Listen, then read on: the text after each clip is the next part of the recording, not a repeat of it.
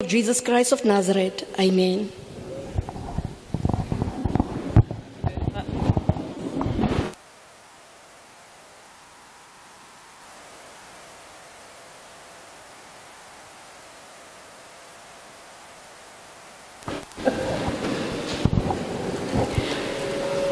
Thank you very much. Let us greet everybody. My name is Mayibuye Kikaba. I'm the chairperson of the Portfolio Committee. And let us welcome you in this Basic Education Laws Amendment Bill, which is the Department of Basic Education's bill that we are given a mandate by Parliament as the Portfolio Committee to go to the people on the ground and hear their views on the 56 clauses that the department is intending to effect. I am now going to allow the members of the committee to introduce themselves. Goeiemiddag, good afternoon, mense van, ons is in Kimberley. My name is Marina and my surname is Van Zyl. I'm a member of the 6th Parliament. I also serve on the Basic Education Portfolio Committee and I was elected by the Democratic Alliance. Thank you. Good afternoon, everybody. Good afternoon. Goeiemiddag. Dumelang. Molweni. My name is Baxolile Nodada. I'm a member of Parliament serving in the National Assembly, elected to this Portfolio Committee of Basic Education and Parliament by the Democratic Alliance. Despite lack of Mirtivis and Kimberley, it's very cold though, and we're looking forward to hearing your contributions to the bill so that we can process them in Parliament. Thank you so much. Colleagues, ladies and gentlemen, good afternoon. My name is Ronnie. My father's name is Muratsetla. I'm a member of the 6th Administration in Cape Town. I'm deployed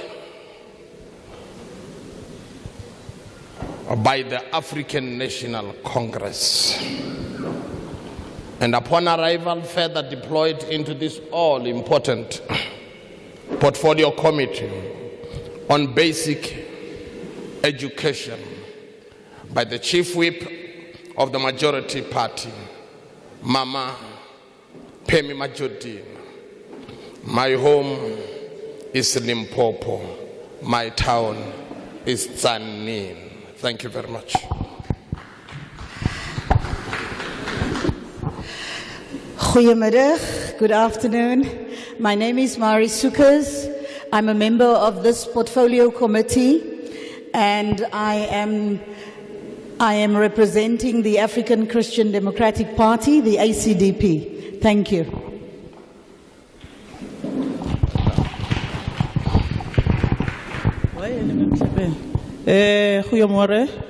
Good morning, Dumelang. Hola Kimberley, hola. Hola Galeshewe, hola. Hola Noordkap, hola. It's good to be here. My name is Nombuyiselo Ledisa Dions. I am from the province of Northwest. I am deployed in Parliament or National Assembly and I'm serving in this Portfolio Committee of Basic Education. Thank you very much. Goeiemorgen, ek is Wynand Boshoff, ek is hier van die Noord-Kaap, lid van die Vryheidsfront Plus, alternatiewe lid van die Basiese Onderwyskomitee. Baie dankie. Good morning everyone, my name is Lorato Florence Tito. I'm from the Northern Cape. I'm also a member of Parliament in Cape Town and then I am deployed by the Economic Freedom Fighters. Thank you. Good morning. Goeiemorgen. Molweni. This hall is very cold. I'm not even getting a reception back. Good morning. Good morning. I should have said good morning, fellow South Africans. My name is Bafuze Yabo.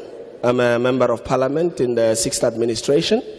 I am from Gauteng, in Tshwane, the capital city. I'm deployed to parliament by the African National Congress, the oldest liberation movement on this continent of ours. Thank you very much.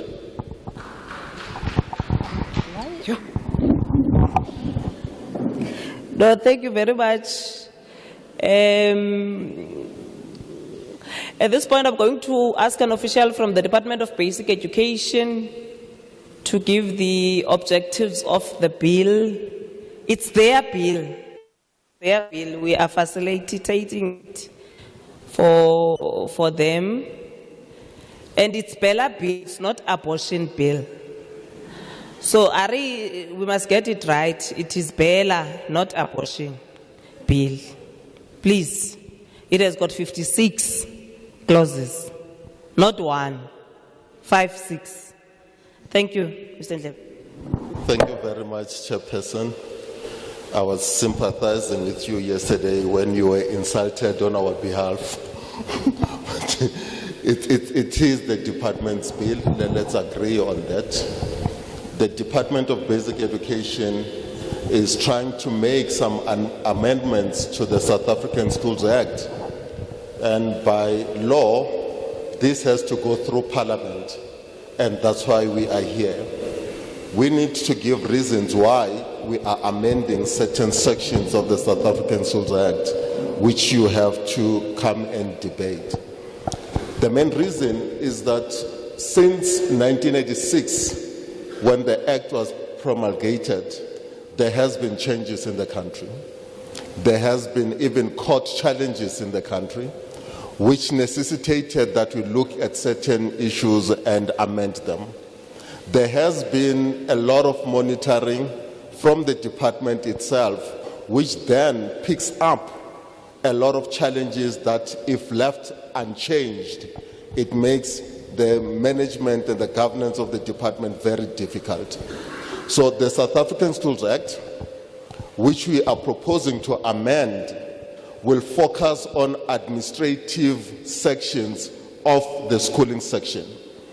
Administrative meaning we're focusing on the running of schools, especially by school governing bodies and the Department of Education, which means the changes are not going to be changes around curriculum issues, which means we're not going to talk about curriculum implementation, we're not going to talk about caps, we're not going to talk about different subjects that are taught at school, we're talking just administration. So there won't be caps, and there will not be issues such as sexuality education, because that is things that are covered in the teaching and learning aspect and curriculum management.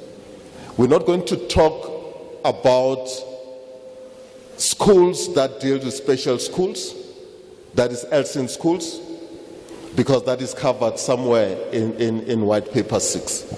We're not going to talk about infrastructure, because infrastructure is covered in norms and standards of infrastructure. So we can't be talking about pit toilet and all those. We're talking in these clauses issues around how to manage the schools better and how to improve the systems of school governing bodies. What you have in your hand, it's 56 clauses, which we are proposing as amendments. The 66 clauses will cover issues around the merger and closure of schools. It is currently in SASA, Section 12, where we propose that schools that are non-viable, schools that have very few learners and very few teachers, where we believe legal education takes place there, needs to be merged with other schools. It is in SASA, but what we're adding now is the processes that need to be followed if a school has to be closed or merged. We're getting a lot of complaints through our monitoring that the Department of Education just willy-nilly closes schools without even communicating with the members of the public. So the Bella Bill is beginning to give a step-by-step guide that if there is a school that needs to be merged, the department needs to follow those steps. You're going to find in the new Bella Bill new things like grade R, which has never been part of our schooling system. We only considered grade 1 to 12, and funding never followed grade R's. It's parents that used to pay for the education of the children that are in grade R, and it is parents that were even paying the teachers that teach grade R. We want to put it in the Act so that the department can carry those responsibilities and pay for grade R activities. We have, as a country, a challenge around learner attendance, which leads to a lot of dropout. Now, what we're trying to do with the Bella Bill is to try and give systems for school management teams and school governing bodies on how to manage absenteeism in schools before it can lead into a dropout. So you're going to get those steps inside the Bella Bill. The Bella Bill will also focus on issues of learner codes of conduct.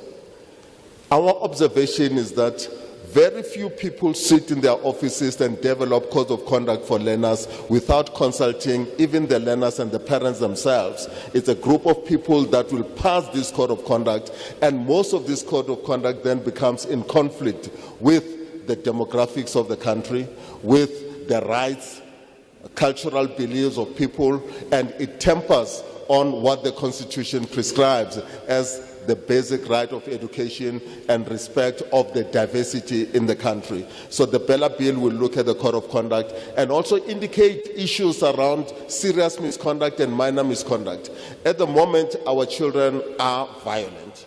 At the moment, there's a lot of abuse between children themselves, and unless we guide SGBs on what to do in dealing with those children, then we will not be able to win the battle where there is this abuse and violence in schools. Hence, we are amending SASSA to include those.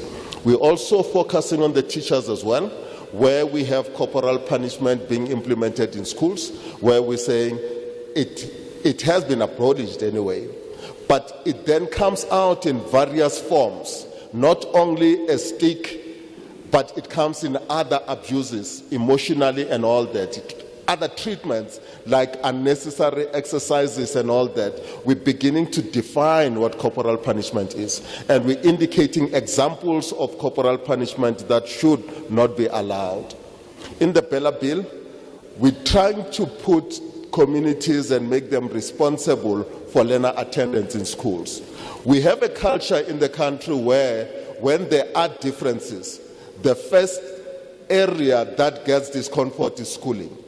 Whenever there are protests, the first thing that people think of is to close down the school. We would like to criminalize that if there are people that hampers children from attending classes, then it should be viewed as a criminal offense. That's what you're going to find in SASSA. At the moment, we also get SGB elections that are not uniform. I'm talking about elections, not operations. They are not uniform. Each province has its own regulation. We would like to have one regulation that manages the elections of school governing bodies across the country. When you go through the bill, you're going to find issues around financial management, where we are proposing that it becomes compulsory for SGBs when they consult stakeholders and parents about budgeting process, that they declare a lot of the information that they normally don't declare. For example, SGBs normally don't declare how much they are paying the teachers and what they are paying the teachers for, according to Section 38A of SASSA. So we want to make it compulsory that if parents have to vote for a budget, they need to vote with total disclosure of where the money is going to. We're also adding in SASSA that SASSA prescribes that schools provide the schools with annual financial statements. It is annual, they do it annually. But our observation is that by the time the financial statement reached the department, a lot has gone wrong. We're now using debit cards and not even checks. So it's so easy for the schools and the SGBs just to swipe these debit cards and money just disappear. So we're putting it in the act that we would like SGBs to give us their financial expenditures on a quarterly basis. Get me right, I'm not saying financial statement. I'm not saying audited financial statement, which has financial implications. We're only talking about financial expenditure so that we know where the money has gone to. If there's a problem with the money, we want to get into the bottom of it before it gets too late. Those are the finances that we have in them. There is a clause that is put in the Bella Bill where we're requesting Parliament to allow the Minister to focus on the issue of learner pregnancy. Now, here we're talking about children that are already pregnant coming to school. But when they arrive at school, what is missing is that teachers don't know what to do about them. And here we're putting out a clause that says the minister must guide teachers on how to treat children that are pregnant. Because at the moment they don't know how to deal with them. And that is what the Bella Bill is requesting. Already pregnant girls and how the teachers interact with a girl that is pregnant, indicating when they can come to school, when they cannot go to school, and all those type of things. That is what is in the Act. The Act proposes, at the moment, we have an admission policy that is determined by the school governing bodies. We have a language policy that is determined by the school governing bodies. There are no changes in the Bella Bill. All that the Bella Bill is adding is that those language policies and admission policies must, if they deviate from the constitution of the country, be subjected to the HOD. The HOD needs to intervene and talk to the SGB. Why we're bringing that in is that a lot of these admission policies and language policies have found to be discriminatory in nature and prevent other children from attending school on the basis of religion, culture, ability, sporting abilities, and all that. And we request the HOD, if there's a problem with the language policy, with the admission policy, then needs to intervene and talk to the SGB. If there's no problem with the language policy, the HOD will not have any issue around such type of things. We also have in the Bella Bill issues around homeschooling, and if you on homeschooling, it doesn't take anything away from homeschooling. It continues as it was, where homeschoolers will determine their curriculum, where homeschoolers will determine the nature in which they want to conduct their business at home as homeschoolers. All that is added in the bill is that should you homeschool your child, please inform the department. Please do inform the department of even the curriculum, which is your choice.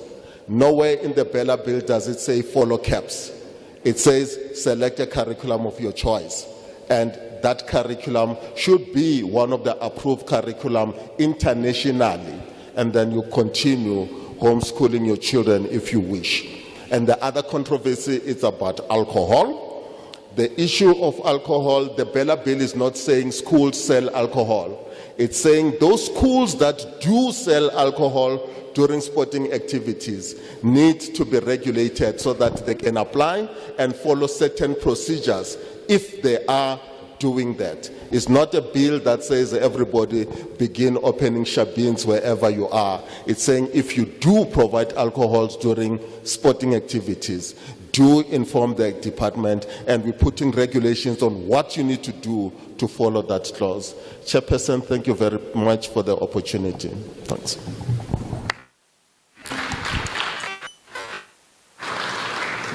No, thank you very much, Mr. Ntlebe.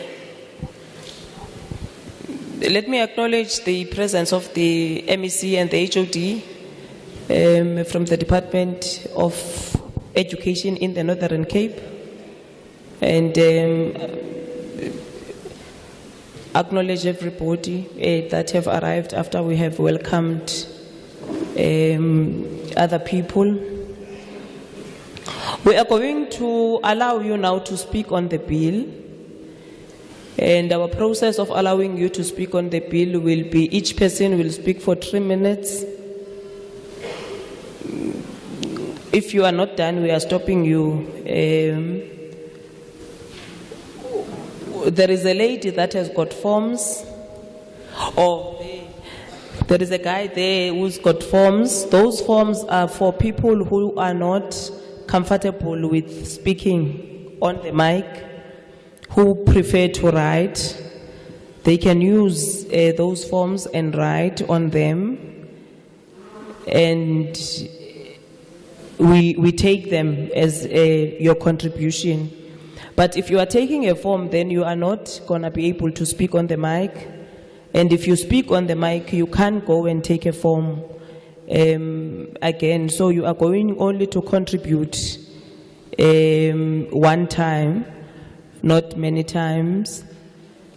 When you come to the mic, you tell us who you are, and you tell us whether you support or you reject the bill, and then you motivate your support or your rejection. I'm going to take hands from this side now and allow people that want to contribute on the bill from this side to contribute. And as I point you please come to the chair, and we are going to allow people to move forward as they speak on the chair. And then when I'm done this side, I am coming this side, so you don't need to think that we are not going to come to you. Can I note hands? 1, you go in front of the mic. 2, 3, 4, 5, 6, 7, 8, 9. Yes, you pan. 10.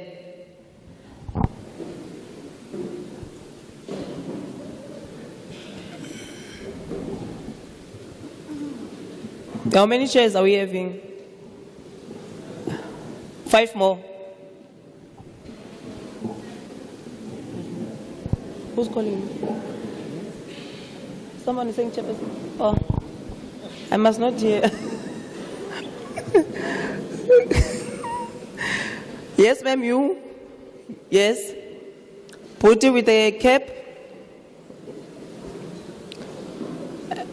Check top. Not the check top there. Yes. Yes, the 2 of you there. The 2 of you. It's fine. And you put it at the back. I'm going to come back.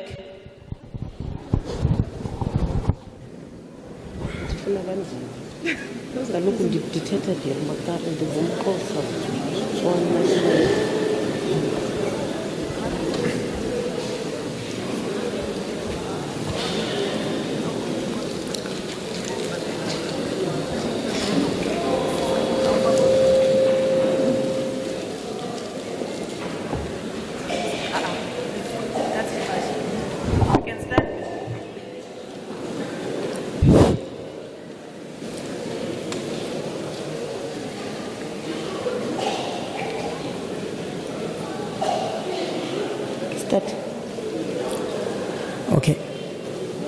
My name is Palesa Ngumashe, Provincial Secretary of SAPI in the Northern Cape.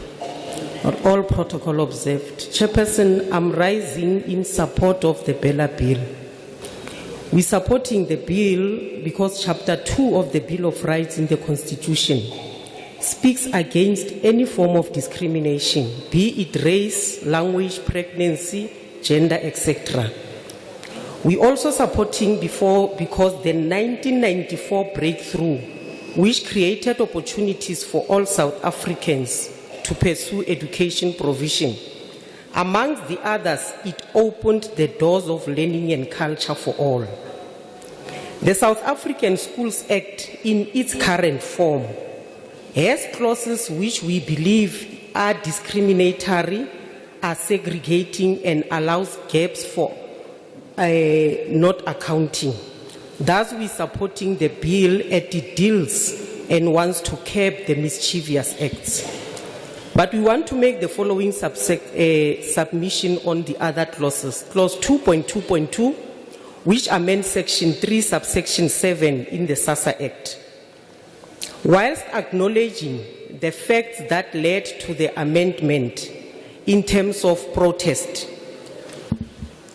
We also want to make a submission that the clause must be read in conjunction with the Labour Relations Act, Section 4, which gives rights to employees to go on a protected strike and also the employer to have recourse.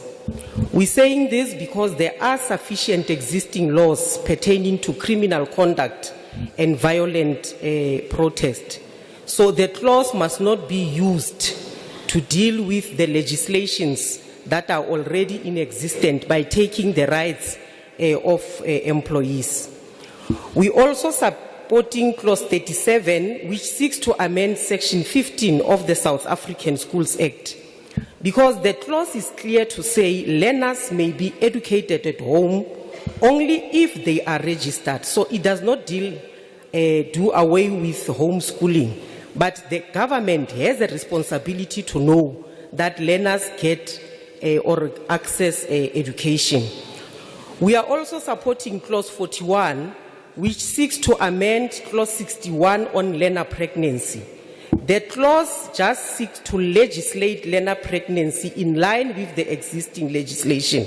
Like we've indicated, the Bill of Rights indicates that no one must be discriminated even when they are pregnant. But importantly on this clause is that teachers must be assisted with all necessary resources because this is a health issue. Your time is up. Your time is up. Thank you very much.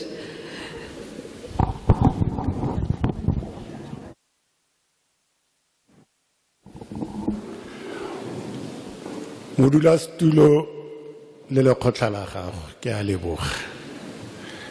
Leina la me ke Robi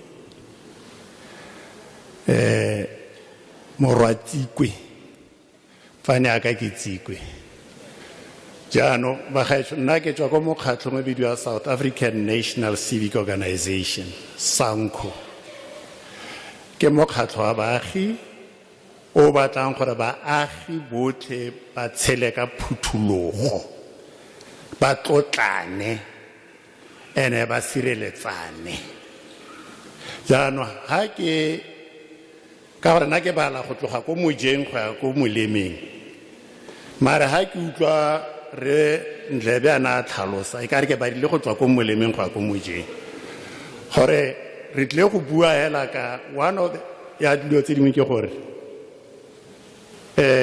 homeschooling ga go a tea hedisiwa gate rona re le puso ka ralo subsidize re batla go itse gore go diragala mo ba itsenye mo molao sa bobedi ke gore re se ka ra tsenya dilo tse leng gadi ke badile dilo tse ga gona hop mo go buang ka abortion ke kopa re se ka ra tla go bua ka dilo tse di seo mare e ke tla e ratang thata ke a gore comprehensive sex education because a re a rata kapa ga re rate bana ba rona ba ithwala ga re tsamaye le bone jaanong go betere gore ka gore rona batho ba bantsi ga nke re bua ka thobalano a ga go botoka gore re rutwe ka thobalano re le batsadi gore re bue jang le bana ba rona ka thobalano ka jalo ke re ke ema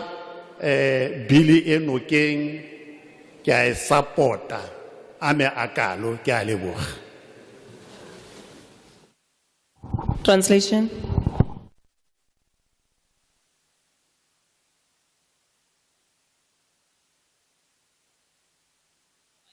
Mentioned that we are translating when people are speaking vernacular. As much as we use English, but people are allowed to speak any language they feel comfortable to speak. Thank you very much. Thank you very much, Chairperson, together with your colleagues, your company. I want to thank you very much for this opportunity. My name is Robi Morwatikwe, so that is my surname, and I'm representing the organization called SANCO. And this is an organization where we encourage the citizens, or we are for the citizens, to be able to live in peace, in respect, and to be able to protect one another. When I was paying attention to the presentation that was given by Mr. Ndlebe, normally what I do is I count from left to right. But as I was listening to him, it was as if now I am counting from right to left. So my point being, when we come here to discuss this bill, we have to understand that the matter of homeschooling is not like it's to be abandoned or is be done away with, but we know that the government is planning to support and subsidize this. So this is something that obviously we need to have a good understanding of. When I was going through the bill reading, there is nowhere where the abortion itself is mentioned. That is the point that we need to take into consideration. And number two, when it comes to the matter of comprehensive sex education, I think I like this very much. Why? Because we've got children who always fall pregnant, and the problem that contributes to that, or the contributory factor, is that we as black people don't know how to discuss sex with our children. So now I believe that this comprehensive sex education part of this curriculum is going to help us to know how to speak to them so that we can prevent this problem. So that's all that I wanted to submit in short, and I want to thank you very much, Chair.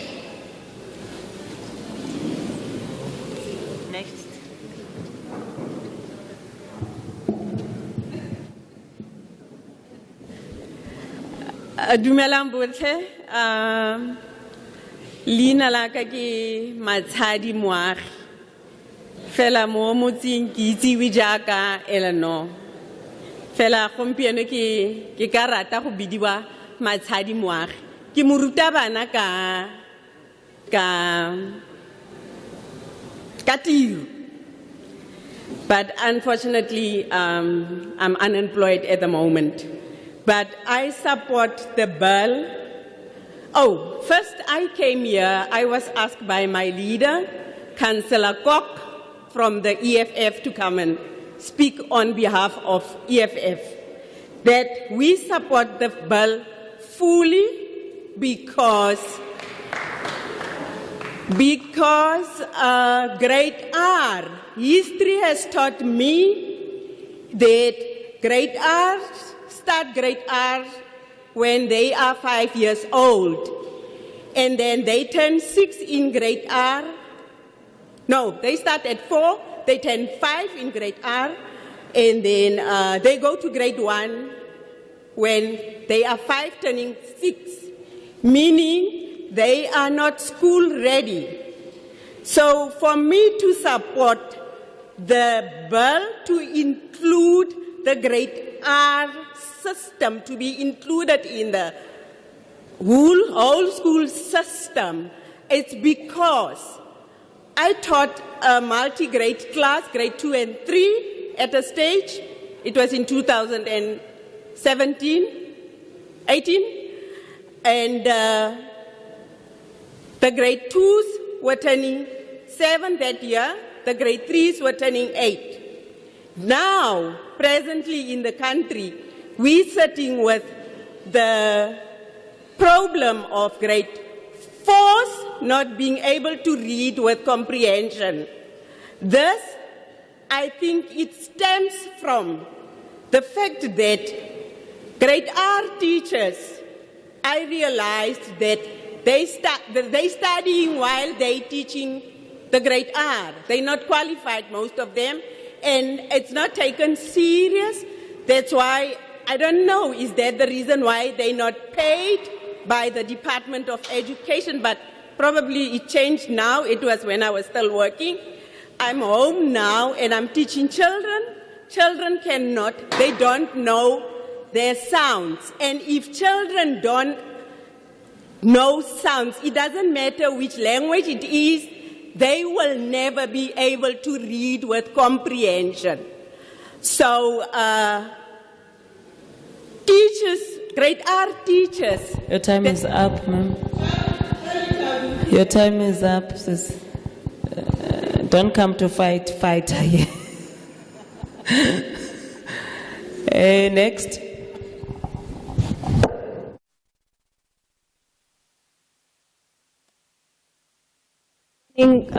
Good morning, honorable members, members of the community. My name is Moira Marais. I'm the head of department for the Department of Education. I rise in support of the bill. I want to maybe just elaborate a little bit about the very practical problems that we are experiencing at the level of schools, which gave rise to us having to really amend certain sections of the Act and also having to close some of the gaps. I want to first speak about the issue that people believe is kind of controversial, the issue of a language policy at school. And I must say, after so many years of democracy, we still have trouble transforming the language policies at the various different schools. I want to emphasize that a head of department must not be seen as this unreasonable person or this demagogue who's just wanting to assume powers and make irrational decisions. I want to assure the community that on each part of the bill where it seeks to empower or affirm the head of department's position to have a say or to have the last say about specific matters like language policy, like admission, it is in protection of the Constitution to make sure that our learners get the best dispensation. I must also say that where we are talking about the closing or the curtailing of certain functions of SGBs, I want to emphasize that each and every clause that gets amended says that it's not as if the head of department or the Department of Education can just decide at the will or on a whim. All of those clauses are speaking about reasonable grounds. It's speaking about being rational, making decisions in a manner that is rational. This relates to the clauses that fixes the merger of schools.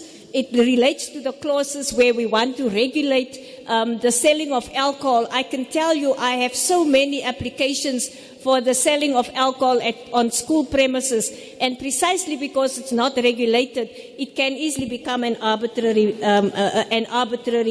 issue.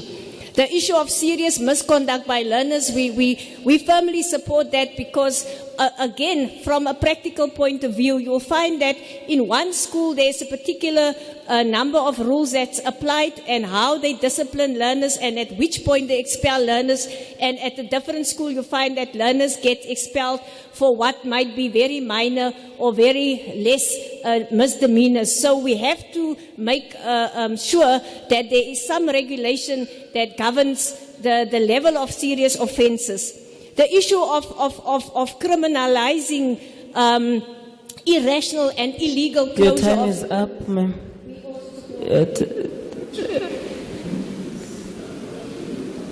It's 3 minutes, Rotle. Everybody.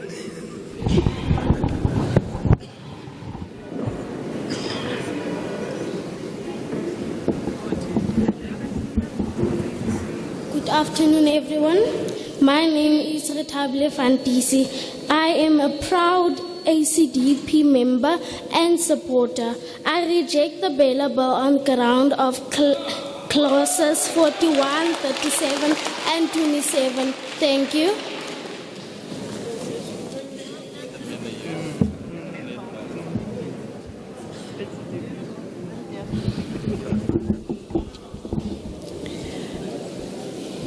Good morning, everybody. My name is Renee Smith, and I am a pastor and also a proud member of the ACDP. We reject the Bella Bill, and particular clauses 27, 37, and 41. We reject this bill because it will force teachers to keep the details of a learner's pregnancy secret from the parent, from the guardian, or from a family member. A pregnant learner needs support of a family when pregnant. The child in her womb does not just belong to her. The child is also part of the girl's family. When a baby is killed, it is a loss to the whole family. We say it takes a village to raise a child. So how can the child be left alone to make a decision about an abortion and be advised by a teacher who has made her pregnant? Does the DBE or SACE do they research on how many girls are pregnated by teachers? Page 18 of the policy says, one of the purposes of the policy is to enable learners to make informed choices or, as necessary, to obtain an abortion. Page 16 of the policy says, no person within the basic educational system, regardless of their position or role, will disclose information relating to the pregnant learner without their written consent. So already a teacher who wants to tell a parent that the child is pregnant is going to have an abortion cannot do so. What if a child is bleeding or suffering after an abortion? The teacher cannot tell the parent. If this bill is passed and this policy is made into regulations, then a teacher who does not tell parents can be jailed for up to 6 months or fined. We therefore reject this bill. Thank you.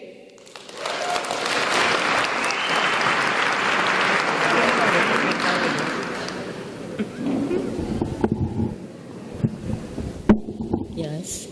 Good afternoon, everybody. My name is Joanna Plaikis. I'm a proud member of the ACDP. ACDP Bella Bill Submission 13, school closures. We reject the Bella Bill and in particular clauses 27, 37 and 41. We reject this bill because it allows the closure of micro schools without the MEC having to give reasons for closing schools. If a primary school has 135 learners, it will not have to be given reasons, but a school with 136 learners has to be given reasons. In the Western Cape, the DA-MEC has stopped the closure of any school. The MEC in the Western Cape says that the policy of the DBE is not based on research and that schools should not just be closed. We are not being political.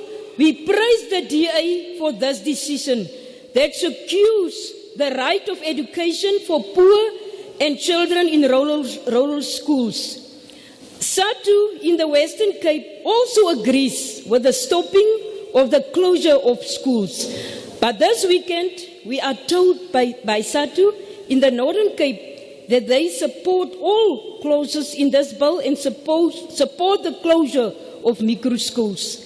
If we are wrong about this, we ask SATU to tell us that they reject clause 37 of the bill.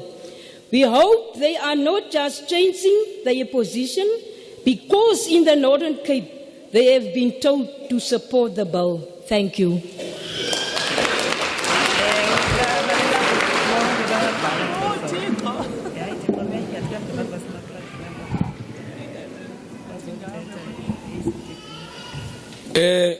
Monna stulo dumela le le khotla la o tsamang le lona ina jame ke le bogang tlhole ke tswa ko magareng ko warranteng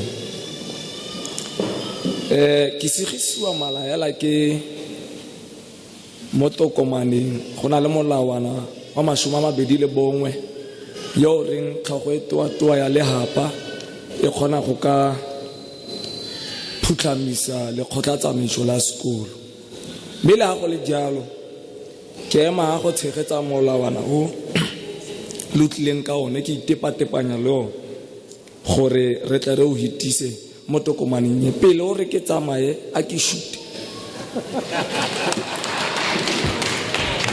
Translation first.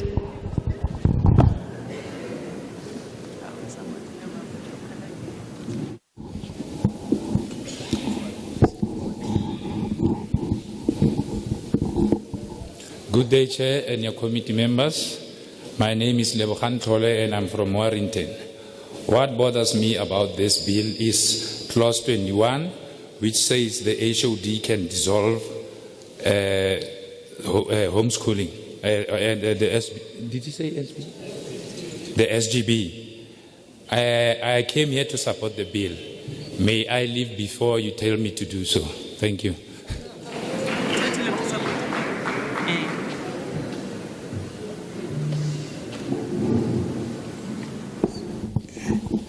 Ke nna Mojalefa Selone ke tswa ko motseng wa Ikhutseng ko Warrenton ke moithuti ke setse ke ikgogetse ko dipolotiking bikinyana ka kgang ya dithuto tsa ka ke ne ke le member ya EFF but ke tlogele go contradicta ke ikgogetse bikinyana ka kgang ya dithuto ko morago se ke batlang go se bua ke gore kgang ya bojalwa ko baneng ba rona re batho ba rekisang bojalwa ba tlogele go na bana ba rona bojalwa le kgang ya boithwadi ko baneng ba rona ba ba stanyana re nne compulsory skolo le rona ko gae re tse maikarabelo a go tluwa mo kgantsewa re ba ko thuto ga e golelwe ke a leboga.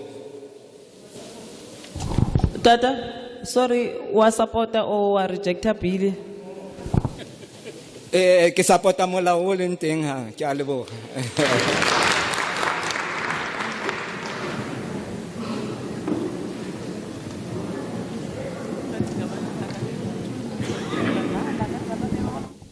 Good afternoon, Chairperson and everyone. My name is Mojalefa Seloma and I'm from Warrington. I was an EFF member, but I lost politics because I wanted to concentrate on my studies. My concern is that alcohol is being sold to scholars, and this should be stopped. And we have to work together with the schools to make our children aware that alcohol is not all right. Thank you. I support the bill.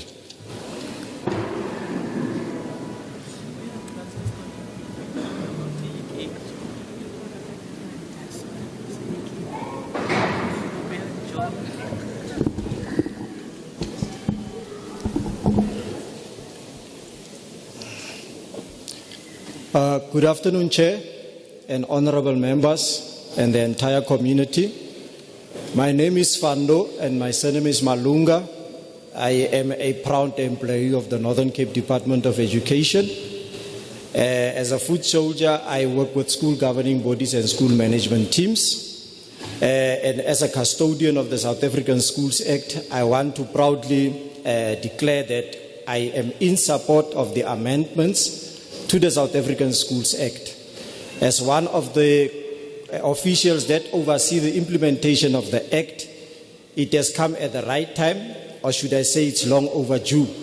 Some of our experiences in school, especially in terms of the principles of equality, access, redress, transparency, as well as accountability, has been a little bit of a shortcoming, and we have been playing Mickey Mouse all along. And I think it's time that we are given the opportunity to be able to then make sure that the Constitution is defended through the South African Schools Act. Amongst others, I want to be emphatically clear to say that the issue of disclosure of information is very important. SGB members need to disclose their interest in terms of business, their interest in terms of their family members, because the funding that comes from government is taxpayers' monies, and the funding that comes from government must be accounted for. Oversight bodies like your Auditor General of South Africa, DBE, even the portfolio committee that visits schools need to be given that necessary information for them to go through, as well as the department as and when it is needed for them to play their oversight role. It should be very easy. Lastly, Chairperson, is the issue of the budget, where we are in support to make sure that when the budget is discussed, is presented in front of the larger community of parents with learners at school, there should be a quorum to make sure that we also give the opportunity to democratic principles to transpire. Thank you, Chair. Next.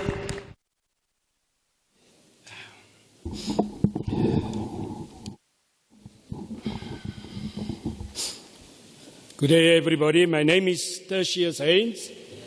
I represent a small community in Warrenton called Warrenvale. I reject particular clause 41, and I want to give the following reasons for that. About the bill and that abortion is not in this bill, we ask you to research, have a wide knowledge of legislation, and not just take everything you are told at face value. This bill allows the minister to make regulations concerning learner pregnancy. Normally, the minister will make those regulations in terms of a policy. The only policy on this issue is the policy on the prevention and the management of learner pregnancy. And it states that one of these purposes is to provide access to abortion for learners as young as 12. This can be done without the knowledge of parents, the consent of parents, and even against the wishes of parents. For those who claim that this is not how the minister will use these regulations, I have 3 questions for them. Question 1, does this policy on the prevention and management of learner pregnancy in schools not state on page 18? The objectives are to provide sexual reproductive health services, including access to effective contraceptive technologies in association with social sector partners to enable learners to make informed choices and avoid unintended pregnancy or, as necessary, to obtain abortion. If you do not believe me, you can take this copy from me and educate yourself. Question 2, does the Children Act not allow children as young as 12 to obtain what is called medical treatment, which includes abortion without parental consent? Question 3, if the regulation on learner pregnancy are not going to be based on your policy on learner pregnancy, what are they going to be based on? So what are you saying what is wrong? If we are wrong, then you can show us by publishing the draft regulation. Tell us who is writing these regulations. Include the people of faith from all groups.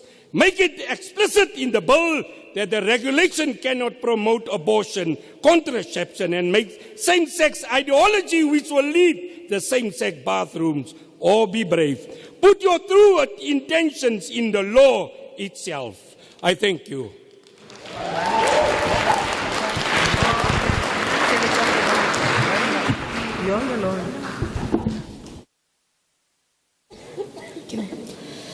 Honourable Chair and honourable members of the portfolio on basic education. My name is Elisma Boshoff. I'm a law student and I reject the Bella Bill in its entirety. I feel very privileged to have been in a small school with around 300 children and to have received education in my mother tongue. Hoërskool Upington, my school, is the top academic school in the Northern Cape for the 3rd consecutive year with a 100% matric passing rate for 31 consecutive years. What do I believe is this school's claim to fame? Apart from the dedicated personnel, healthy discipline and a moral value system, the school governing body consists of the parents in the school. They are actively involved in their child's learning and is proud to be there because they chose to be there. I reject clause 19 of the bill that want to change that by allowing the department to appoint the members of the SGB. Isn't the whole purpose of different spheres of government to prevent centralized power? National government only intervenes when provincial government fails, and provincial government only intervenes when local authorities fail. National government does not control local municipalities simply because there's a possibility that they may fail. Why should it be different in our education? It is fair for the department to step in when a school is clearly underperforming due to poor management, but to micromanage performing schools simply because other schools are not is beyond ridiculous. By allowing this, we give all the power to one single governing body. That if that is the direction we're going in, we might just as well let President Ramaphosa be the judge in his own trial. Most children do not have the opportunity to be in a small school and being taught in their mother tongue. We have 11 official languages in South Africa. Internationally, we are being praised for our diversity. But is it that praiseworthy when only 9.6% of our population's mother tongue is English, but almost 70% of our schools teach only English medium? I also reject Clause 37 that aims to remove a child's education from the hands of their parents and caregivers and put it into the hands of the government. It is absurd to think that the government knows better for my child than I do. Many children do not fit the mold of the traditional school system. Our children that thrive on alternative learning becomes a Ritalin and Concerta drug nation simply because they need multiple stimuli while learning. If he or she has the opportunity to be homeschooled so that learning can take place while listening to music or jumping on a trampoline, they need to be able to do that without the government's permission and control over the curriculum they use. I also reject Clause 27 that want to close schools with less than 200 pupils. Eliminating small schools and forcing those children into schools where the classes are already over. Your time is up. Your time is up.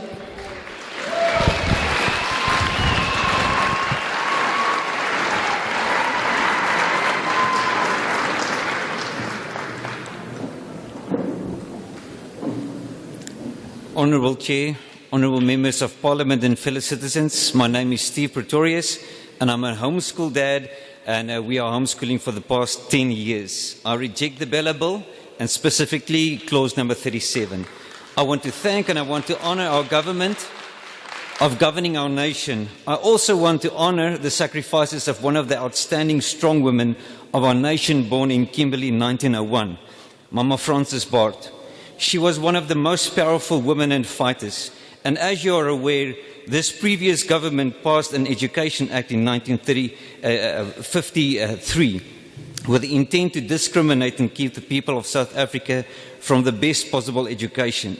Back then, good education was mostly run by missionaries, but the government stepped in to control education. Frances Bart was one of our nation's mothers that fought for the freedom from government-regulated education through boycotts that cost many their lives. But because she was such a powerful woman in our nation, I'm allowed to stand before this government and state my objections before the bill is passed. For that, I thank you. I disagree and reject that homeschooling is included in the Schools Act. It is education, yes, but not school at home. Homeschool education is a way of life and functions on a completely different philosophy than classroom-based education. This needs to be reviewed. Because of this thinking, the Bella Bill does not make room for curricular choice. When it comes to assessment, with an assessment based on CAPS curricula, I cannot see how this is possible to assess my child according to our curricula. This is against our constitutional right to choose what is best for our children. As a pastor, a church planter, a missionary in the foreign nations, I celebrate our constitutional right to freedom of religion, belief and opinion. And that right also prohibits unfair discrimination of religious grounds. As a Christian homeschooler, our biblical worldview, therefore our curricula is fundamental to education and our Christian faith. It cannot be separated. Our worldview determines our values, customs and actions. By passing this bill, which empowers the head of education to assess and decide whether homeschool is no longer in the best interest for my child, it directly discriminates against the freedom of religion and education. As seen in our history and in our nation's history, government control is not the answer. I disagree with and reject this bill. I do ask that we go back to the drawing board concerning homeschool in South Africa and properly consult with homeschool committees, homeschool organizations in this nation, but also abroad. I thank you.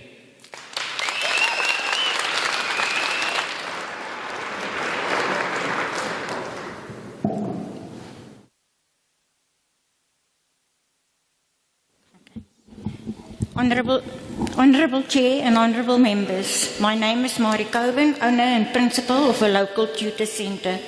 I reject the Bella Bill because there is no inclusion for the tutors, and then there's a lot of confusion with homeschooling.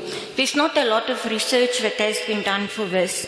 I started my centre in 2014 when our grade R learners could not get schools, and it was about 2 months before the parents were even contacted to be placed. With approximately 40 children in a class in a school period of 45 minutes, this gives a teacher 1 minute and 3 seconds per child. On a school day of 5 hours, this teacher will only spend 5 minutes and 15 seconds per child. There is no more time for concrete teacher, which is very fundamental for all foundation phase learners. How can a teacher with so little time pick up disabilities like fast children or children that's been abused? Homeschooling and tutor centers are smaller and more children-friendly. For the working parents, it is a good outcome, and they know that their kids are safe. Most of our tutor centers also provide aftercare centers that saves on parents' expenses. When the COVID pandemic hit South Africa, we were very happy to make use of homeschooling. Can we not just legalize it as well as the tutor centers that is run by qualified teachers? If we legalize tutor centers, it means the children that are with us now in a few years will be out there in the world teaching, and they could, because we use the old way of teaching with concrete teaching, they will bring it forward to the new children. How can we teach our children about the rights of a child if we cannot sustain it? As we say, you've got the right to education, you've got the right to be respected, and you must also respect other children. I think what can really be done is that the government can use abandoned schools and take street children in and help them to be educated somewhere. Well, that will make a better South Africa for us. The tutor centers is a great assistance to the department also, because where there's overcrowding, they can then make use of tutor centers. Mandela said, "It is through education a daughter of a peasant can become a doctor, a son of a mine worker can become the head of a mine, and the child of a farm worker can become the president of a land." So I please ask that when the bill is written, that they take... Your time is up, ma'am. Thank you.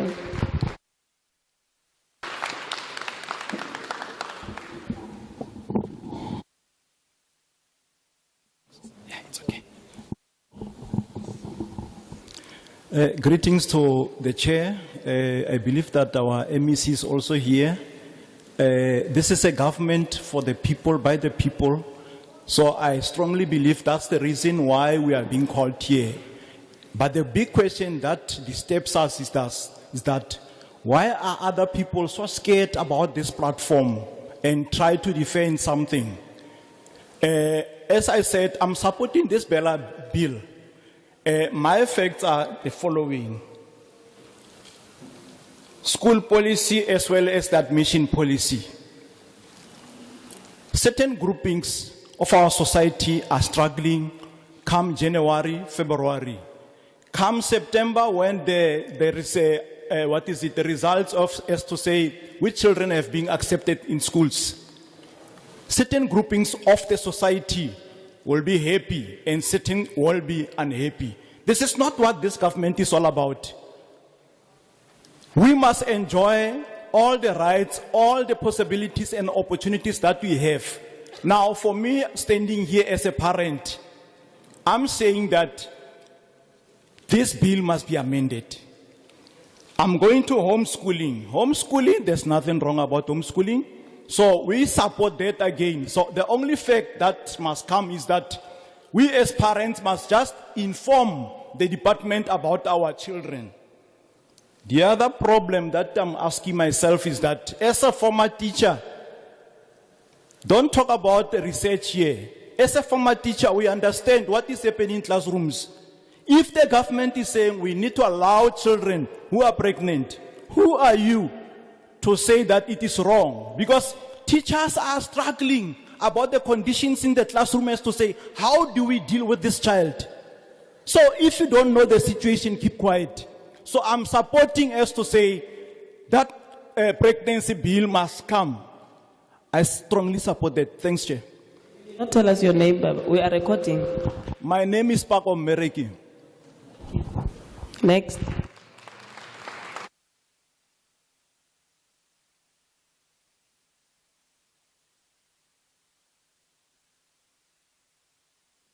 Good afternoon, Dumelang.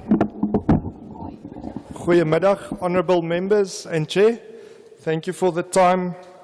My name is Chris van der Post, and I'm a homeschool father and a farmer in a small town called Hopetown.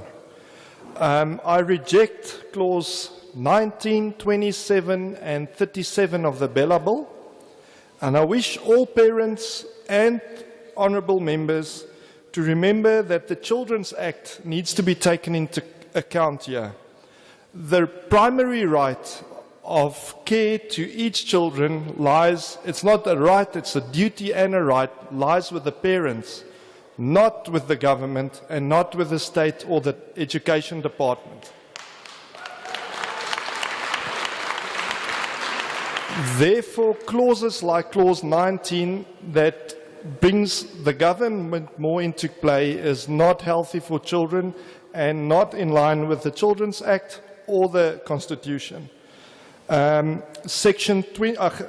37 is also not in line with this duty of care of parents, as it is clear that the responsibility to choose the education of a child is the duty of the child's parents, and the proposed amendments to section 51 effectively transfers this duty to the head of the department, which is not in line with the Children's Act. The amendments to section 51 fail to take the best interest of the child in consideration by giving the views of the child due consideration as is required by section 9 and 10 of the Children's Act. The amended section 51 effectively forces children to abide by the curriculum determined by the minister, which is in direct opposition to the right to freedom of education guaranteed by section 16 of the Constitution and section 29, and therefore international qualifications should be accessible to children. The amended sections 51(2)(b), 3 and 4 is extremely difficult to adhere to for parents that live in remote areas. There is not always assessors available to assess homeschool children. I also want to ask that clause 27 of the Bella Bill should be re-looked at. Small schools in small communities are of the utmost importance, and parents, not the government, should decide whether those schools should remain in place or not. I thank you for your time.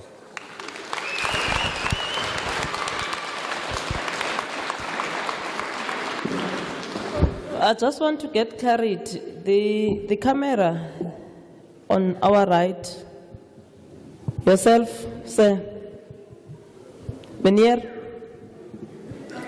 can security get this camera out of here?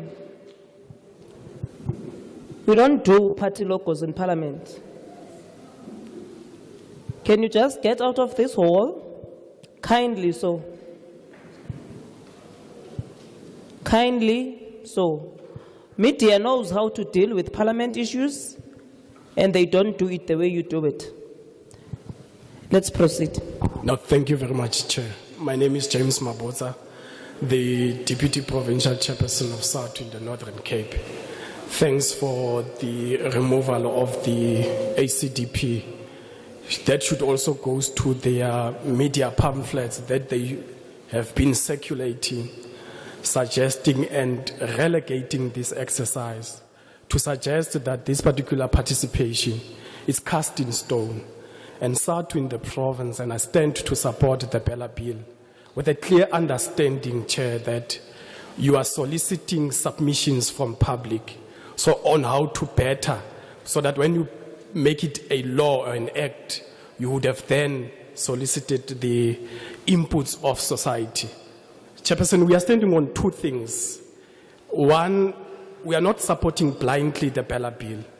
We want to speak to two, at least one for now, that it's important to understand that society and our children today, our streets are embroiled with alcohol and drug abuse. And in no way should we bring such nearer or within the school premises. As we support the Bella Bill, we are saying school or alcohol sale should not come anywhere close to our schools. For a mere fact that schools are the only institution for now in society that we can depend on. Because but like the show of the ACDP, because according to them, they are the only Christians, and the only Christians that are holier than thou compared to any other person. Chairperson, also we are supporting the Bella Bill, and we are requesting a serious consideration to the clause that speak on disturbance of schools. The South African Democratic Teachers Union equally find it disturbing, but we are equally saying, Chair, that it's important that we must align it to the Labour Relations Act, that we should not find it impeding on the rights of workers of this country. Thank you very much. Sorry.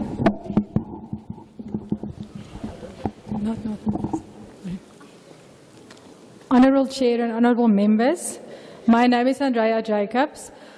I don't have the ability to sound like a politician. I can only speak from my heart today. I do reject the Bella Bill, specifically clause 41, 27, 8 and 37.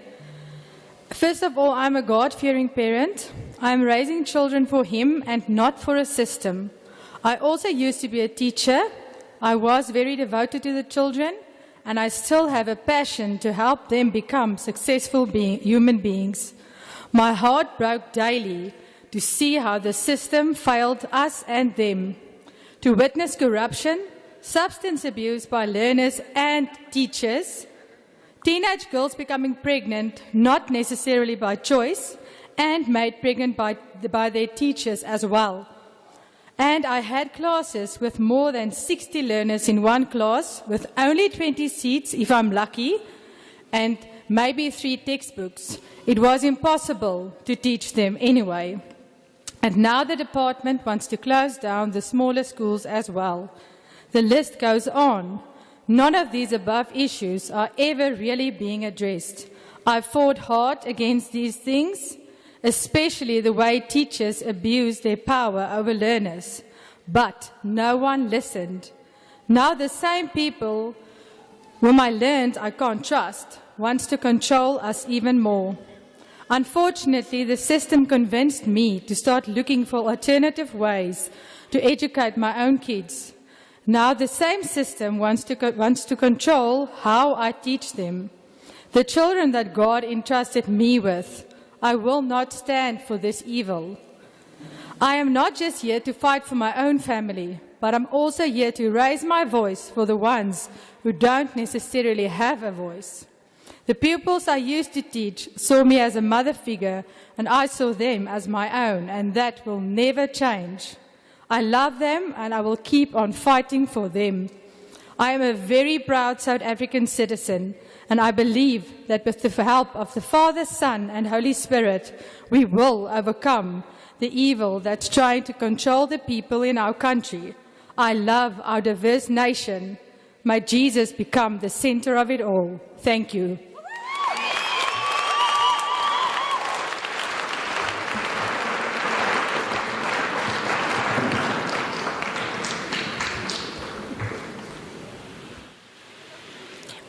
Honourable Chair and honourable members, I am Jacqueline Fulyoun and I reject the Bella Bill. I want to emphasise that my faith always comes first in my decision making. As a devoted Christian, my faith, it is the guiding principle in my life, influencing the choices I make for myself and my family. It is essential to me that my children receive an education that aligns with our religious beliefs and values. Homeschooling is a choice made by families from diverse backgrounds and ethnicities. It is not limited to any specific racial or ethnic group. Parents choose to homeschool based on their individual circumstances, belief and educational goals for their children. Personally, I would opt to homeschool anywhere I lived. I strongly oppose Clause 37 of the Bella Bill, as it restricts parents' freedom to choose an educational approach and a specific assessment style that suits each specific child. Every child is unique and learn at their own pace. Homeschooling provides the opportunity to integrate faith, personalized instructions, and address individual learning needs. Rejecting this clause affirms the importance of parental choice and recognizes the various educational approaches that contribute to the overall well-being and success of our children. Homeschooling allows for flexibility and customization, enabling to tailor education to the specific needs of each child. I must express my concerns about the lack of meaningful discussions and dialogue with the homeschooling community in South Africa. As a concerned citizen, I am disappointed to see the vulnerability of our education system and parental choices.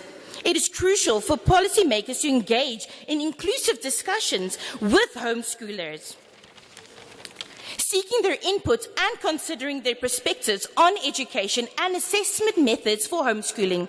While I am grateful for the opportunity to homeschool my children, I urge you all today to engage in extensive discussions with the homeschooling community. Let us work together to create an educational landscape that respects parental choice and ultimately benefits all our children. I believe that through open dialogue and collaborative efforts, we can find common ground that upholds parental rights and provides the best educational approach for our children. Thank you.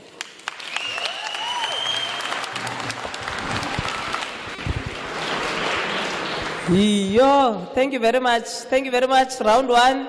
We are coming this side now. Can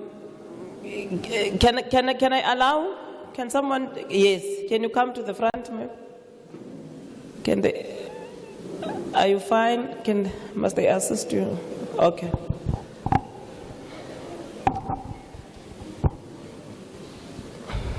Ma'am, yes. Yourself, ma'am? Or do you want to give a child to speak?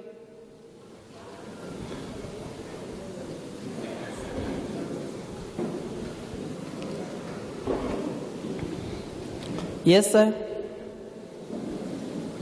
And the one behind you? Yourself, yes? Yes, ma'am, next to her. Yes, ma'am. Yes, you with big eyes. Sorry to identify you like that. My apologies. Ma'am? Black? Skoko?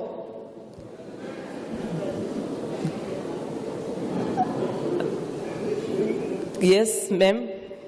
Yes. The one behind you? Yes. The lady there? Yes. Yes, you. Sir? Are our chairs still okay? Must I add?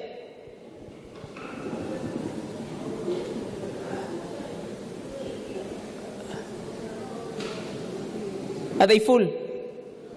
I'm coming. I'm gonna come.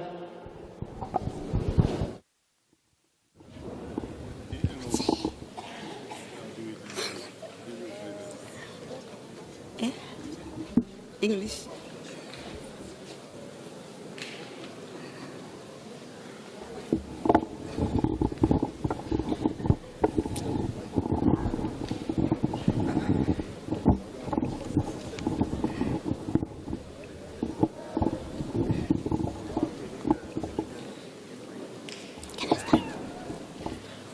What's the time? It's good afternoon, huh? Good afternoon, Member of Parliament, in the House at large. My name is Tandiwe Mfulo. I'm from the organization Disabled People South Africa. The reason I came, I was doing washing at home, and I remember so I came running. One of them is to talk in terms of education and disability. This act, I can see it's talking, it's saying that and that. But the inputs that I'm going to make, I would like them to be included into this act, especially when it comes to disability. You know, we're talking about inclusive education. But the inclusive education is like something there and education something there. Instead of saying when we talk about inclusive, we've got children with disability.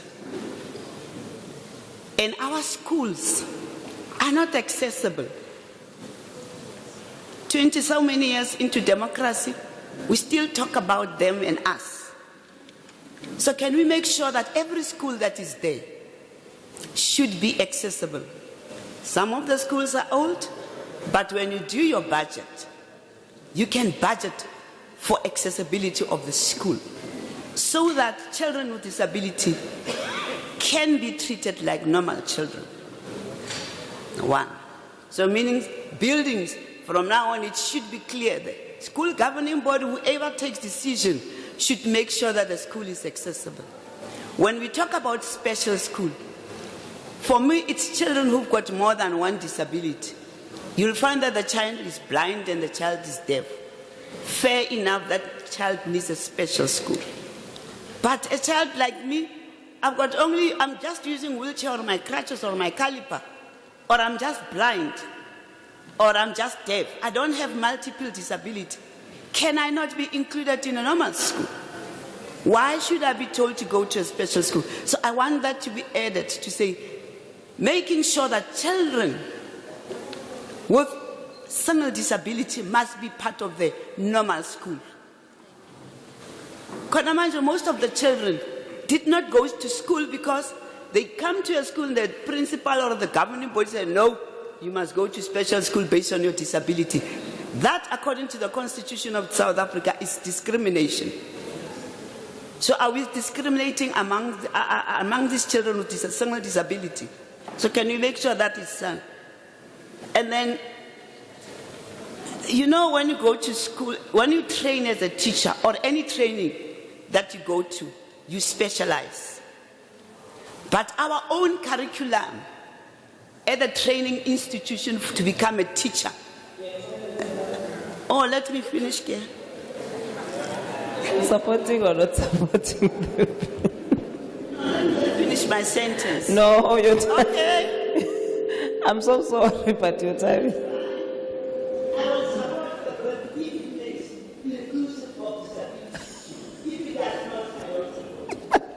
Thank you.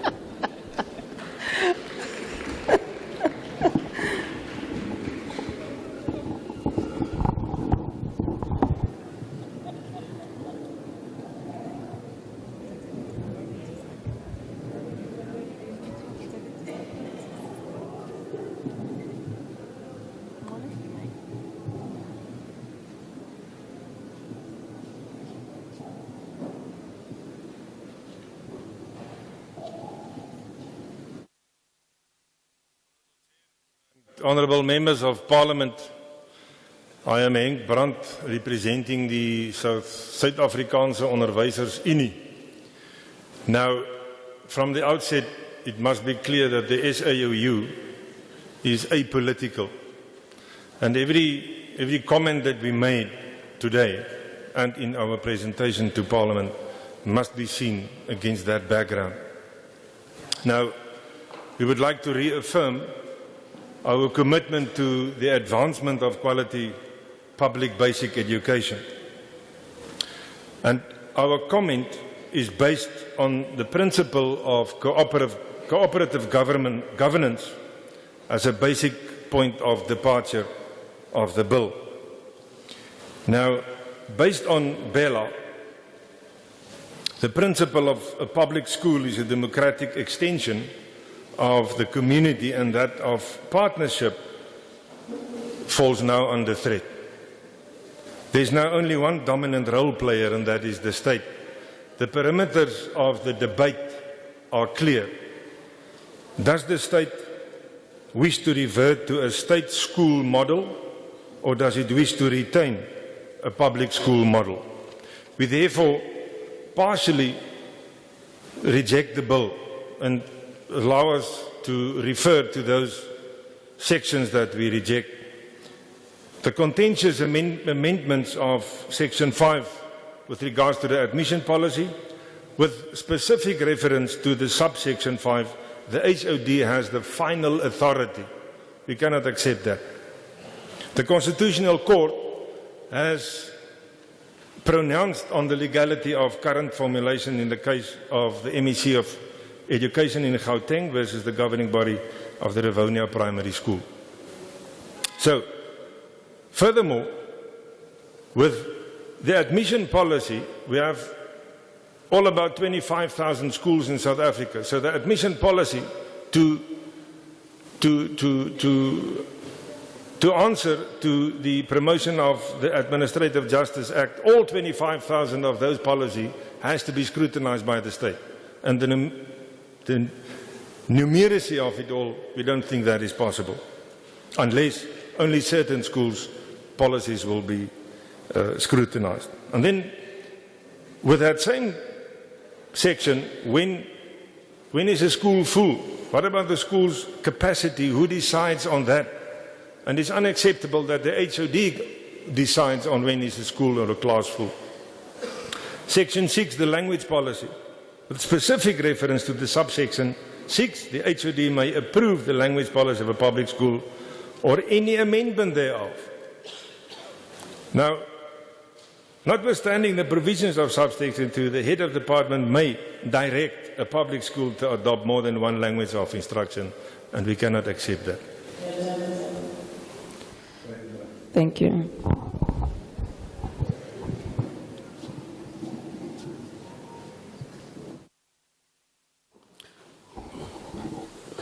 Honourable Chair, honourable members of Parliament, the Francis Bard community, good afternoon. My name is Brian White, and I'm also an official of the Department of Education.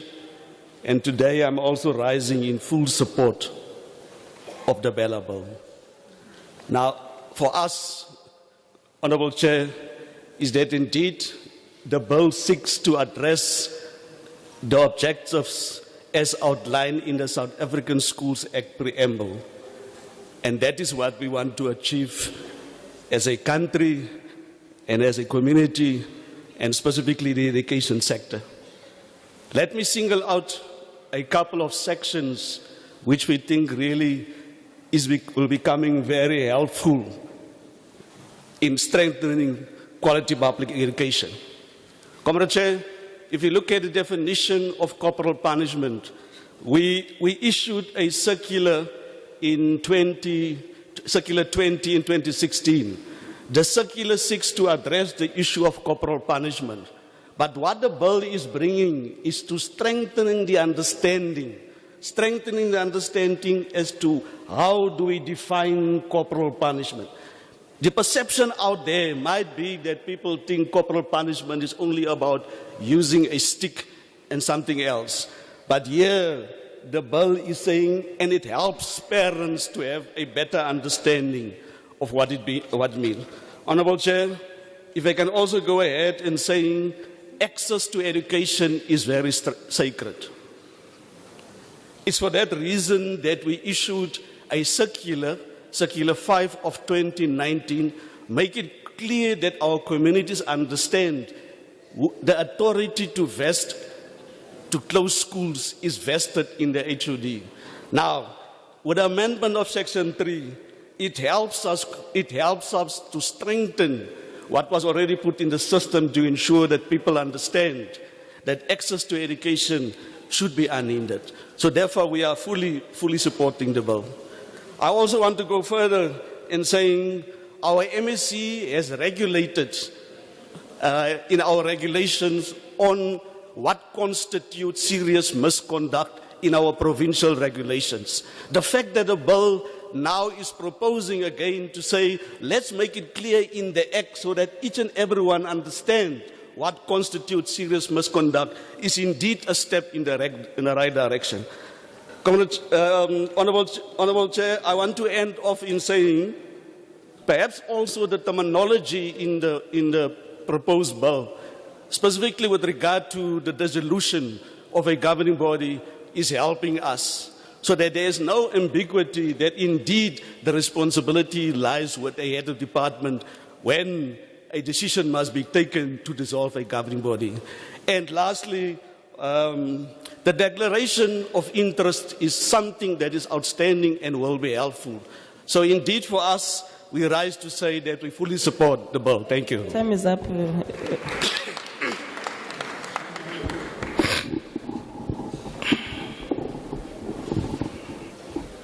Good day, ladies and gentlemen. My name is Mulele from Congress of South African School Governing Body, a very big organization that is representing the governing bodies in all schools in 9 provinces.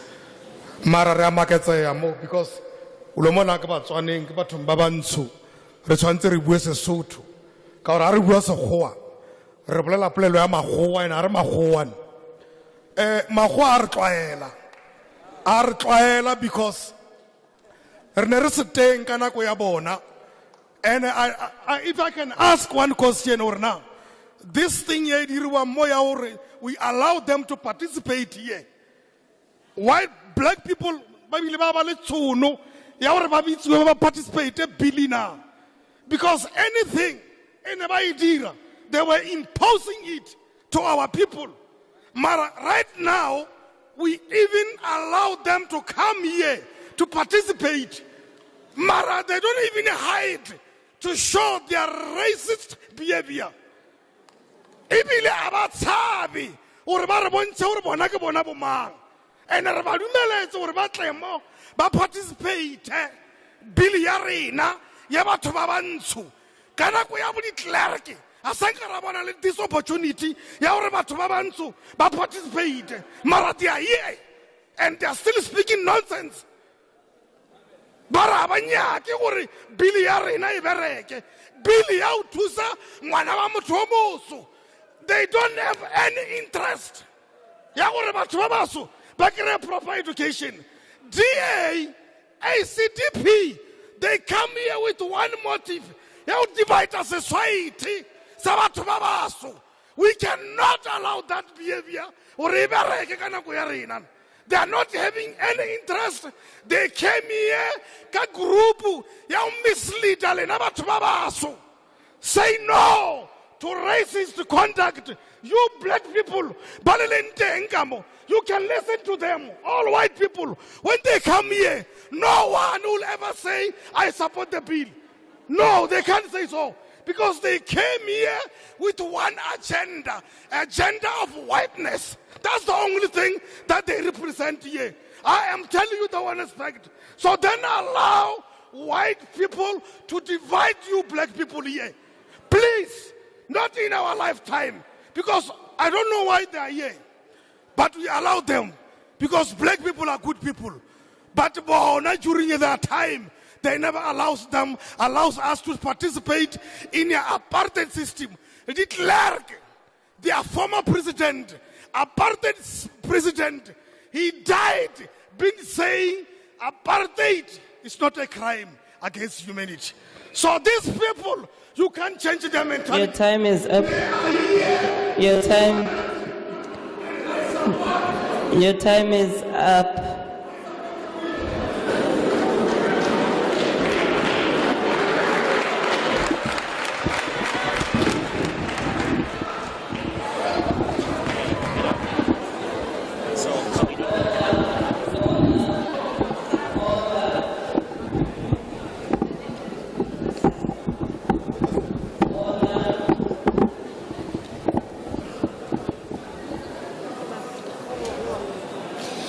My name is Henry Barnard. I am 8 years old and I reject the ballot bill. I want my mother to choose my schoolwork because I trust her. Also, now I have more time to play with my best friend Wukong. I thank you.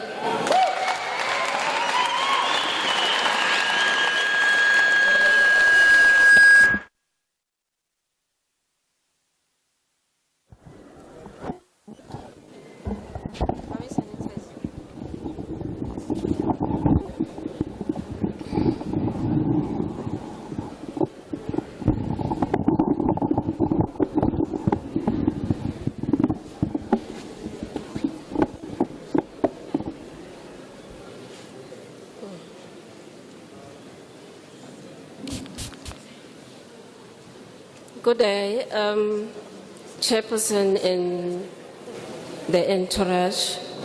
My name is Masra Medlata. I'm a community member of Galeshewe, based in Stock and also from Richie. I accept the bill, but with 2 or 3 additions that if it's possible that we change the curriculum to match the curriculum of the higher institutions, because our kids, when they leave grade 12, they have a problem on how to choose careers, because the education that they got from basic education does not match the ones that they are going to get at the higher institutions. And another thing, my second point is that can we introduce and make it compulsory that all schools, especially girls' schools, or where girls are in majority, can we have a compulsory free sanitary towels in schools, except for and leave this thing of the free condoms and so on? If we can get free sanitary towels at schools, please. And then can we also request that the department make a relationship or work hand in hand with the NPOs, because our children are suffering after school when it comes to feeding scheme, because in each and every street or robots during after school, you'll get a child who's hungry and so on. Can we get, during weekends, during holidays, and also after schools, can we get food schemes working hand in hand with the NPOs? Thank you.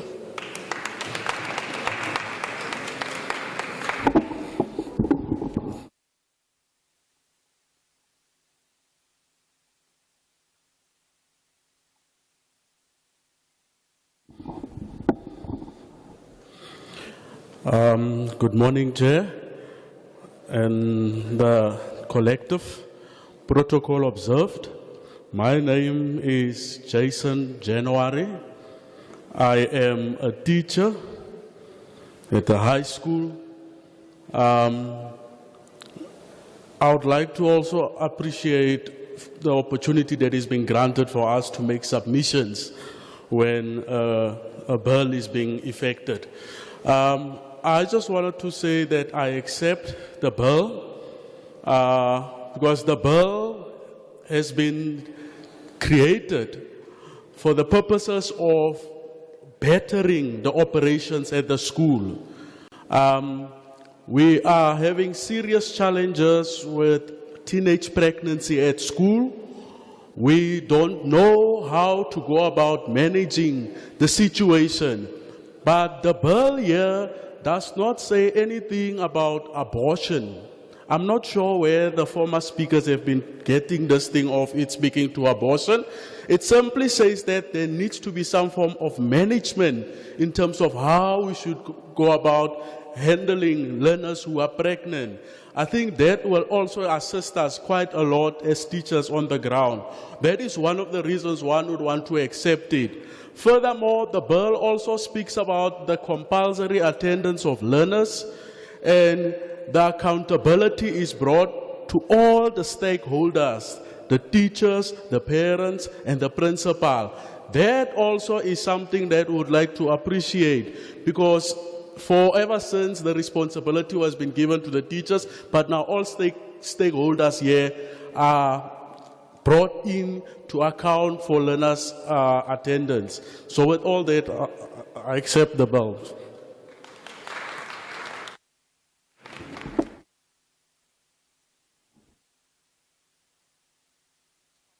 To the chairperson and the committee, my name is Ofenza Jeremiah Mukai.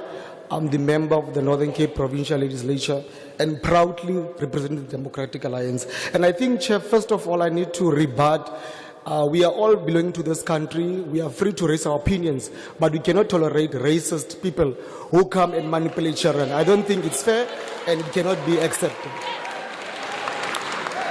Chairperson, we reject the bill, and I'll just focus on two clauses. Clause 4, which deals with admissions. We do not believe school governing bodies should lose their power to make the admission policies for their schools.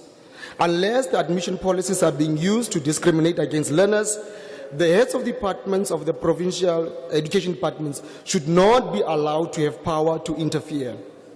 If there are interferences where admission policies are being used to discriminate against learners, we believe that an appeals mechanisms must be put in place. It would be a legal requirement for all schools to send the admission policies to the Department of Education to be approved within 30 days of the Bella Bill becoming law. The department will have to approve all these policies within 60 days of receiving them. We do not believe the department is capable of processing all the policies within that time frame. We also don't believe that an intergovernmental committee rather should be put in place and be established to deal with learners' documentation. We believe that it will be a waste of resources. There are also concerns about this intergovernmental committee that might transgress the regulations of the POPI Act. A number of organizations have also objected to this clause together with the definition of the required documents in clause 1 because it might disadvantage undocumented learners. They are also worried that the number of documentation for registration would make it even more difficult for parents of documented learners to register them. And then, Chair, I will also just focus on clause 5, which deals with language policies. We reject this clause on language policies. We do not believe that SGBs should lose the power to make the language policies of their schools. Unless the language policies are being used to discriminate against learners, the heads of the provincial education departments should not be allowed to have the power to change policies.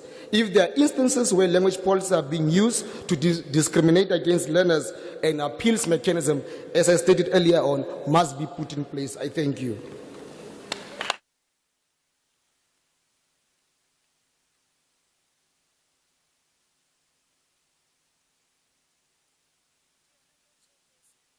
Committee members, thank you for this opportunity to address you today. I am Dina Orton, and I reject the Bala Bill, specifically clause 27 and 37. It warms my heart to see how many people attending these meetings, all for one purpose, the future of our education in South Africa. We are not here to fight. Each of us, together, we can work out a workable solution in order to help and improve the school system. Honourable Chair and members of the committee, in 2021, the Department of Basic Education posted on Twitter that every child is a national asset. I could not agree more. We advertise and market South Africa as our rainbow nation. We are proud of the fact that we have different cultures, languages and creativity. Why then do the DBE wants to put our children with this leader, which is the leaders of tomorrow, in a learning box of one curriculum? With passing this Bala Bill will take away their creativity and their uniqueness, not unearthing these assets which they have. I could not find any social economic impact study that was done by the DBE, nor any meaningful involvement with the home ed communication, so to show how can the DBE know what's really going on in this whole education community of South Africa, our rainbow nation, and what they try to legislate. Article 26.3 of the Universal Declaration of Human Rights states, parents have a prior right to choose a kind of education that shall be given to their children. Yet, Bala Clause 27.1 says parents must ask permission for that right, a right that belongs to us already.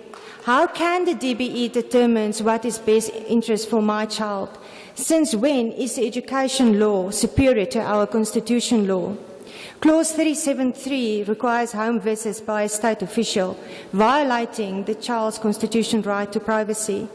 The Bala Bill demands regular assessment by competent assessors. These assessors are certified teachers trained for a classroom environment, who is certified in various home ed approach to learners.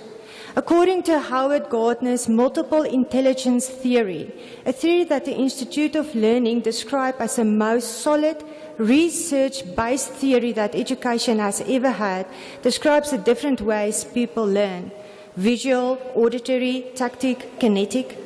This underlying the fact even more that these competent assessors will not be able to assess a body kinetic learner, nor any of other learnings which is different from the school system we teach. I thank you.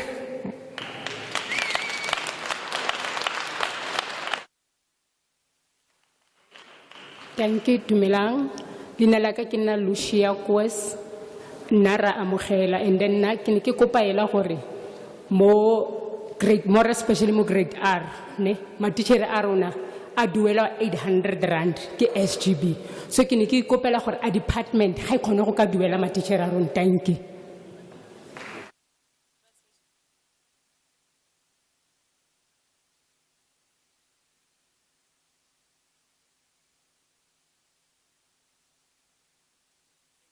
My name is Lucia Kuos. I do support the bill, but just one appeal that I wanted to make is to say that when it comes to grade R, may the practitioners of grade R please be paid 800 rands by the SGB. That is just one appeal I wanted to put forth before you. Thank you.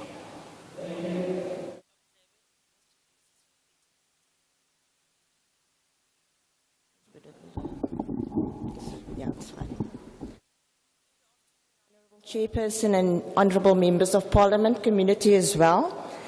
My name is Belinda Moses. I'm a member of the Democratic Alliance and a ward councillor at Socio-political municipality. In the Bella Bill, clause 19 reads, Minister can determine number of SGB members and how they are elected at the public schools for learners with special needs. However, us at the Democratic Alliance do not believe the Minister should have the power to decide how many SGB members serve at public schools for learners with special needs. The Minister should also not have the power to decide how the SGB members are elected at these schools. The MECs of the different provinces should continue to be allowed to make these decisions. Thank you.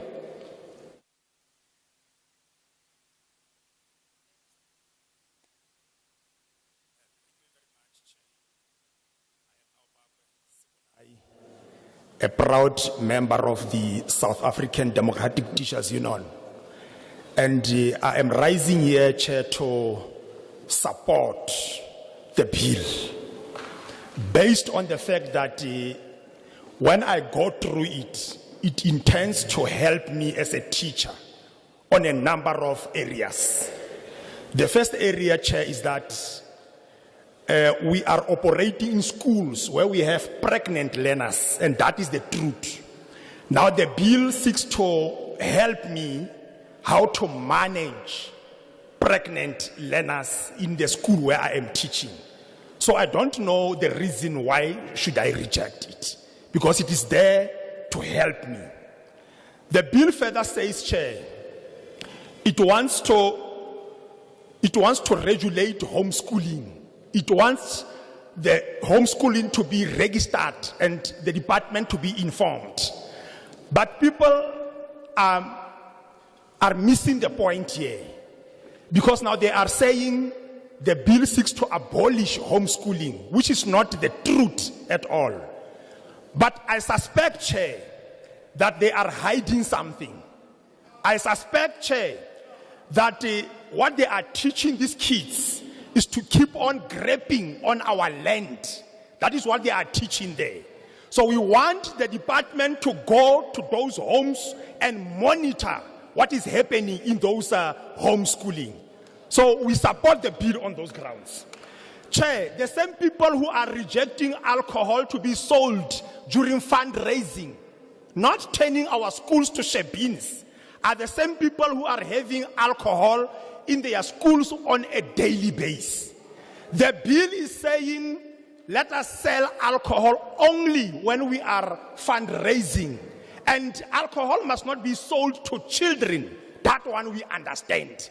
So we are accepting the bill on those grounds. Chair, these people, they don't understand what is multi-grade. They don't understand what is multi-phase. They don't understand how learning and teaching is compromised in those small schools that need to be closed and matched. We are from those schools, we know what is the situation there. To teach in a class where you have 4 grades in one class is not a child's play. So we are saying, let us regulate the merger and closure of schools. And on those bases, Chair, we support the bill. We are aware, Chair, that the admission policy and the language policy is used to discriminate us to attend in their schools. So we are saying all those policies, they must go to the HOD for approval. On that, Chair, we support the bill. Thank you. Thank you.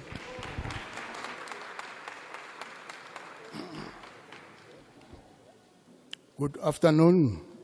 I am Socio-political, a proud member of the African National Congress and a SJB member, a chairperson also, and a parent. I stand here in front of you to say that I support the bill. I support the bill because the bill seeks to enhance organizational efficiency to basic education systems and to improve governance, leadership, and accountability, transforming education services and protecting vulnerable groups to ensure learner well-being and access to learning.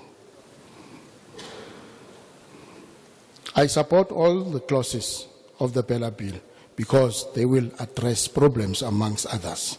Deteriorating learner school performance, dropping out and misconduct in schools, and challenges regarding learner access to quality education, as some schools deny learners admission. Malicious abuse of school governing bodies' authority to stifle transformation. Uncertainty pertaining to home education legislation. Clause 2 of the bill seeks to amend Section 3.1 of SASA to provide that school attendance be compulsory for grade R and no longer only from grade 1, which will make children go to school from an early age. Clause 3 provides the monitoring of school attendance by educators, principals, and the school governing body in order to address dropout rate, because we will have numbers from the lower grades when children start school, but the end product will be less by about 20%. So this bill will be also catering for that. And Clause 5 will seek to amend Section 6 of the SASA, to provide the governing body to submit the language policy of a public school and any amendment thereof to the head of department. Approval to ensure the schools don't discriminate against learners of the basic language. Clause 7 seeks to amend Section 8 of SASA by providing a Clause 7A that not only any applicable provisional law, but also the constitution of the RSA and the SASA must be considered when a public school adopts a code of conduct. Clause 9 seeks to amend Section 9 of SASA by providing a list of acts of serious misconduct and clarity. Thank you very much. Your time is up. Thank you. Thank you.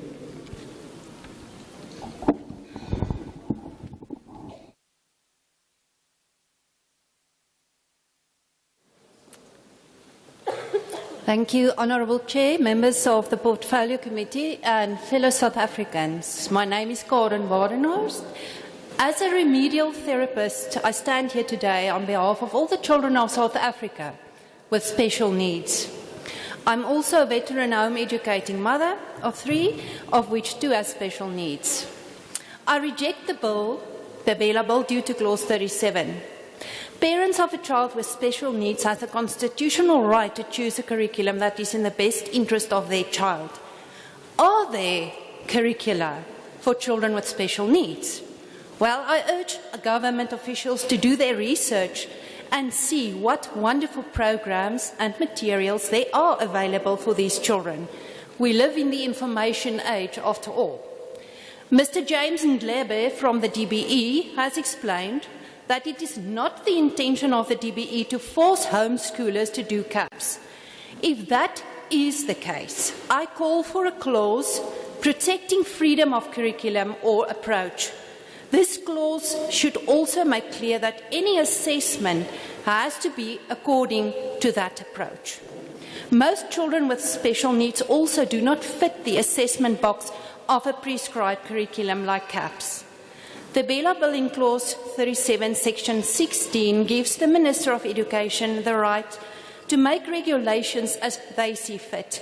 No proper research was done on home education and how it works for children with special needs. Do the officials know how to work with dyslexic children? And what about blind learners? The children with autoimmune diseases, children with hearing difficulties, children with autism, and I can go on. The Bela Bill states also in Clause 37, Section 1, that parents must ask permission for the right to educate their own child, which the Lord entrusted to the parent, while Article 26, Section 3 of the Universal Declaration of Human Rights states, and I quote, "Parents have a prior right to choose the kind of education that shall be given to their children." My question is, what will happen if permission is not granted? Will the DBE be able to provide for an education to children with special needs? As there is only a meagre number of special needs schools in South Africa, especially here in the Northern Cape. And do they think it is in a child's best interest to be sent away to live in a hostel hundreds of kilometers away from home? How will the DBE determine what is in the best interest of a specific child? Home education is a practical, workable solution. A tailor-made curriculum can be used for every child's individual needs and capabilities. There are also therapists. Unfortunately, ma'am, your time is up. Thank you.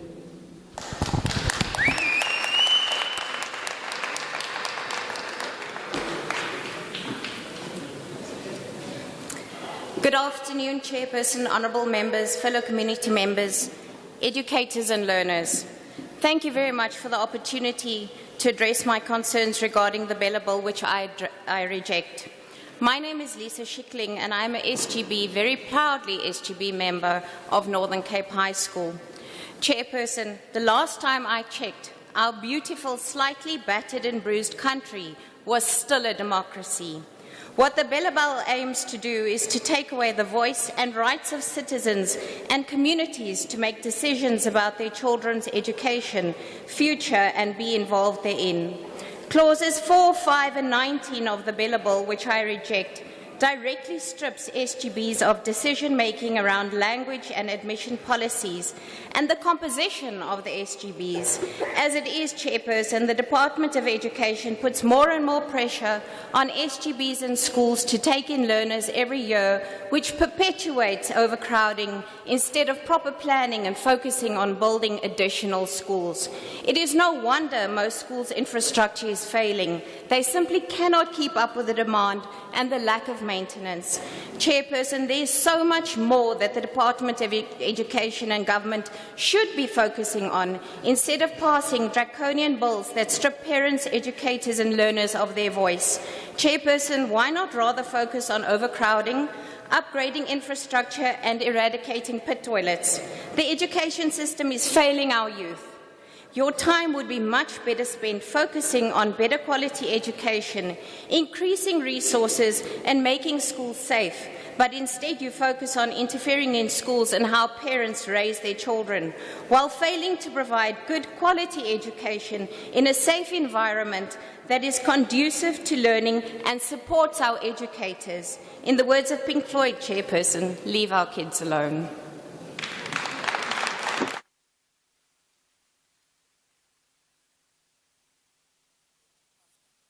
Chairperson, the entire Portfolio Committee of Education, Basic Education, I'm Sibusiso Waka September Stemela, an activist of the African National Congress. 1955, when we have drafted the Freedom Charter saying that the doors of learning and the culture shall be open, is what we are bringing here today. The breakthrough of 1994 to address the imbalances of the past is what is happening today. I'm welcoming the bill, and I won't see it as a devilish because of disagreeing with few clauses and totally reject it. My support of the bill is not a blinded support, but also with the reject of selling of liquor in our school. That one, I'm standing tall against it because we don't want to see another Enyobene in our schools happening in our school. I'm totally disagreeing with that. But the bill here today, I'm fully in agreement of it because it addresses the imbalances of the past and also it's addressing what is happening in our education. We can't totally reject the bill because of disagreeing with two clauses and see it as a devilish, as an unholy, and seeing those who are agreeing with it as an ungodly people. I'm a Christian by born. Standing here, I don't see it as an ungodly. Merging of the school, we must go and merge the school. If at all there are schools that are lacking somewhere. And also homeschooling, there's nothing that's saying that it totally rejects the homeschooling. And also in terms of the finances of the school, I'm in agreement with it, but it should not be annually, it should be quarterly, so that we should see what is happening with the finances of the school and not seeing later. In terms of the abortion, there's nothing that says that this act is totally in agreement with abolishing of agreement. It says that how to handle these things. When the child is pregnant, we can't deny the child education because of him, of her being pregnant, and say that child should not go to school. So I'm totally in full support of the bill, bill. So in that, I'm fully supporting of it, and I see it as a bill that is addressing the imbalances of the past. Thank you, Chair.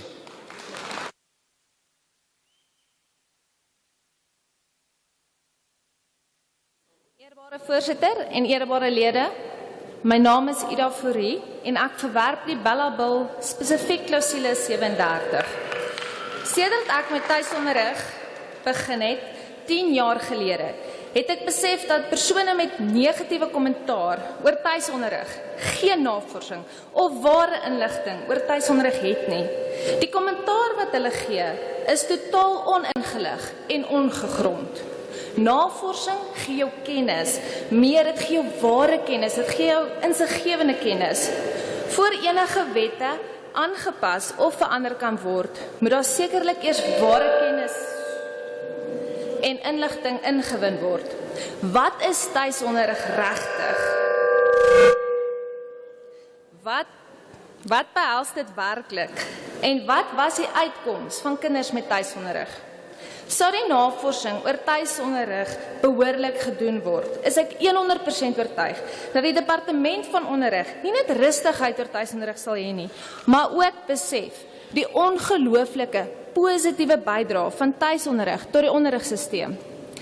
In die huidige onderrigsisteem se assessering is daar nie plek vir kinders wat stadiger of op 'n ander manier van leer het nie. Ek gebruik graag my oudste kind as voorbeeld. Sy het baie later begin lees as wat die huidige onderrigstelsel sou toelaat of aanvaar het. Vandag lees sy gemiddeld 1 boek elke 2 dae deur. Sy het geen negatiewe konnotasies met lees nie. Meer is dit, geagte lede.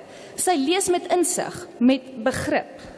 As sy deur 'n boek is, het sy dit 'n geskiedkundige, 'n feite, geografiese of 'n fiksieboek is. Dit is kennis wat sy berg en vasgelê het in haar kop. Sou my kind volgens die departement van onderwys geassesseer geword het daardie tyd, sou sy as agter beskryf geword het. Want sy sou geforseer gewees het om vaardigheid aan te leer, toe sy nog nie gereed was om daai vaardigheid aan te leer, in 'n tydkapsule wat gegee word deur die departement. Geagte lede, die beste opvoeders is die met die meeste passie vir die kinders wat hulle moet opvoed. Daar is nie 'n persoon in hierdie wêreld wat my kinders liefhet soos ek en die passie wat ek vir hulle het nie. Daarom gooi ek myself 100% in hulle onderrig en in hulle opvoeding in. Ek soek en ek gee die beste wat ek kan gee vir my kinders. En dit is waarna elk van ons tuisonderrigouers streef. Ons gee individuele, aangepaste, private onderrig vir ons kinders. Ons staan nie net op ons reg as ouers, soos in artikel 26 in die universele verklaring van menseregte staan nie, maar ons maak ook die beste daarvan. Dankie vir die tyd.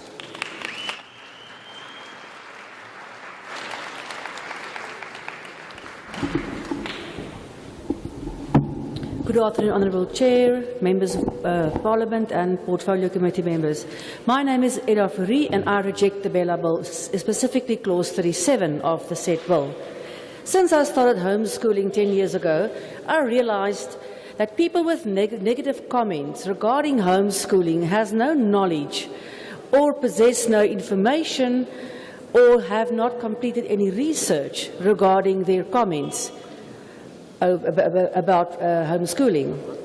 Surely, before you can amend any act or change it, for that matter, discard it, information and knowledge must be obtained about what exactly homeschooling would entail, what it is. I want to say that in the current education system, there is absolutely no place for any slower learner as it stands today. The DBE should know by now how great homeschooling actually can be and what good it can do for any learner. My eldest child is a good example of this. She was slower in starting to read, and should she have stayed with the Department of Basic Education, there is no way that she would have progressed as vastly as she did, opposed to homeschooling. Her reading skills are now of such an extent that she can read one book every 2 days, regardless whether that would be history, facts, geography, or non-fiction. This reading of hers happens with total comprehension.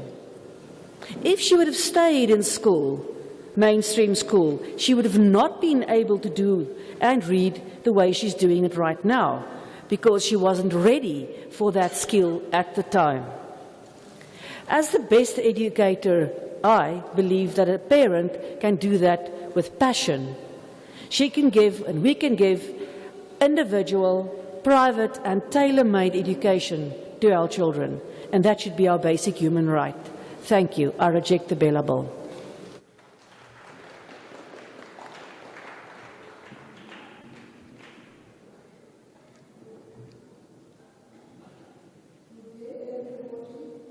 My name is Socio-political. I am from Galeshewe district. I support Bella Bill, clause number 2, based on grade R. I thought grade R for 9 years, but I went back to my home with empty hand. So I humble myself to request the government to take the grade R class into considerations. And I request the government to take grade R. I request the government to take grade R compulsory like the other grades, because the teacher builds a learner's self-esteem and lays the foundation to the learner who are going to grade R. I say thank you.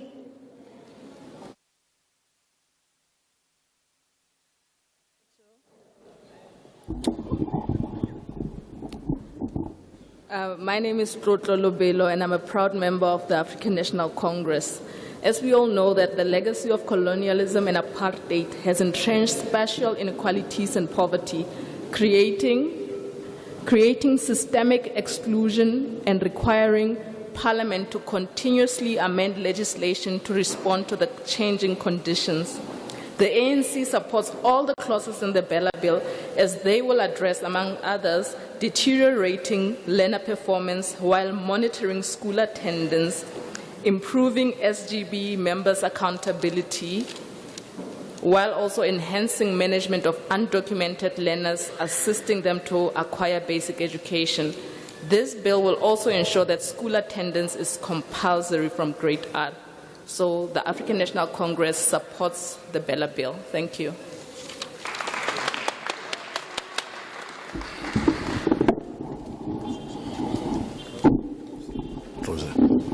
Okay.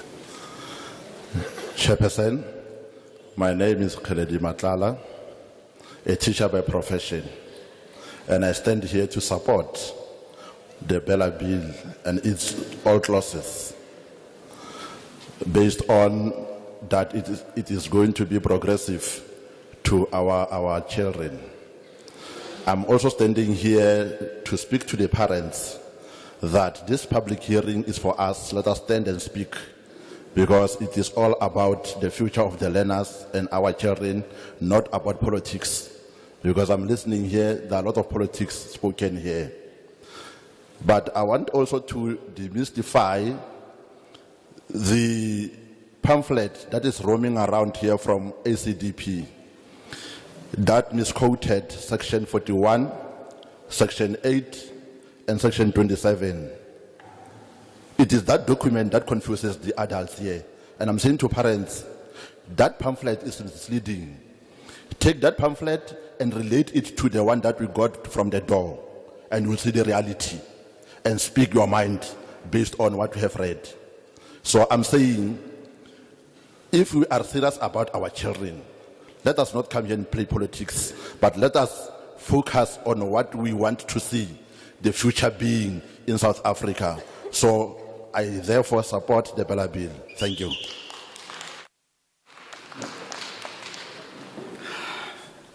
Good afternoon, honourable members of Parliament.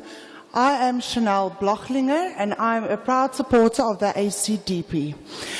Today I want to speak to everybody in Parliament, and I want to say, the adults, can we please calm down? This has got absolutely nothing to do with apartheid, racism, or any sort of that. We are here today, and I stand up for the children, the education, and our leaders in our future. I can say about that pamphlet, there is so many information that this Bella Bill keeps away from everybody. That they do say in that pamphlet, it's going around about abortion. I do reject this bill, especially clause 37, 27, and 41, for that exact reason. They do say that they want to implement and support younger children in schools, and they want to promote medical treatment and medical support, which includes abortions, contraceptives, and letting children have the say and decide on a young age of 12 that they may go for an abortion without their parents' consent, which is absolutely absurd. You people that support this bill, you've got blood on your hands, because my God, Jesus Christ, does not support abortions. He says there is no, and I'm going to switch to Afrikaans, my mother tongue.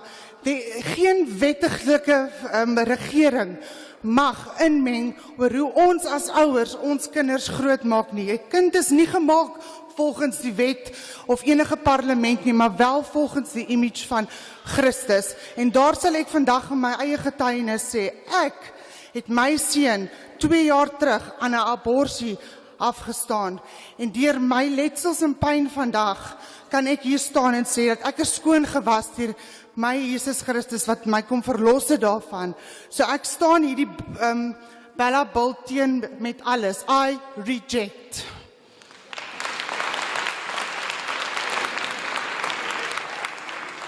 Just a small translation on the switch. So no lawful government at this stage may interfere with how we raise our children and how we decide how our children should be raised and what the education they should receive. 2 years ago, I had an abortion myself. I stand here today and I know that I'm washed clean. Through my pain, I have learned that no one has the right to take an abortion and take a life. But I stand here today and I say, I reject the bill. Okay, let us come to the other side. We are on this side now again. And these hands are not ending, eh? Can you go, ma? Yourself, sir? Can you go? Yes? Yes? Red, short sleeve, yes?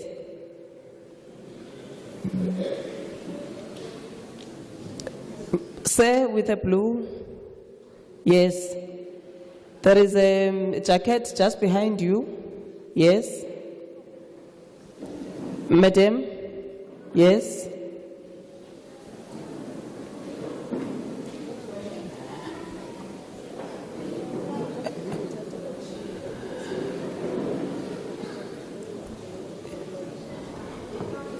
Yes, yes. With a child there at the back? Yes. You with a striped? It's possibly the last round this side. So you speak now or you write? Yes. The chairs, do we have space? It's full. Can we fill the forms then? We have to finish at this side too. Dankie.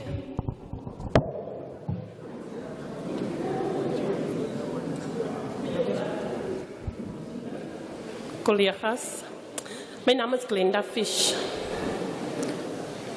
Ik is een ouder, ik is een lid van de SGP, ik is een zondagschoolonderwijzeres.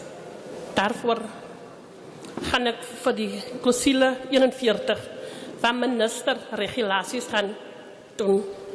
Reject the bill. Ik wil praten I will talk from my heart.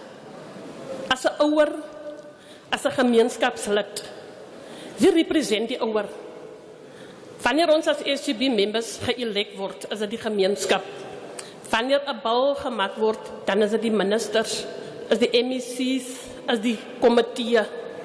Ek wil praat vir ouers wat die vandag die guts het om te praat. As 'n minister moet my regte vat rondom my kind, dan moet die minister my kind vat. Elke huis het sy eie reël. Ek gaan nie politiek praat nie, ek gaan nie regulasies praat nie, ek gaan praat from my heart. Ek gaan praat as 'n ouer wat 'n kind groot maak. Ek is 'n ma, a proud mother of 6 children, 4 boys and 2 girls. If someone had to decide for my 12-year-old to have an abortion, what if that child dies? What if there's complication? Is the minister going to stand in? Is the people who's making decisions on behalf of my children without my consent, are they going to take responsibility on their child, on the consequences regarding what is happening? Whenever a mother is at home, we have some mothers, we have single mothers who had give up on life and they have children, but a mother's love will never lead the child astray. Even if I'm a drunk mother, if I'm a mother using drugs, if I'm a mother, some people will judge. Our community, our society, even our government can judge. But a mother's love can take a child far. So now the minister must take and make regulations regarding my child. Who bring that child into this world? As 'n godvreesende vrou, ek is opgevoed in my ma se huis, dat jy moet seks vermy. Seks is sonde, ons begin by seks. Seks is sonde. Ons as ouers moet ons kinders dit leer. Voor jy gaan swanger raak, moet jy seks hê. En seks is designed for marriage. Ons praat hierdie goedie want ons is te bang om ons kinders te sê. Die kind gaan op 'n 12-jarige ouderdom gaan die kind seks hê want 'n minister gaan besluit die kind kan maar swanger is, die kind kan maar skool toe gaan. As my ma op 'n 12-jarige ouderdom abortus gehad het, dat ek nie vandag hier gestaan nie. As die minister se ma op 'n 12-jarige ouderdom abortus gehad het, dan was die minister vandag nie hier nie. Maar vandag maak ons besluite op ons kinders. Baie dankie.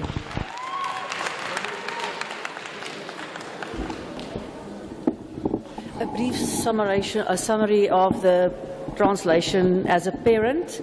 My name is Glenda Fish, and as a parent and a member of the SGB community as well, I speak from the heart. As a member of the community and as the SGB, we were elected by parents. We were not elected by the government or the minister. The government comes and makes bills. The SGB elects us to help with the children's education. If the minister wants to make a rule or an act or a bill as to how I should raise my child and educate my child, then he must take my child. As a God-fearing mother, I was raised that you do not have sex. Sex is a sin because sex is designed for marriage. Now, if the minister says my child has got the right to have an abortion, he's also saying he has got the right to have sex before marriage. So I don't think that's right. Thank you.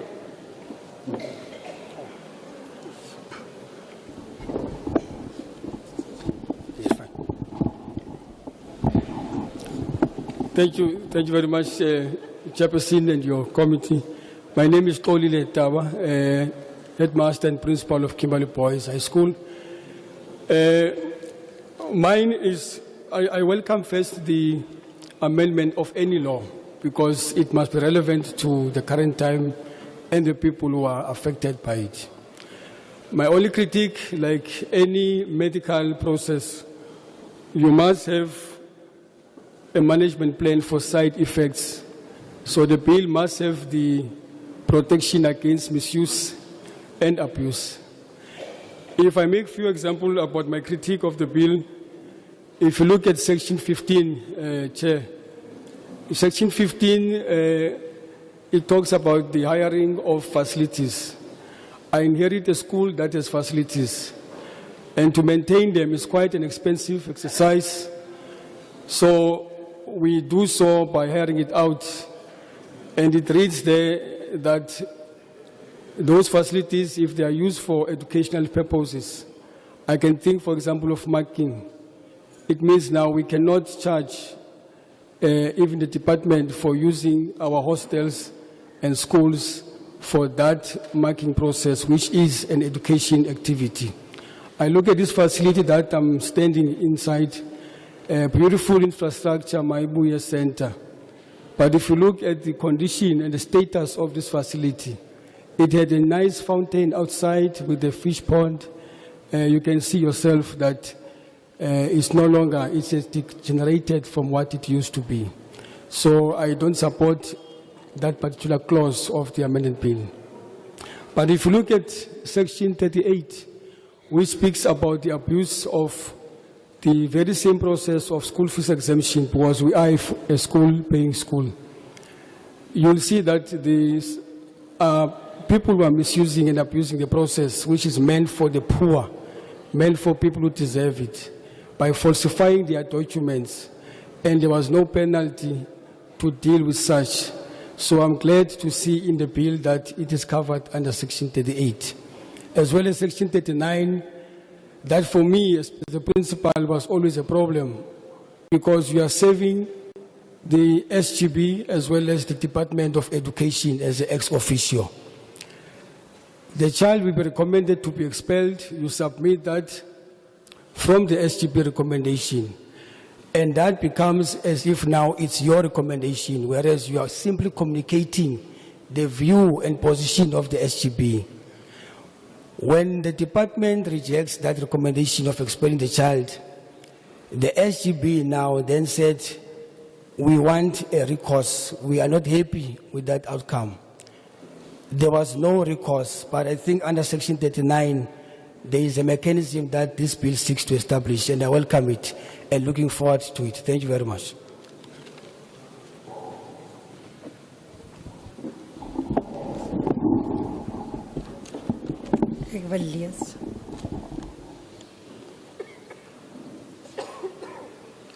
Thank you very much, honorable members and the community of Northern Cape.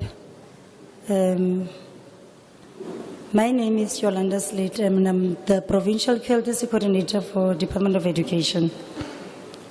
Now, Chair, let me outrightly support the bill. I support the bill. But let me also air my dissatisfaction and my disappointment, and it is very sad that amongst yourself there, Chair, you have honorable members who are supposed to be seen being impartial, but they go out, they divide. There's a parliamentary and honorable member who is Shaker or Shuker, that one. It can't be correct that you are dividing the society. We are not accepting this. Transformation is happening. Change is happening. Change is here. We serve a God. We serve a living God. That's why we talk about inclusive education. We talk about non-racialism. We must not be seen discriminating. We must unite this country. We must unite Africa. So how are we going to do that when this is happening? We must remove that honorable in the next sessions. It can't be correct. And anyone, for that matter, would dare to do that. When it comes to the children, I am a champion of that, and all the children. I don't separate, I don't discriminate. We love our children. Maybe that's why I'm the coordinator of this province. We want to see the best of our children. We are saying children are a national asset. When you look at the bill, discuss the bill. We were being told here that we are evil and we are quiet in our presence. It's wrong. We have been sitting and listening to how certain privileges have been protected. It can't be. It can't be. We all matters. Our life matters too. Everybody's life matters too in front of God. The bill doesn't speak to abortion. It's not that has nothing to do with the Department of Education. Abortion, it's not there. Speak to the bill. Homeschooling, there's no abolishment of homeschooling. Now, there's a certain group that has been going around the province traveling and really giving under false pretense, wrong information. Is wrong. We don't want abortion. I'm sure abortion is very painful. For those that have went through it, it's painful even to stand here and talk about abortion and be reminded of what you went through as women. It's wrong. And as a woman, we cannot allow and subject our women to that. Those are the issues that I thought, Chair, is important that I must submit. Lastly, public quality education is a societal issue. FETSAS is here, they're part of us. So SAOU is here. SADU is here. We have religion, we have interfaith-based organization, we have unions. Everybody, all hands on deck. Thank you very much, Chair.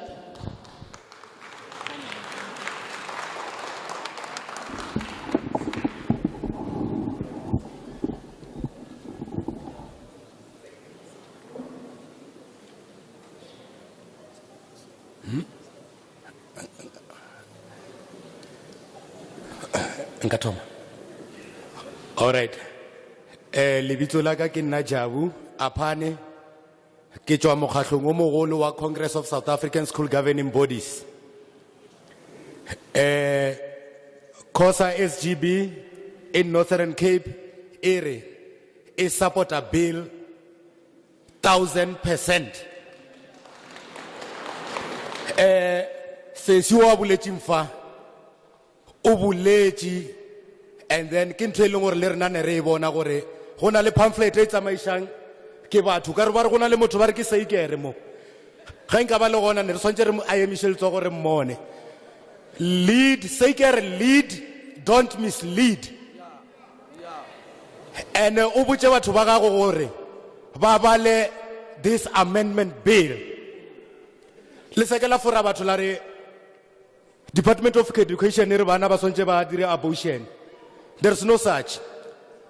Ke nagana gore mmuso wa rena o responsible enough ebile o kushisha gore bophelo bo re phelang under bona bana o rata o sa rate bana ba ya thobalanong o rata o sa rate a ba rome ke mmabona a ba rome ke moheteni a ba rome ke mokreste a ba rome ke muslim a ba rome ke hindu a ba rome ke rena batho ba dingaka nna ke berekisha dingaka ngwana o tlono ima mara a responsible person o tlo khona go lata ngwana fihla mmotse gore ngwana it's your decision o dira abortion or a we diri a mmotsa mabaka gore why o dira abortion wa sa dira abortion e seng se ke ratla bolela gore mmuso re bana ba ye thobalanong le sekela fora batho ba lena. And one other thing, while we support it, section 37 e bolelang ka homeschooling a ere motho o irresponsible if aisha ngwana public schoolong, because e bona ga lo kare motho mo responsible ko e leng gore o isha ngwana homeschooling e bolela ke makgowa ntwe eo makgowa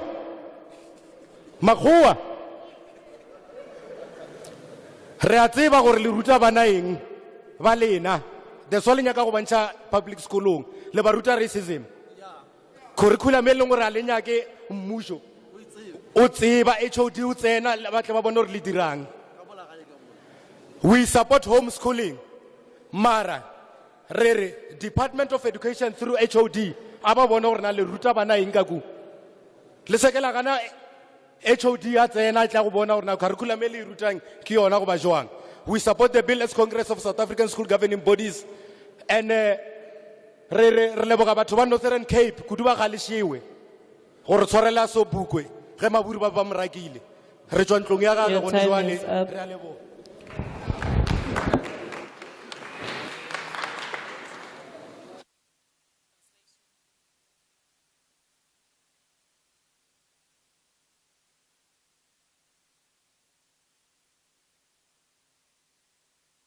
Very much, Chair. My name is Jabu Apane, so I represent the organization COSA SGB.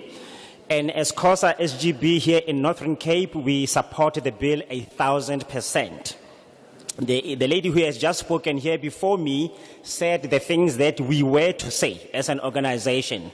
In fact, we are privy to the information of the fact that there is a lady who has been misleading an information or a pamphlet which seems to be misleading so many people. If she were here, we would actually ask her to raise her hand so that the people can be able to see who is he. And we would even tell her to actually go and tell her people to make sure that they read the Bella Bill so that they can actually understand the content of its main objective. So our goal here is the fact that the responsible people are the ones who will actually, sorry, let me put it this way, and then it's been said that the people who are irresponsible are the ones who actually take their children to homeschooling. But we know that that is not the fact, and we know that the wise people are the ones who promote this idea a lot more. And the fact is that with the public schooling, when we do take our children to the public schooling, we are still doing the right thing and we are not misleading them in any way. The matter that has got to do with child pregnancy, it's quite a problem. And any responsible person will have to have an audience with a young girl who actually falls pregnant to say them, if you want to abort or not, that is actually your personal choice. So the bill actually is not encouraging or telling them to actually do exactly that, but it is definitely their choice, and the government does not say to them that they must actually go and have sex. So all those ideas are not contained in the bill. Section number 37, so is the one that I was referring to, which has got to do with sending our children to the public school. So we are not stupid when we do that. And when the wise are the ones who are actually promoting a lot more the sending of their young ones to the homeschooling, and as if maybe the public schooling is somehow irrelevant. But we know that this is not the case. So we would like to say to the wives that when you send your kids to homeschooling, we know that we may not know exactly what education is being imparted to them. And we would like the HOD to make sure that he knows exactly what your children are being taught in this homeschooling, so that you are aligned with the principles and the prescripts that are actually being put in place for that. And we support the bill. Thank you, Chair. Honorable Chair and honorable members of Parliament, I greet you. My name is Mr. Apani, and then I from the organization called COSA SGB. We are representing the SGBs in the public schools and also the parents. I'm standing here to support the bill and support it in totality. Let me start by indicating something. Today we have a so-called Department of Basic Education. Backwards there, it was known as a Department of Bantu Education.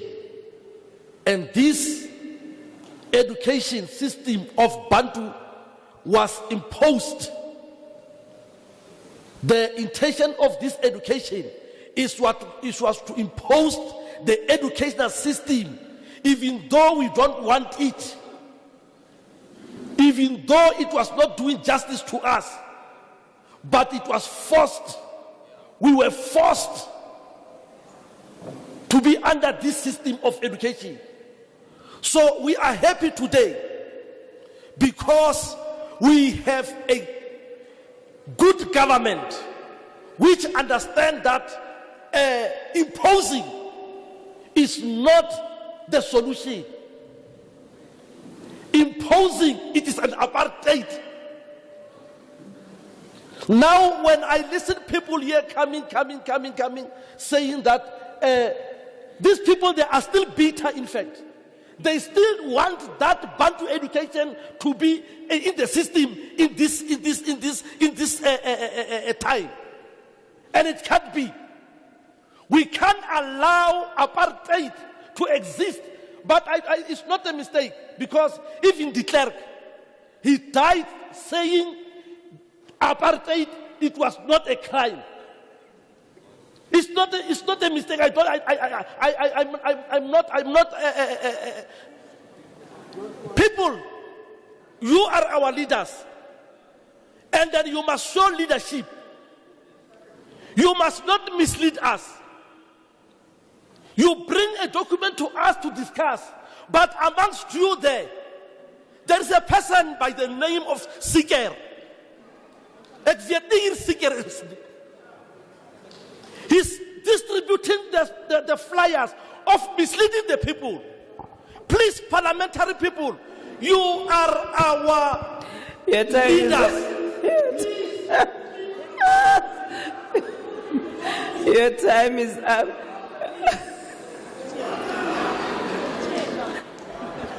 Thank you. Okay.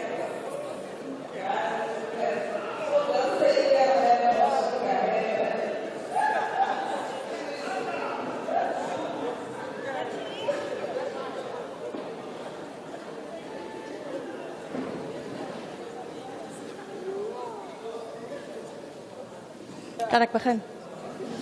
Thank you, Honourable Chair, esteemed members of Portfolio Committee, dignitaries and fellow South Africans. My name is Annelies Kruger and I'm a proud homeschool mom. We are a Christian family who believes in Jesus Christ and His Word, the Bible. His Word is our value foundation by which we live our lives daily. I call your spirit to attention. Listen to and hear the word of the Lord.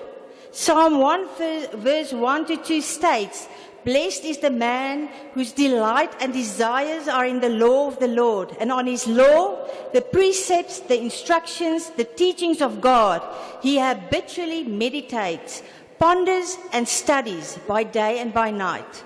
Proverbs 3:6 states, in all our ways know, recognize and acknowledge God, and he will direct and make straight and plain your paths. It's also stated in Ephesians 6:4, where we are instructed as parents by God to raise up our children in the ways of the Lord. God gave parents the right and authority to train them to walk in his ways. He did not give it to the government.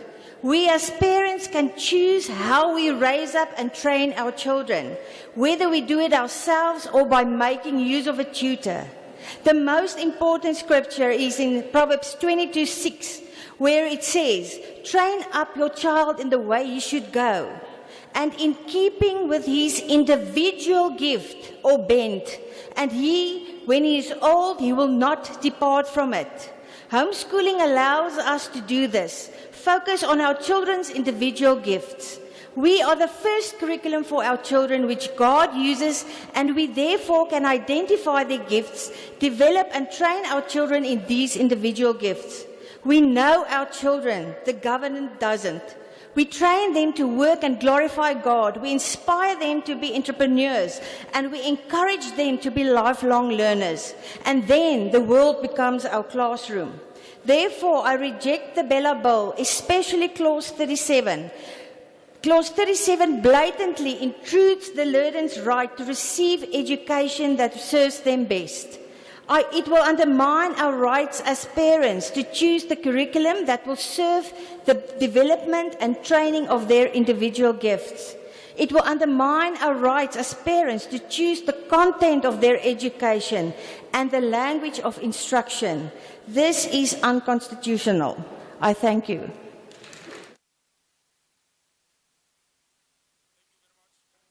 Honourable members of the Parliament, Portfolio Committee on Education, my name is Thabo Gibontire.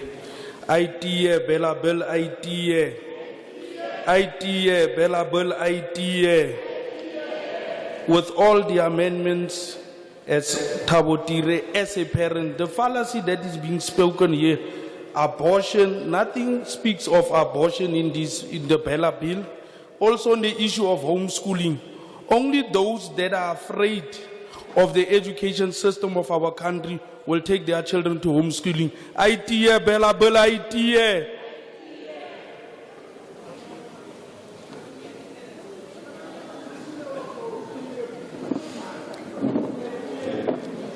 Honourable Chair, members of the Portfolio Committee and fellow South Africans, I am Elise Badenhorst, a former homeschooler.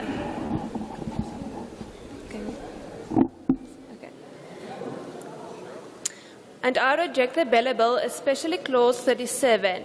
I had been home educated from grade 1 through to grade 12. It all started because of a hearing disability, and my speech therapist recommended that it would benefit my education if I am home educated. Large numbers of pupils in one class would have hindered my ability to hear properly, and one teacher who must attend to all couldn't repeat all the information to me individually.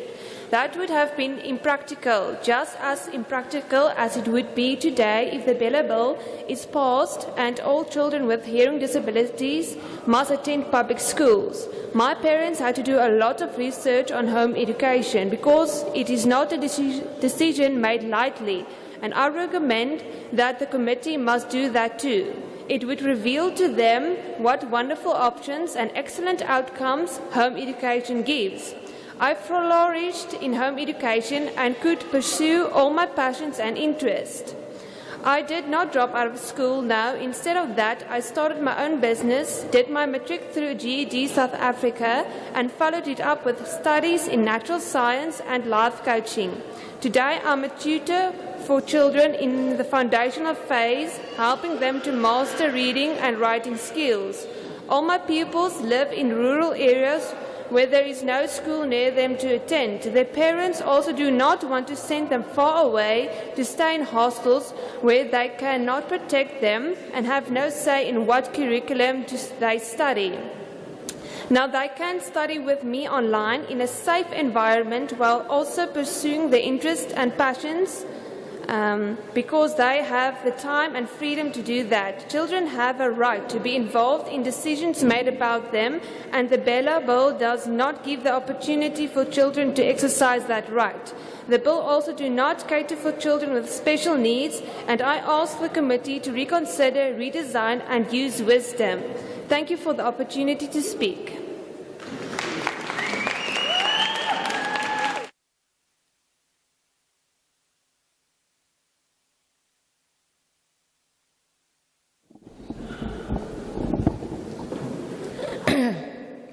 Good afternoon, everybody. My name is Julia Mkhwebi. I am from Satu, and I'm also a parent, and I'm also a grade R teacher. I'm standing here for the interest of these little children. I hear that some people are against public schooling. They want their homeschooling. But I think for public schooling, as I'm talking especially for us black people, we know that the situations that we are in as black people, our backgrounds. So for us to send our children to schools to get education there, I support the Bella Bill to say that grade R must be there. It is the foundation for the children. As a foundation-based teacher, in grade R we are building a very good foundation for that child. In grade R we are having a daily plan for that child. We know exactly what to do with that child. It's at least what we can do for our children. When they're coming from the school back to their homes, we don't know in what different kinds of situations that their children are getting into. So really, I'm supporting the Bella Bill in that one. Thank you.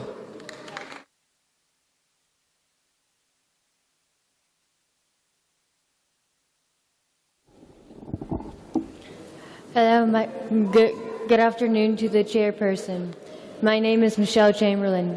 We reject the Bella Bill, especially clause 27, 37, and 47. And Jesus Christ loves you guys.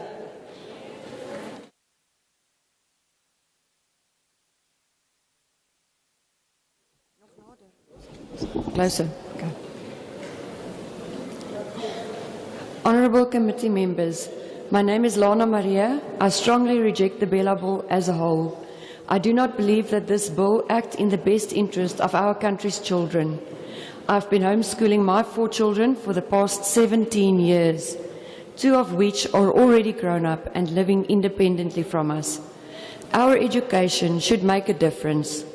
The broad idea behind education is that children will walk out of school able to find and hold a job to maintain themselves as well as a family one day. But this is not what we see happening.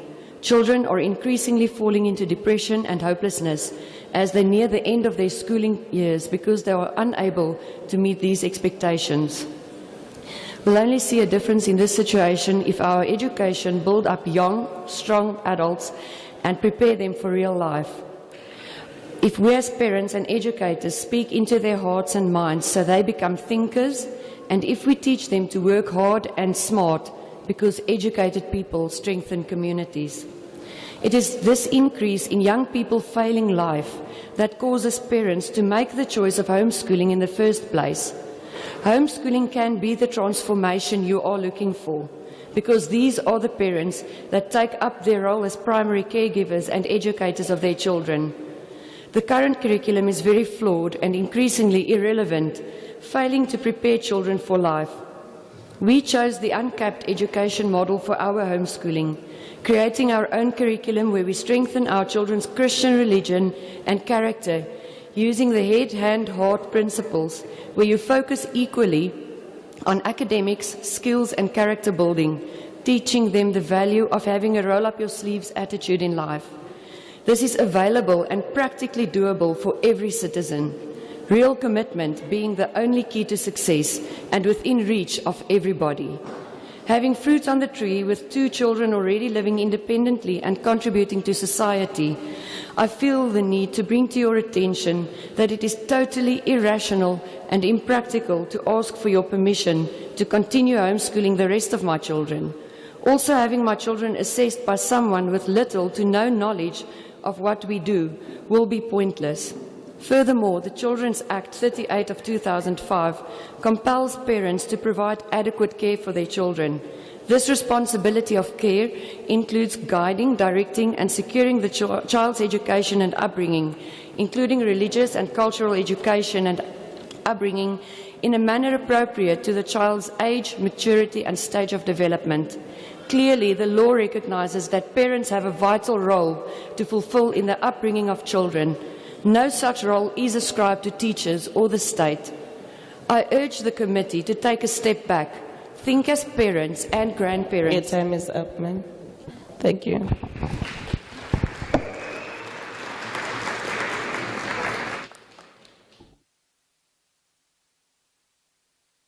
Right.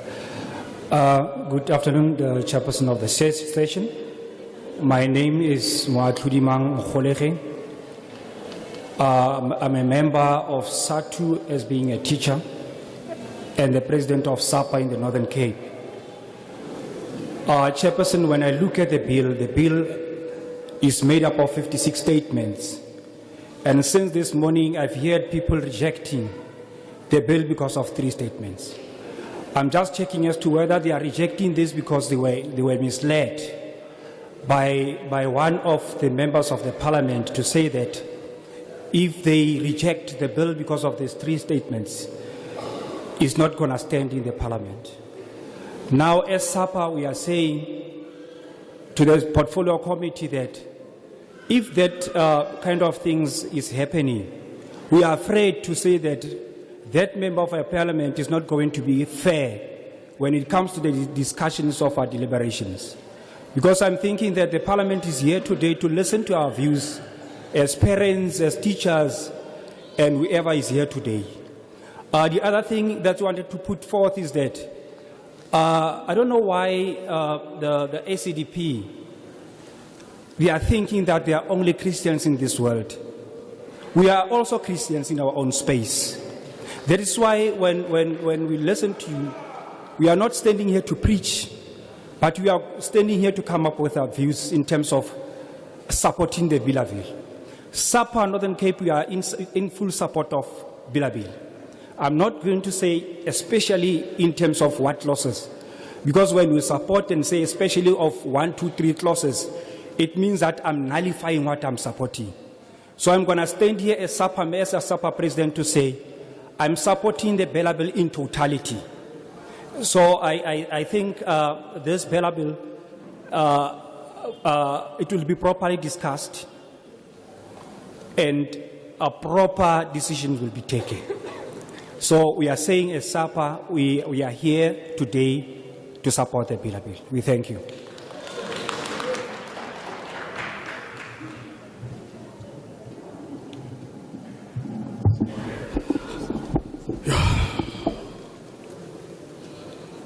Glory to word, glory to sound, glory to power.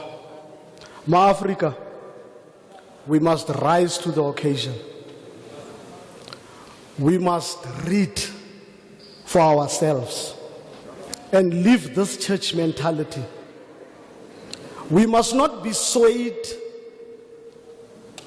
by the recitation of scriptures from the Bible. The same Bible was used when we were tortured at the 6th floor, when we were tortured at Flag Plus. The same Bible. So you must not be fooled by that. I just want to show you one thing. People are coming here calling for the rejection of this bill. And somebody just said it correctly to say, they have been quoting plus minus 2, 3 clauses. And the clauses are being quoted out of context. When I go to 37, when I just read the spirit in which this clause is being amended, when you read there, it says, it is to make clear that learners may be educated at home only if they are registered. Now people have a problem of registering things with our department because they want to create their own Oranias. Hence, they feel that they will reject this on the basis of that. There is nowhere where it says homeschooling will be abolished. Maybe I did not introduce myself by saying, I am not standing here representing the South African Democratic Teachers Union, which is my union. I'm not here standing representing the African National Congress, which is my organization, because they are well represented. But rather, I am standing here representing the most marginalized community, which is the Rastafarian community. And I must tell you, homeschooling is not only for white people. We in the Rasta community are homeschooling our children. And hence, we will never have a problem if the department says we must register, because we need to be checked whether are we doing what is correct from time to time. And these people only have a problem to be told by somebody that is pitch black like me to say, I'm coming into your house to come and check what is happening. Even on that farm where you are staying, we will have to come to those farms if you are doing homeschooling. So we must not be fooled. Homeschooling will never be abolished. Homeschooling will still be there. We as Rastas are for homeschooling. But homeschooling, that must be in line with what is happening within the Department of Education. Finish and clear. The reason why I am here, there is one thing that I like about this, that says to me, I must accept this bill even with some of the problems that I have with some of the clauses. More especially, the clause that speaks about alcohol being brought to our schools. I have a serious problem with alcohol having to be brought to our schools. Your time is up. Thank you very much. Thank you.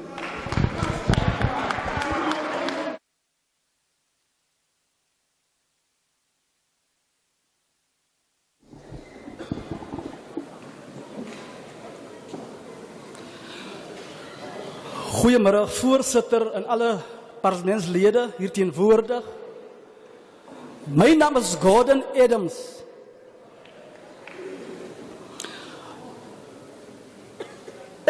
Ek verwerp die wetstelling in die besondere klousule 27, 37 en 41.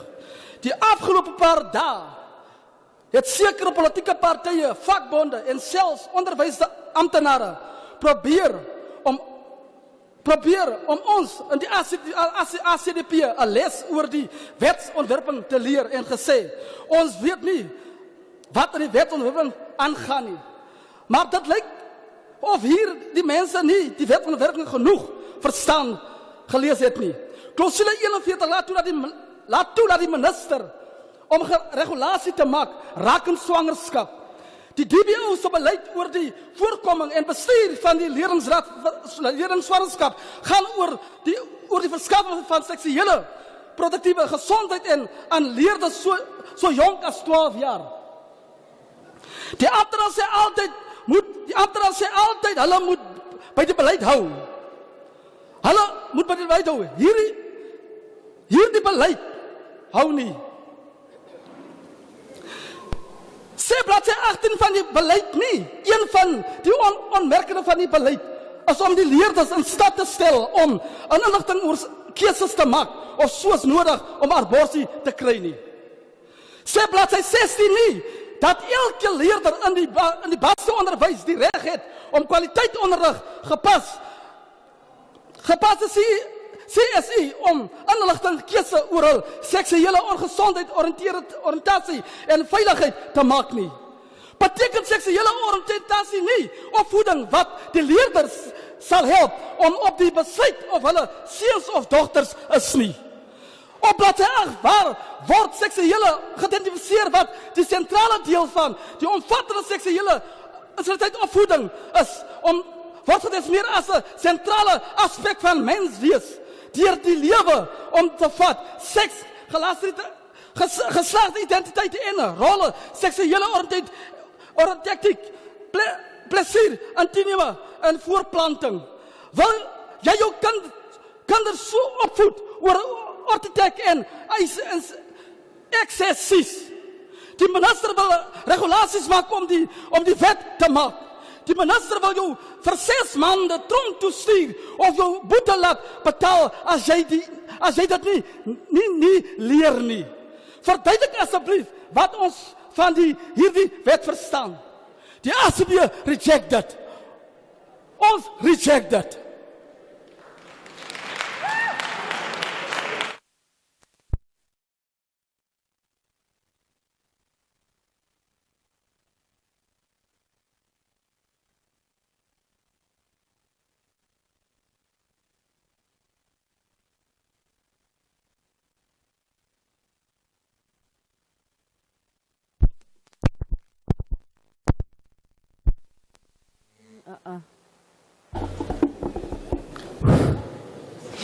Good afternoon, honourable members of Parliament, Chair and members of the Portfolio Committee.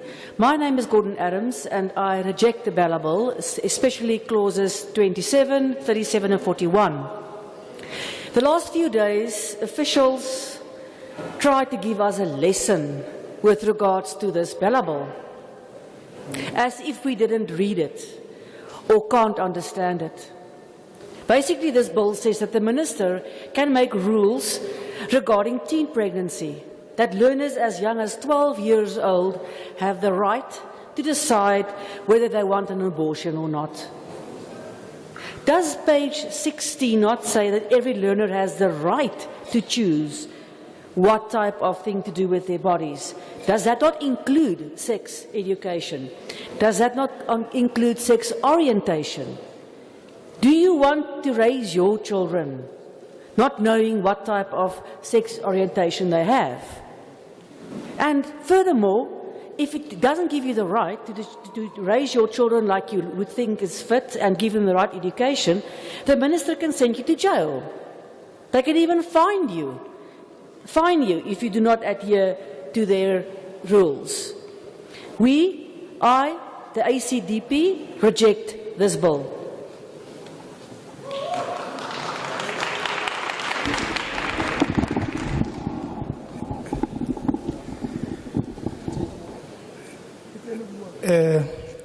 Thanks, Chair and members of Parliament. Chair, the various courts in the country have sought to interpret the law, understanding that in its very nature our laws are abstract. And in providing interpretation to the law, they develop common law. Therefore, the fights that have been in front of the Supreme Court of Appeal, the Constitutional Court, had arisen in the context of fight over power among the organs of the state. That would be the head of the department that sometimes would intervene on the basis of the rules which are developed in schools, at times which are segregatory. As a result, undermining the spirit of the Bill of Rights, particularly when you develop a code of conduct which prohibits a learner to attend school on the basis of pregnancy, you are violating the right to equality, to which it professes that none shall be discriminated on the basis of listed grounds, among others, pregnancy is included. So, Chair, it would be proper if you read the current proposals, that instead of having courts interpreting the power struggle which exists in the system, to allow the SGB to continue developing and the head of the department to consider what is contained in the school rules before you can approve that school rule. I am certain that if you allow the current laws to remain without changes, I hear that a number of colleagues are making reference to the matter of abortion. I'm suspicious that if you allow the right to privacy as it was judged in Kwampepe, the majority judgment in the matter of MLO, you will realize a learner was forced to leave the school, which contravenes the guidelines of Code of Conduct for Learners 3.9 thereof. and the law that speaks to equality there too. Now, if you change the bill and ensure that there's a proper consultation and the involvement of the head of the department, you'd be creating a situation where learners in their own right will be able not to feel victimized or stigmatized. Because if you develop a code of conduct which makes it impossible to declare or to freely understand your state of health without any shame, you are actually encouraging that abortion. It is for this reason that this evolution, Chair, is enacted precisely because of the various judgments which instructs that you've got to respect people and their rights, including the learners. And it is for that particular reason that the progressiveness contained in the Bill of Rights. Your time is up, Teacher. We support. Thank you.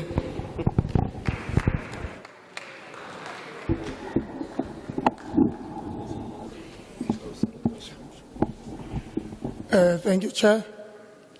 I am Vusi, a rapporteur from the EFF. We support the Bella Bill. And just my observation, those that don't support it are those with land. And the landless are all those that support it. Just an observation. The Bella Bill must then therefore not be or not include selling of alcohol at schools. We utterly reject that. Why, when you talk of fundraising, you choose alcohol? When it's fundraising at school, why choose alcohol? I know the statement that I'm going to make now might be a bit unpopular. Some teachers at schools fall in love with the kids. Now you want them to sell alcohol so that they club our mats and make small mats. That's out of order. So we reject it. There should not be sale of alcohol at the schools.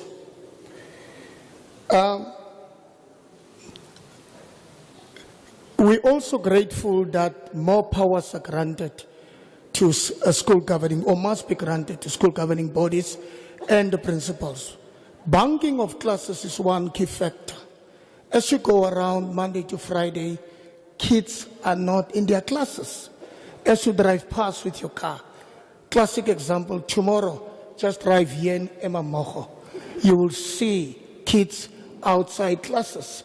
Because the strategy now is, if I want to bunk classes, I'll just go late to school. Because I know the gates are going to be closed. Parents are at work thinking that their kids are at school. That must not be encouraged. Over and above, the granting powers on governing bodies, including teachers, will help the likes of the Western Cape using Afrikaans to exclude black children from attending school.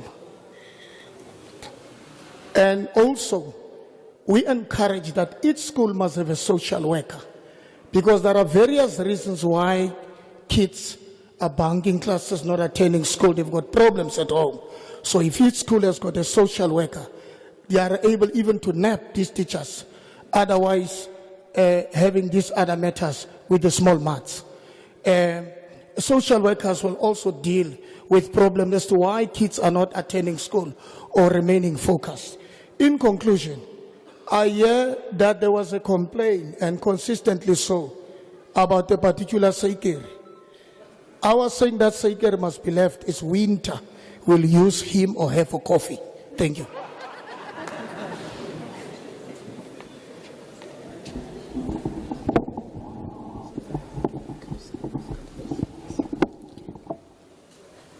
Greetings to the members of the parliament. My name is Nombulelo Geto. I'm the regional treasurer of SATU in Francisbart. I rise to support the Bella Bill in its entirety. Now, I believe that this bill empowers all stakeholders. Allow me, Chair, to make reference to this particular clause, clause number 4, that speaks about learner admission. It is the role of the head of department to ensure that the provisions of the Constitution are upheld, the head need to always act in the interest of the child as prescribed by the courts. We have noted many schools deny learners access through their admission policies. Provision should be made to unlock stalemates between the HOD and the SGB with regard to the admission policy of the school. Thank you, Chair.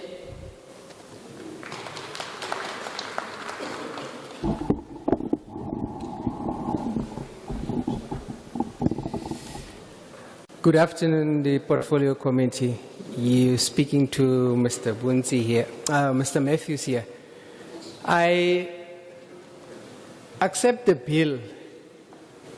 My only problem here is when we utter some statements in the bill, we're only looking at the teacher. There are community members who are also making these kids pregnant. What about them? What do you say about them? My second one, we are saying that education for grade R to grade 9 is compulsory. Any child who's not going to school, the parent must be locked up. That doesn't happen. Because many of these kids that are in the streets, that you find in the streets, are these young kids from the early age up to age 15, who are not in school. When is that going to be enforced? That even those children who are found on the street must be sent to a juvenile facility so that they must see schooling is compulsory. My last one, can we strengthen SGBs in the sense that we give SGBs a stipend so that we can also have SGBs that are maintaining discipline in all our schools, especially as local schools in the townships. The other one, my last also, two last ones. For many, many years, we've been having two types of schools, boys' schools, girls' schools. Let us get rid of these boys' schools and girls' schools. Let us have a school for all. I think when people are interpreting the selling of alcohol at schools, the interpretation is incorrect. Because we are not saying that alcohol will be sold in a school. We're saying when there is a fundraising, and not every fundraising there will be alcohol.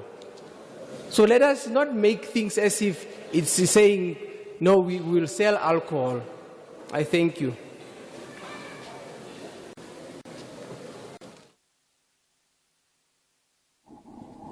Thank you, sir.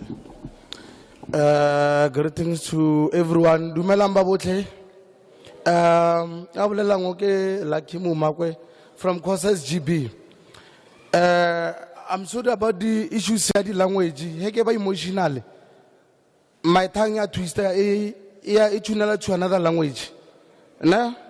I'm so sorry, interpreter nane.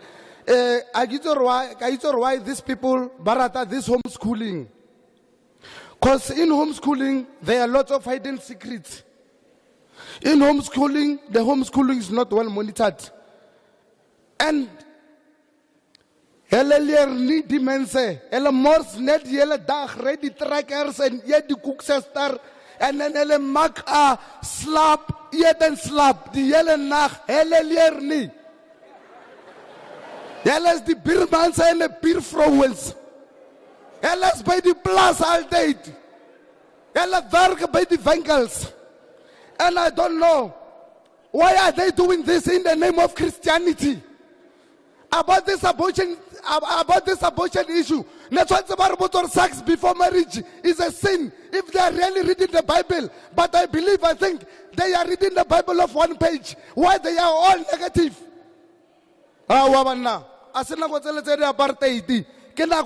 This is our time. South Africa is not for, it doesn't belong to them, it belongs to us. Let's stand and rise. I support this bill.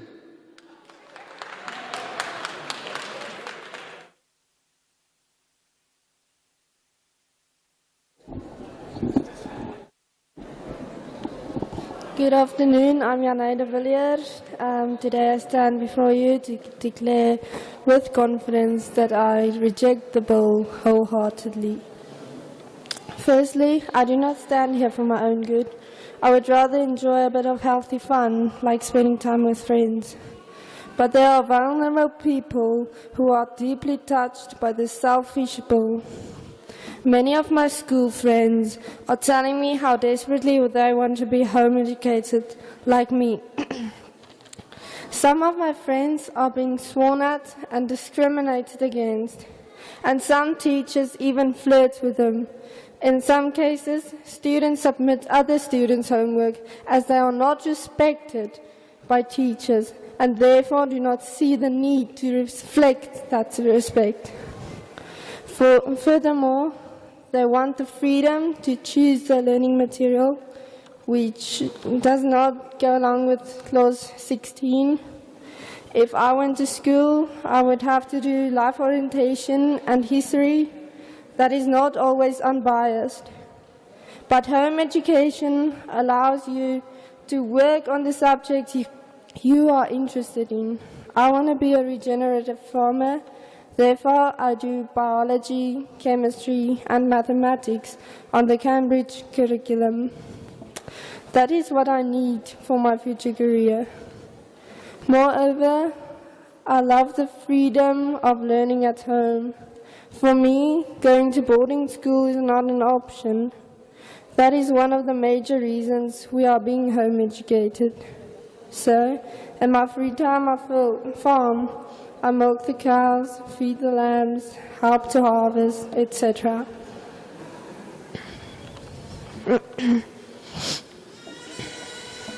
Finally, I enjoy mountain bike riding and competitive swimming. Because of home education, I can live my dreams instead of keep on dreaming them. To conclude, I strongly reject Clause 37 on the Bala Bill, as hundreds of home educating families will be affected, including mine. I also firmly reject Clause 8 on behalf of my school friends who must sometimes tolerate their fellow students and teachers affected by the use of hazardous substances, such as vaping and alcohol, and who are unaware of the Bala Bill's existence. I love my country, and South Africans must stand together. Corruption must end. We must be able to trust our own government. Remember, sharing is caring. Please, we beg you, care for the vulnerable by listening to our sincere requests. I trust our nation will overcome the situation and upgrade the South African school standards. It's our future, so please start caring. Thank you.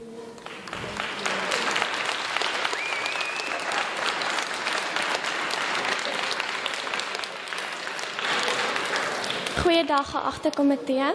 My naam is Desiree Marie en ek verwerp die Bella Bill as geheel. Ek is 'n tuiskoler en is van mening dat die Bella Bill glad nie in die beste belang van kinders opgestel is nie. Nie vir skoolkinders nie en ook nie vir tuiskolers nie.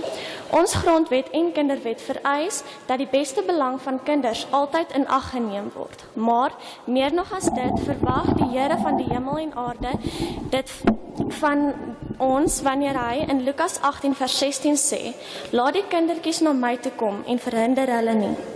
Indien die Bella Bill deurgaan en selfs laerskoolmeisies gehelp kan word om aborsies te kry, is dit niks anders as om kinders te verhinder om na die Vader te gaan nie.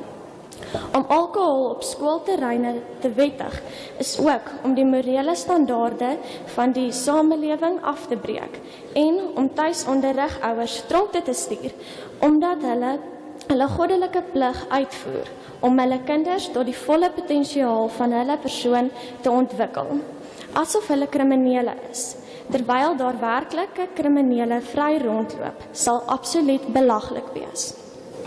As gevolg van die feit dat ek tuis onderrig word, is ek vas in my geloof en beginsels, sterk van karakter en ek weet waarvoor ek staan.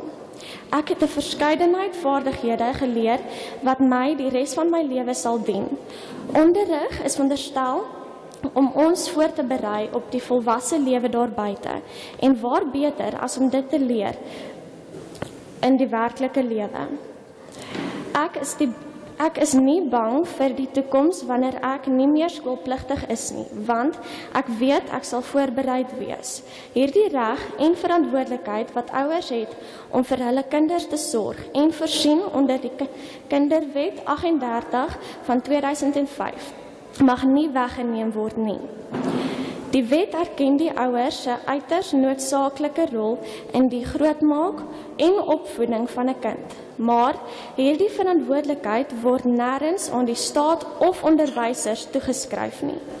Ek vra dat die komitee na die Bella-bil kyk as ouers van kinders en nie as politici nie, want dan sal u die belangrikheid om dit te skrap beslis nie kan miskyk nie. Baie dankie.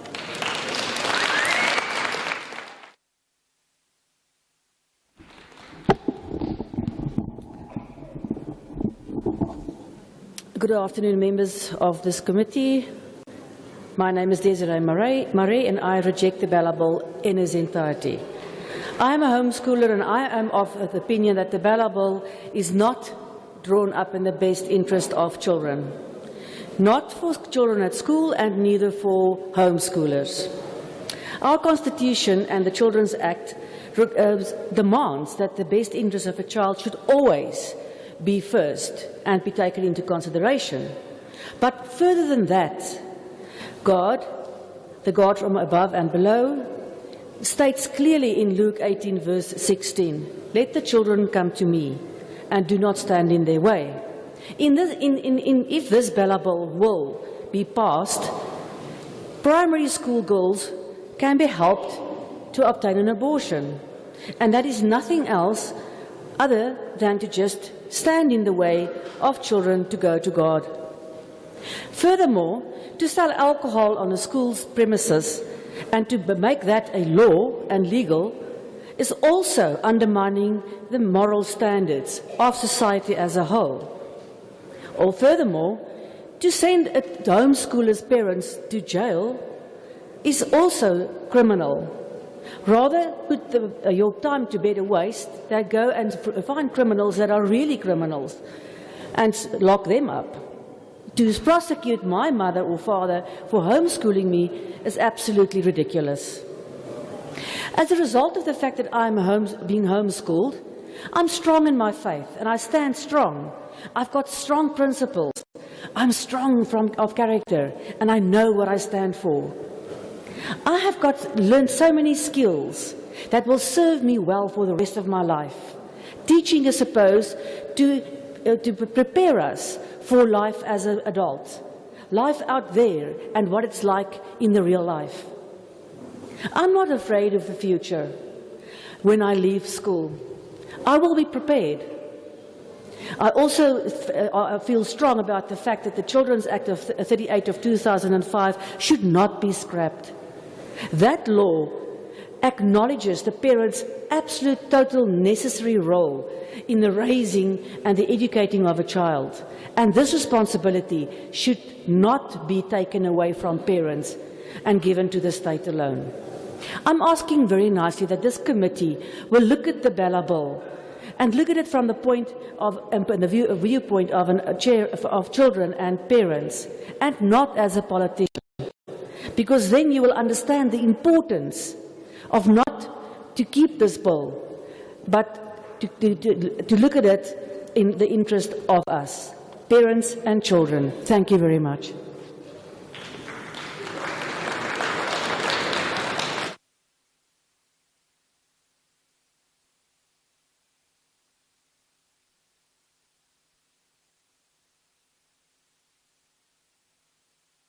My naam is Elbie van Sail en ek is teen die Bella-wetsontwerp.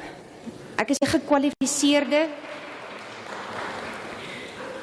gekwalifiseerde onderwyseres en ouer. en ek het 'n passie vir kinders en hul opvoeding. Daar is 'n paar punte wat my kwel in verband met die Bella wetsontwerp wat ek dink nadelig is vir ons hele land se kinders. Deel 1 afdeling A verwys na basiese onderwys as iets wat by graad R begin en deurloop tot graad 12. Graad R was nog nooit 'n graad nie. Dis die ontvangsjaar of reception year. Kinders is nie almal emosioneel, intellektueel of fisies gereed om na 'n klaskamer te gaan nie en om te vroeg in so 'n klaskamersituasie gedwing te word sal nadelig wees vir 'n kind se totale skoolloopbaan vorentoe. Deel 1 afdeling C verwys na lyfstraf, corporal punishment. Die beletting van lyfstraf se doel is om mishandeling te voorkom. Maar die nuwe beskrywing of definisie van lyfstraf belet enige vorm van handeling. Dit maak hantering van 'n klaskamer onmoontlik. En indien 'n kind nie op enige vorm hanteer mag word nie, kan geen orde gehandhaaf word nie. Daar sal dan geen geborgenheid of voordeel vir die leerders wees nie. Verder deel 5, 6, 22 en 25 van 84 en klousule 37. Die gesentraliseerde autoritaire sisteem is kommerwekkend. Onderrigbesluite hoort by ouers en die plaaslike gemeenskap. Hou dit so asseblief. Oor deel 51 omtrent tuisonderrig. Ons land beroem hom op die vryheid van die landsburgers. Ons veg vir vryheid en dit is 'n ouer se goeie reg om te besluit watter akademiese opvoeding hul kinders kan ontvang.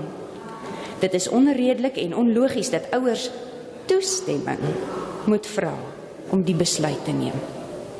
Voordat enige voorvereistes vir tuisdorring gestel word, moet daar deeglike navorsing gedoen word oor wat werklik die beste vir ons kinders sal wees. Ek dank u.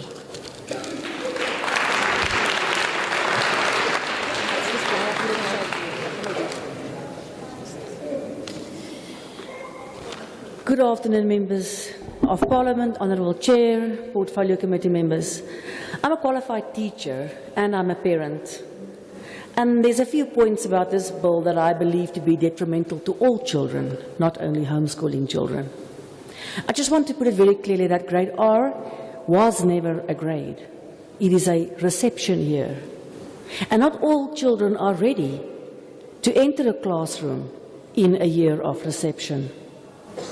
The new definition of corporal punishment also states that any form of punishment will now be regulated or prohibited. This will definitely not be in the order to the advantage of any child because there will be absolutely no discipline or order. The centralized system of education is also concerning. The right of a parent to ask permission to homeschool is illogic. It is absolutely unnecessary to ask for a parent to say, can I please homeschool my child? There should be done proper research before there will be any constrictions or requirements regarding homeschooling. And that will actually tell us what will be the best for our children. I also want to refer to clauses 5, 6, 22, 25 and 84 and 37 and just want to reiterate that this centralization of systems will be absolutely concerning for all of us. Education and educational decision-making belongs to parents and the local community. Please keep it that way. I reject these specific clauses and the Bella Bill. Thank you very much. Thank you very much. This is our very last round. And now everybody is standing.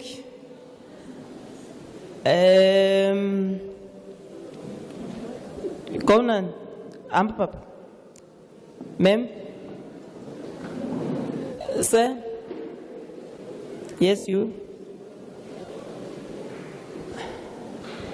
Now the other one is standing too, ma'am. Yes, ma'am. No, with the duke. Yes. The baby. Babies are always fortunate with me. I think your strategy should bring your children. I always look at black jacket, you, black jacket, yes. Don't fight. Yes, both of you, go. Papa, hey, Luen. The black jacket at the back, right at the back. The black jacket here, yes. You must give me direction with the regards to the chairs.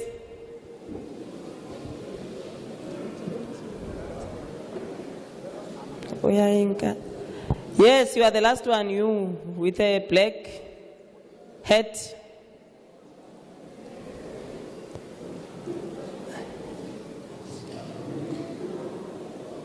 Closed.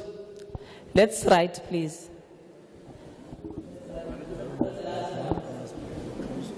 Okay.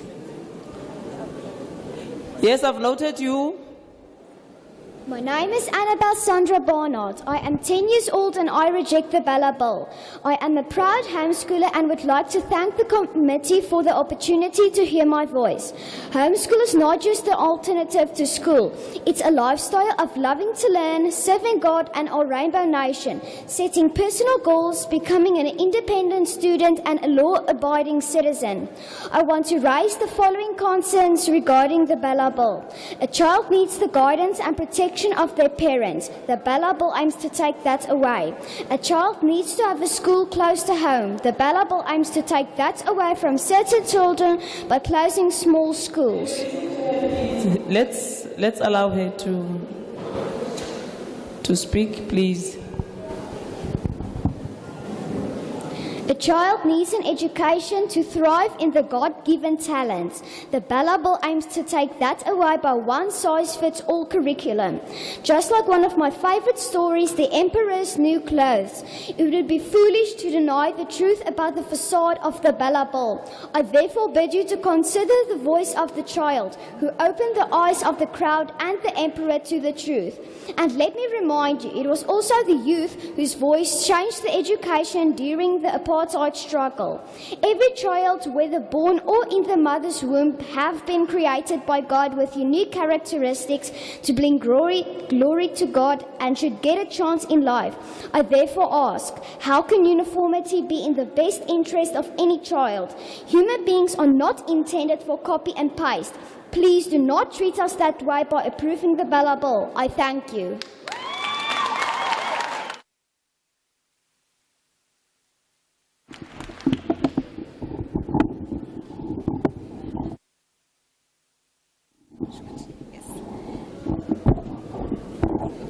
Greetings to Chair and all protocol observed. It's difficult to speak after an innocent child has spoken, but I'll try. All right, I'm Zoli Swataba. I'm an advocate by profession, and I'm also a part-time commissioner dealing with employment education laws under the ELRC. Therefore, today I'm speaking as a person who litigates on education laws. I think there's a huge misunderstanding as to why we are here and why we have this bill. We need to understand that the legislation in its nature is meant to amend more so if issues have been picked up on the practical implementation of the bill. Those who deal with the SASSA will agree with me that there are loopholes in the Act, which then necessitated this exercise. In short, the bill seeks to promote transparency, accountability, and enforce the very South African Constitution we are so dearly proud of. If one has regard to the purpose of this bill, then one will appreciate that the bill is meant to align the SASSA with the Constitution. The fact that some may not agree with certain clauses cannot on its own mean that it has to be rejected entirely. None of those who rejected this bill clearly outlined any section of the Constitution which has been contravened by this bill. I am for the bill based on the purpose of this bill, as it does not take away any person's constitutional rights. Therefore, the Constitution is supreme. As far as I see, the bill is within our constitutional rights. Thank you.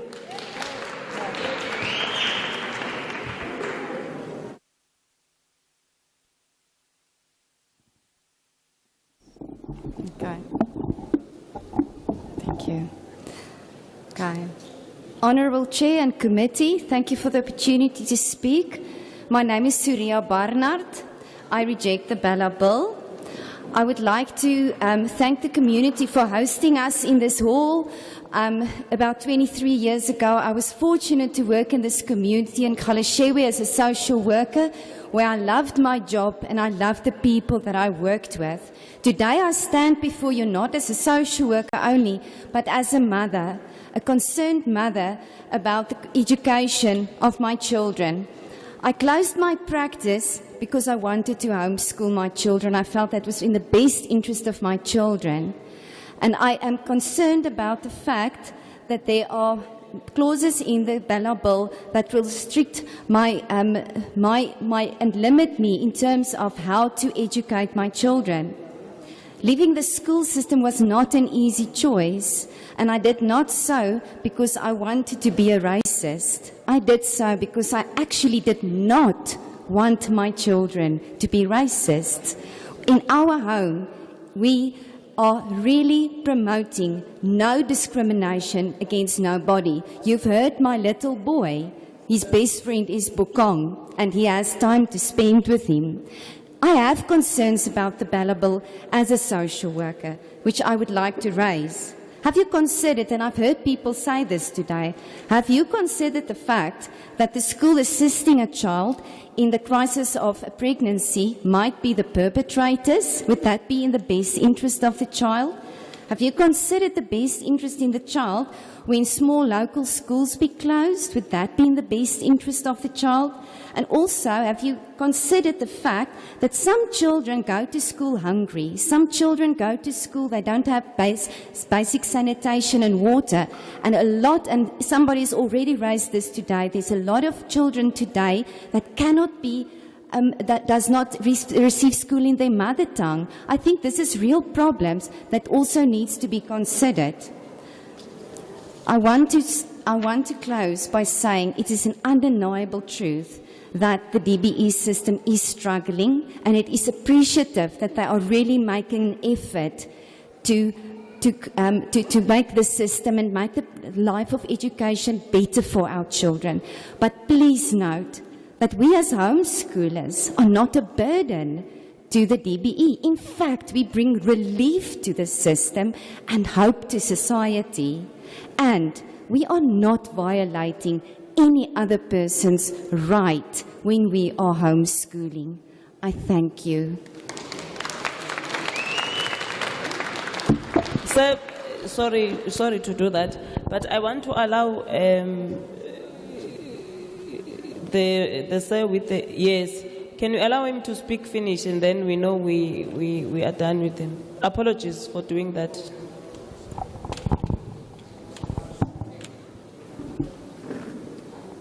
Or rather, take a mic, please.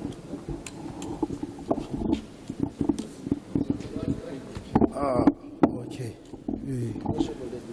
Yeah, no, sure. No, I'm comfortable. Okay. Let me thank for this opportunity to the chairperson of the moment, also acknowledging the whole leadership present.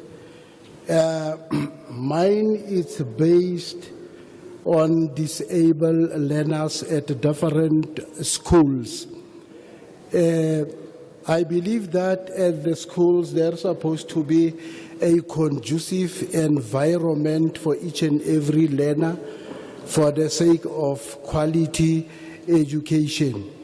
But before I go further, I like to make a humble request to the leadership in the Department of Education, because this opportunity doesn't come often. First of all, I want them to consider the supremacy of the Constitution, because every time when I get close to the documents from the department, you will see acts written or mentioned, sections and subsections. But the main problem that I have is this is never implemented. I can't tell what is constituting this or what is causing this thing. As I have seen and listened, many speakers has made reference to the Constitution, but although they did not dwell much deeper into the Constitution context. Before I go further, I just want to define the Constitution before my 3 minutes comes to an end. That the Constitution is the supreme or the highest law of the Republic.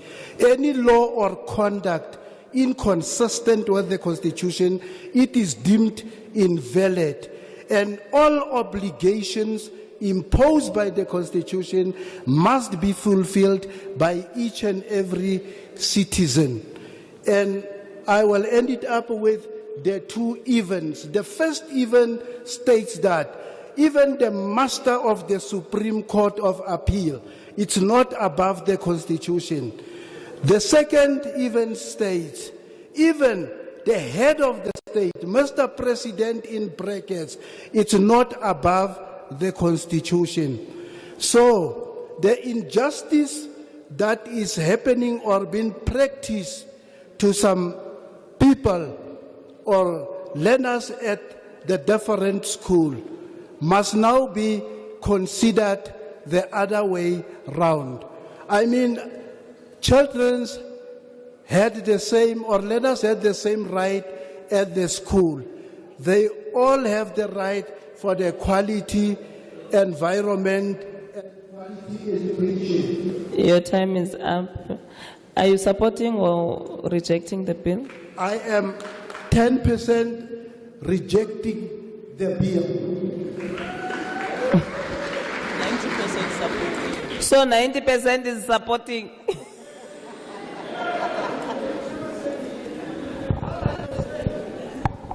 You said 10. You said 10, so 90 was accepted.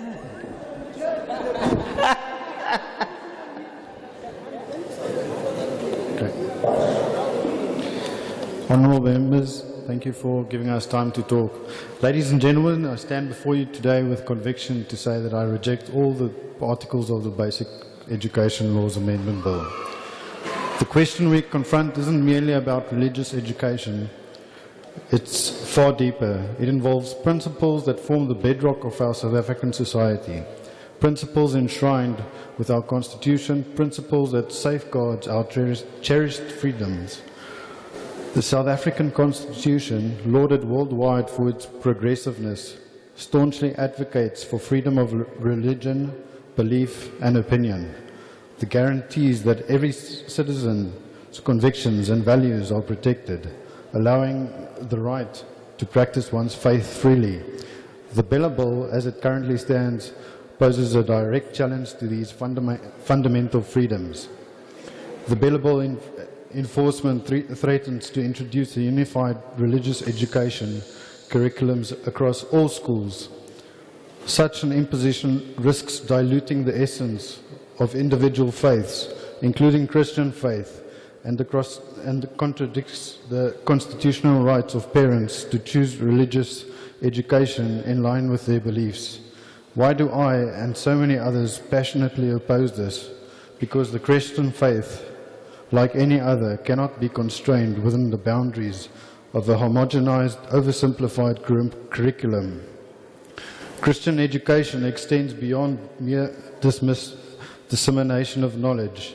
It seeks to nurture values, foster moral growth, and inspire spiritual development.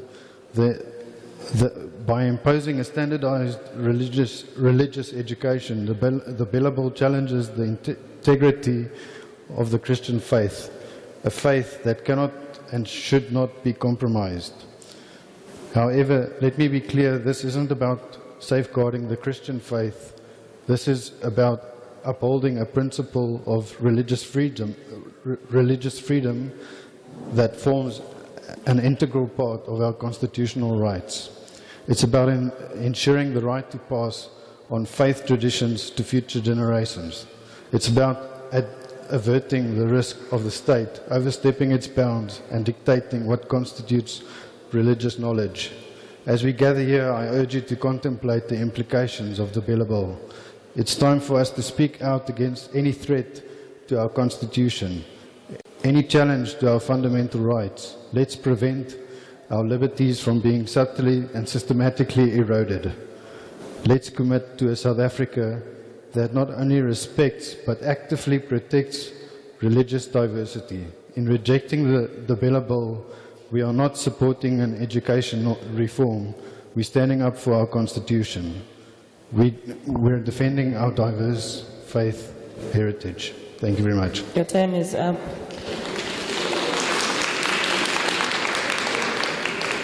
Next.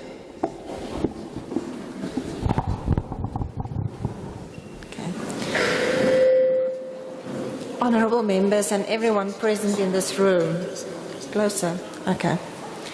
I, Marilise de Villiers, greet you. As a trained LSEN teacher who taught kids from all backgrounds, I can confidently say that I am not a racist. I love our country and I embrace the diversity of our rainbow nation. I reject the Bela Bill, especially clauses 2, 8, 16, 27, 37, 41 and 52. Those who want to close small schools need to visit the farming communities of the Northern Cape. It just doesn't make sense. School is compulsory for children up to 15 years of age, but the bill wants to close these learners' schools if they're short on numbers. High school dropouts are a major concern in South Africa. If you close small schools, you force primary school learners to become dropouts as well. You cannot put everyone in boarding schools. Where will the money come from to build and staff them? Making grade R compulsory will force 5-year-old children into boarding schools. Who will comfort the little ones when they long for their families and the place they call home, where they feel safe and content? What about our special need learners, those who cannot see or hear or walk, and the autistic kids with Down syndrome, children with ADHD? The bill can argue that buses will transport the learners to and from school. Take a good look at the roads in the Northern Cape and think again. When will these children get the opportunity to be children and just play if they spend hours on buses? Home education is not only for privileged white families, it is accessible to all. Did you know that there are mothers who home educate their children under trees and in informal houses with great success? Mothers with no income. The system failed them terribly. They teach their children how to read and write, how to work with numbers, and about life. And you know what? They are happy. Home education is like the lifeboat of a sinking ship. Think about children with special needs. We only have a handful of special schools in the Northern Cape, and they are full to capacity. You cannot send a child with special needs hundreds of kilometers away. Who will wipe their tears and tuck them in at night? Home education is also the lifeboat for learners who fell victim to bullies, for rural kids who would have no other option than attending boarding school. Also for children who are forced to use medication because they are disruptive in the classroom. To conclude, as a home educator, I reject the Bela Bill. As a remedial teacher, I reject the Bela Bill. And your time is up, ma'am. Thank you. If it's possible, I'm requesting that if we can, it's not a force to use only English. Our interpreters had to leave. You know, our flights are very minimal and they don't have accommodation. Thank you very much. Thank you, Chairperson, for offering me the time, and good afternoon. Good afternoon, ladies and gentlemen. I stand firmly here to welcome, accept, and more to support the bill. I will only talk to one a clause that talks about homeschooling. I I emphasize the fact that homeschooling must be monitored and it must be regulated. Thank you.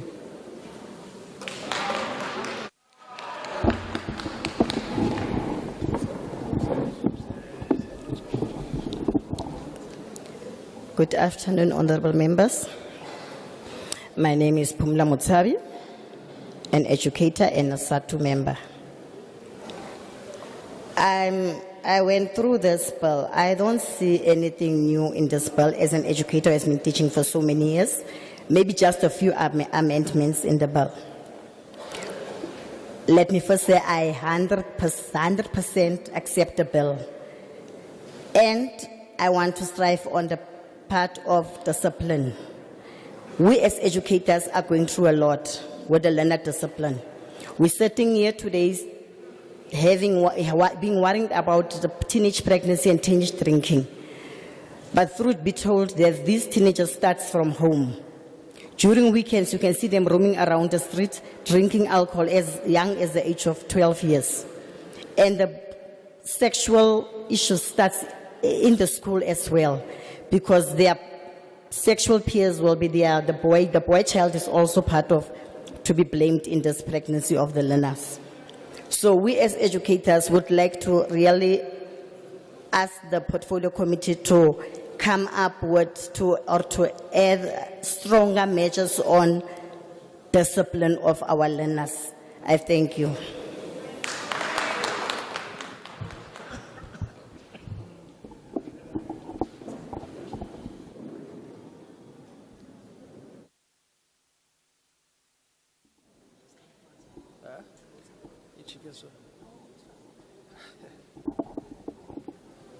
Good afternoon, Chairperson of the portfolio and portfolio members. On behalf of the ACDP, we reject the bill in its totality.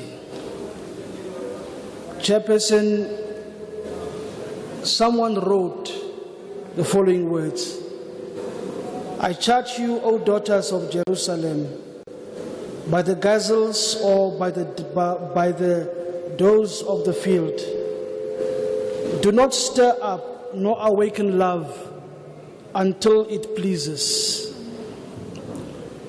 Chairperson, we are rising in rejecting clause number 8, clause number 27, clause number 37, and in particular clause number 41.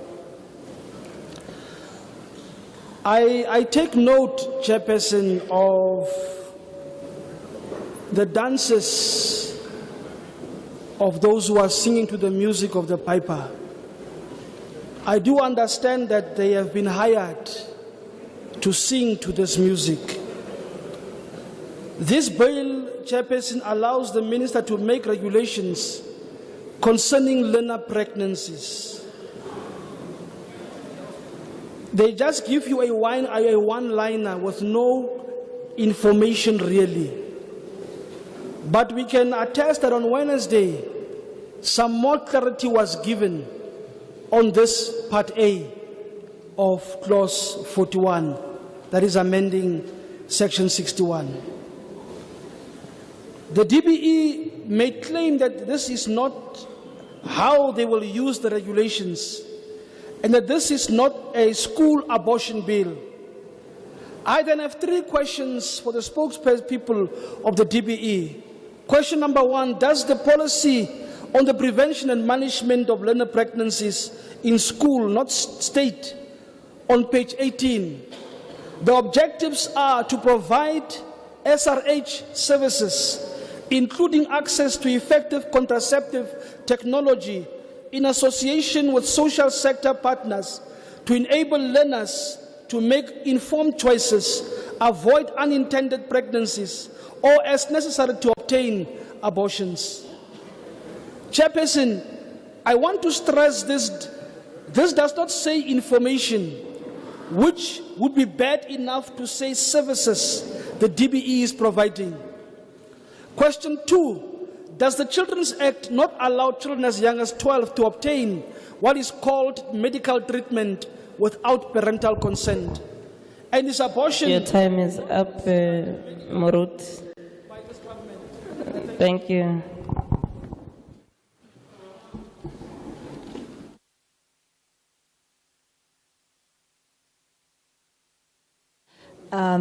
Good afternoon, honorable leaders. I'm Molly, surname is Tom. Standing here, speaking on behalf as a mother, as a community member, as an ACDP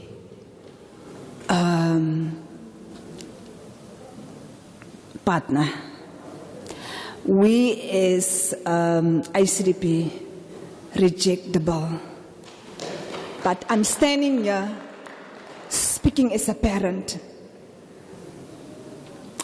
I reject the bill because of the clause that says in about the schools. I say primary schools in 135 learners. If you don't have to give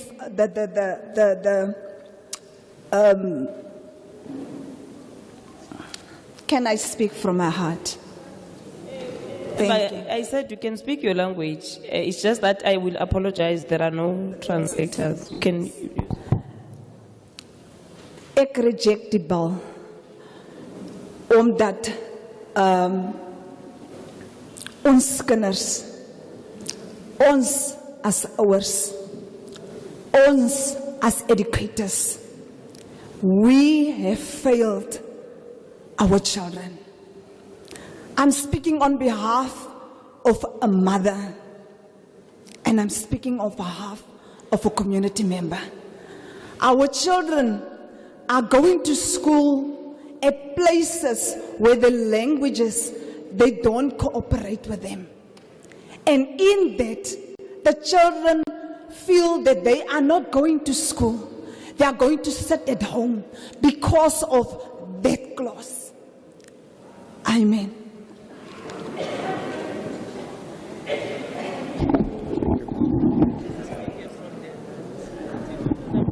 Thank you. Good afternoon, honourable members of Parliament, and thank you for your time. Hello, my name is Andre Strauss, and I'm a pastor and a missionary, and I reject the Bella Bill in its whole entirety, especially clause 27, 37, and 41. If this bill passes, it would be the start of persecution towards Christians in this beautiful country of ours. You can try to sugarcoat this bill as much as possible, but we can see clearly towards what it is heading towards. Making statements that this is not an abortion bill, but wanting to advise a 12-year-old lady at school that she can get an abortion, although she cannot buy alcohol or cigarettes. Promoting abortion shows to us that this also slips in. As a pastor, I have traveled all over South Africa and the world, and I have been doing a lot of humanitarian aid work in countries like North Korea, where the state gained control by taking piece by piece until the people of the country had no more say. I've seen for myself that the people of North Korea cannot even decide for themselves anymore what profession they want to become, or they cannot even have a Bible anymore. And what is quite interesting is that the Supreme Leader Kim Jong-un said the other day, thank you to South Africa, and that we should work even closer together to promote socialism in our country. And this I have seen for myself. One day we must answer before God for what is happening today. You might say, is it just regulating something?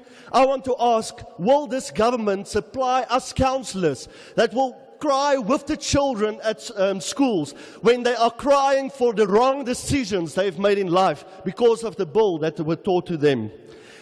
You should come out from your houses and come see what happens on ground level. Sit with us while we are counseling these children. Cry with us when we see the need of these children. I would like to end by saying the following. Some of my colleagues here today said they are Christians, but only in certain areas. My God is the God of the Bible, and He is the God in church, and He is the God here today. And I want to say that Jesus loves you, and I will continue praying for this beautiful country of mine. But we need to make the right decision today. Thank you.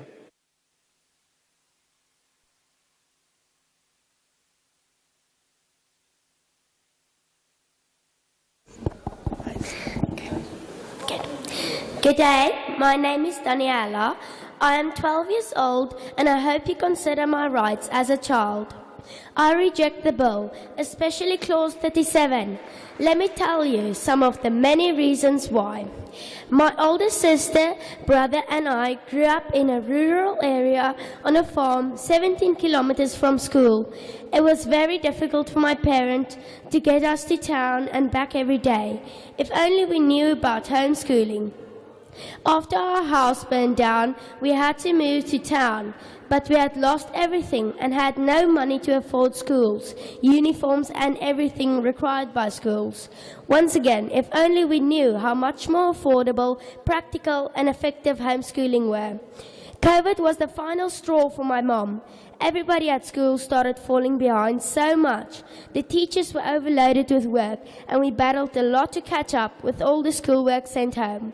We were spending 7 hours at school and directly after getting home just eating something and then having to start with schoolwork again until we had to go to bed at 8. My mom said we weren't children anymore. We're just constantly doing mountains and mountains of homework with no results. At last, a mom from Dynamis Homeschooling Support guided my mom in the right direction. We started with brain profiles and personality assessments.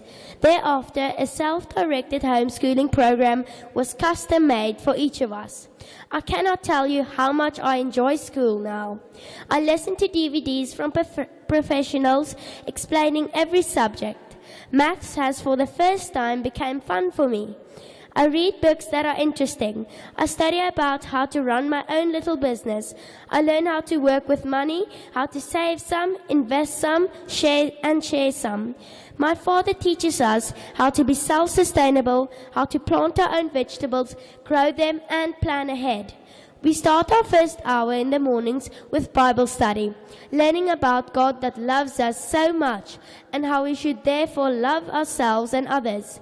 My mom teaches us a lot about relationships, mutual respect and support in a marriage, and how nothing that is worth anything comes without commitment, planning and perseverance. For the first time, I feel I can not only succeed at everything I feel passionate about, but actually make a difference in the world. Please don't take that away from me. Thank you.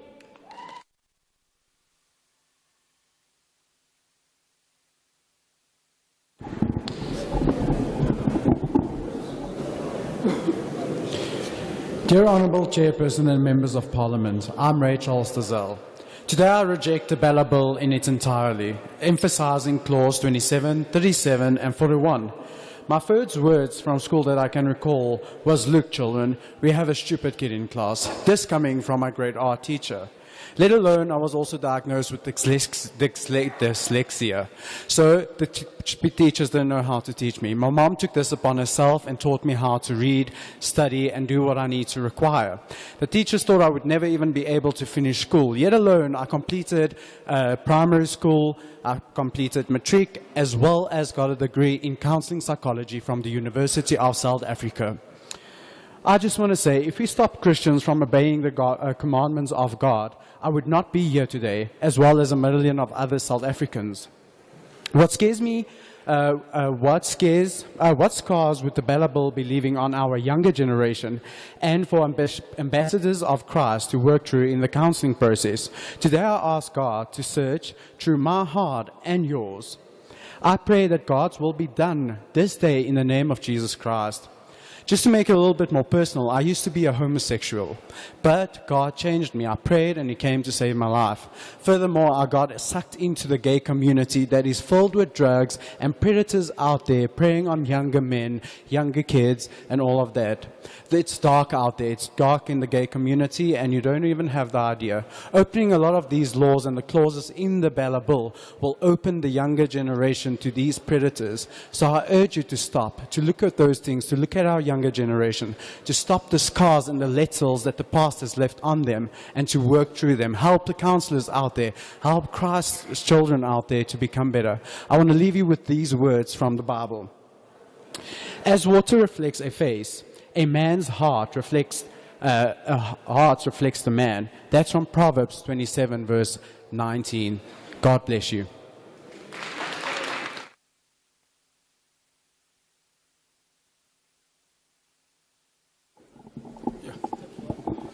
Okay. Let me greet our lawmakers, our parents here today, the teachers who are also here today, all of us, the learners also. I just want to start with quoting my greatest hero, the late Nelson Mandela, when he said, "I have discovered, after climbing one great hill, that there are many more hills to be climbed." The moment I just thought that we have won the fight against alcohol abuse, the department is now taking the alcohol to our schools. That's how Mandela felt, and that's how I'm feeling here today. We are making progress. When we just thought that we have won the fight, we are just starting a new fight, like bringing alcohol to our schools. I must say that I'm a father, I'm a SGB chairperson of a school there in Jankemdorp. I have a daughter who is 13 years old. I'm asking myself, when there's a function, maybe today it's a Sunday, we are selling alcohol at the school. Will the school be able, they are saying we are going to have babalas. Will the school be able to give my child liquor the following day, the Monday in the classroom, because we are selling it on the Sunday? So it means to rectify her head, we must give her alcohol on a Monday. So I'm totally saying no against for the sale of alcohol. We must never allow to sell alcohol at our schools. Coming to number 10, about corporal punishment at our schools. It's an understatement. We must say our children are being abused at school. Our children are not safe at our schools. I'm referring to my particular school, whereby our children are being hit every day at our schools. And we are reporting these matters to the department, but nothing is happening. I have a file here where some of them even admitted guilt to these acts. So we must not only write laws, we must implement them. Also monitor that those laws are being implemented. The other one is number 21, about the powers that the portfolio of the parliament wants to take away from the SGB. And I'm not personal, I'm not talking about HOD as in person. I'm referring now to a position of the HOD. But first, let us define what is government. Government is lawmakers. They are the rulers. And those, they rule the people who are... Your time is up. Are you supporting or rejecting the bill? Rejecting it. Thank you very much.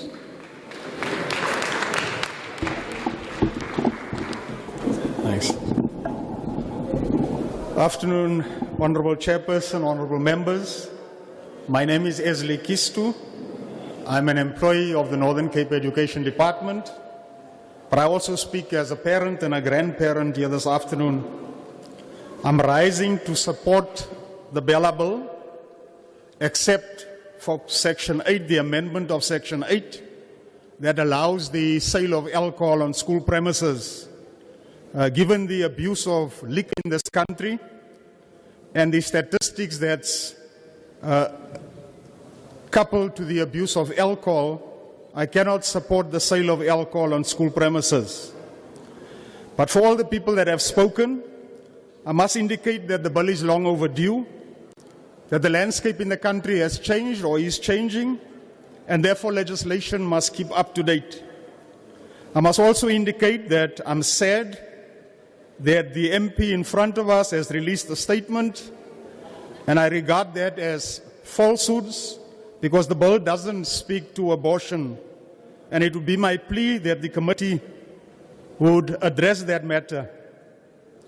I must also indicate this afternoon there's been a lot of Christianity and quoting of scripture, but I must say to some of the colleagues and those that have quoted scripture, you can call yourself a Christian, but it doesn't imply that you are a follower of Christ. Then I want to speak to admissions and language policy. And as a person that have worked with admissions over the last 10 years, I have firsthand experienced the discrimination by some of the schools. I've also noticed that the language policy is used to discriminate against certain sections of the community, and I therefore support that the HOD must have the final say as it regards admissions, and that the language policy must be approved by the head of department as well. In terms of the definition of serious misconduct, I support the amendments related to the definitions of misconduct, and I support that the hearings must be age appropriate, because I've also witnessed how the hearings have been turned into mini courts and have not taken the age of the learner into account. With regards to homeschooling, we need to remember that the bill simply provides clarity on homeschooling and doesn't abolish homeschooling. With that, Chairperson, I support the Bella bill. Thank you.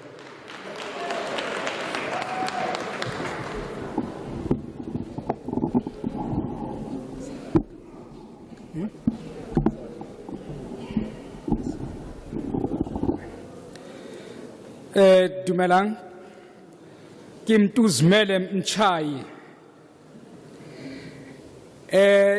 Toki Kote Mwe Yadipuo Tsaha Re Chief Justice Mokheng Mokheng. He once said, "We need ethical leaders and we should not insult our intelligence by remaining mum when those are in high position invoke or implement wrong decisions."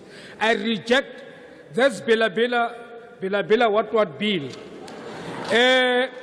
Let me say this. There's the functionality of school governing bodies with regard to the management of finances in public schools. This functionality tool, you got it from Professor Beckman and Professor Rangongo from the University of Pretoria. I don't know whether did this study reach the Committee of Education. Let me read some phrases because it's 272 pages. So I've just only took out these pages. Let's hear what the study says. In some schools, SGB structures are there but seem to be dysfunctional. The structure often in the principal's pocket. The dominance of principal in governance becomes a problem as indicated in the review report 2004. Principals are too reluctant to relinquish or even share their power of authority. Many principals bent on running schools autocratically utilize of some of the following strategies to deny other stakeholders the opportunity of participating meaningfully in the affairs of the school, creating the impression of consultation while retaining power, restricting debate on key contentious issues, and setting up restricted channels of the participation. The danger of this practice is the mismanagement of funds. The other one, the aim of having SGBs. The primary of having a school governing body is to enable parents to have a greater say in the education of their children and to bring democracy to the local level. The parents are the indispensable cornerstones of a successful education system. So now you tell me, if you take my powers and give it to the HOD, the very same HOD whose hands are full, she can't even act. We complain day in, day out, she does not act.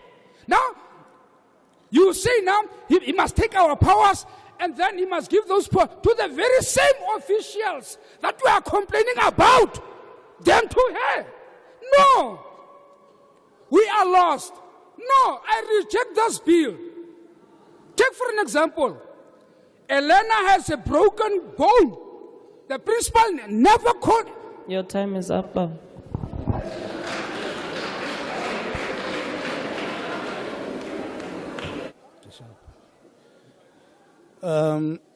Good afternoon. Good afternoon, members of the Portfolio Committee and the Chairperson, the community of the Northern Cape.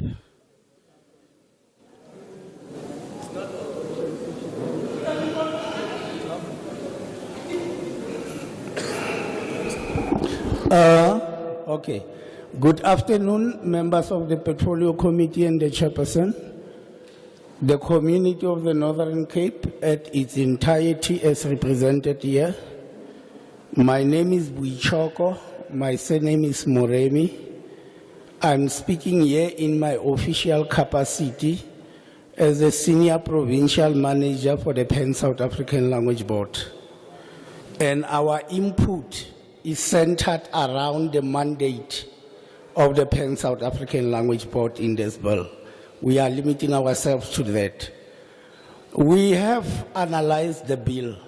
We support the bill in all the provisions that are relating to issues where in the Northern Cape, based on the work we are doing in all the regions and the schools that we have interacted with, based on that experience, there are still schools in the Northern Cape. You go to Azwater, you can go to Pixlika Seme, you can go to Namakwa. Learners are refused admission based on the language they speak. Some schools are still using Afrikaans as the only and main language in this province, whereas we have 12 official languages. We are also supporting the provisions in this bill that are accepting South African Sign Language as the 12th official language in the schools and in the country.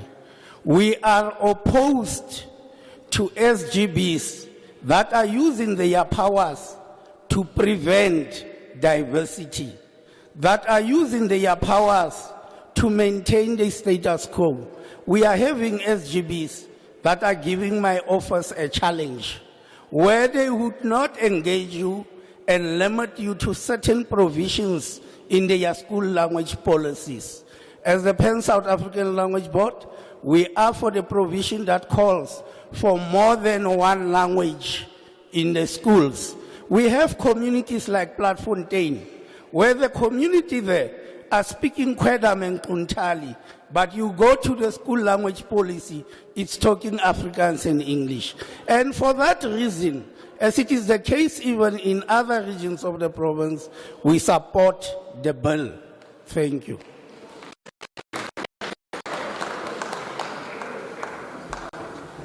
Thank you, Chair.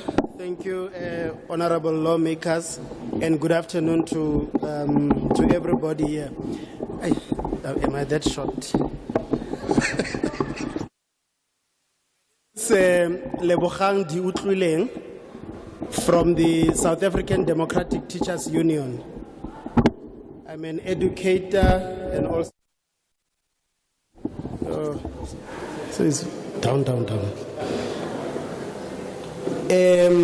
No, we support the amendments to start with.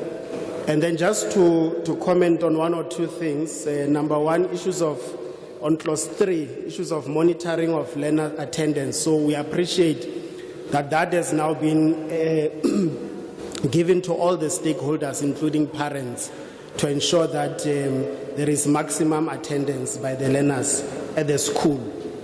And then clause 4, the issue of compulsory attendance. I just want to quickly combine it with clause 3 to say that some of the challenges of learner attendance might be beyond the control of schools and parents and might be issues frustrated by the Department of Education itself. because there are learners that are not academically gifted, that are in the academic schools. The schools have gone through all the screening process to ensure that they identify the learners, and so that learners then can be referred to schools that will be able to maximize their potential. However, these learners are still in these academic schools because the department does not have enough mechanism or willpower to then channel these learners where they are supposed to be in terms of referral. We are told that there is no capacity. So I'm also including it in clause 4, because clause 4 talks about compulsory schooling. So if a child is at a school that is inappropriate for their cognitive abilities, that will simply say that this child is not given access to schooling. And then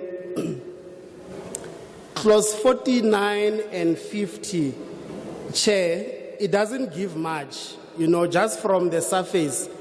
As a unionist, I'm a little bit worried. It might Your give... time is up. It might give constraints. Your time is up.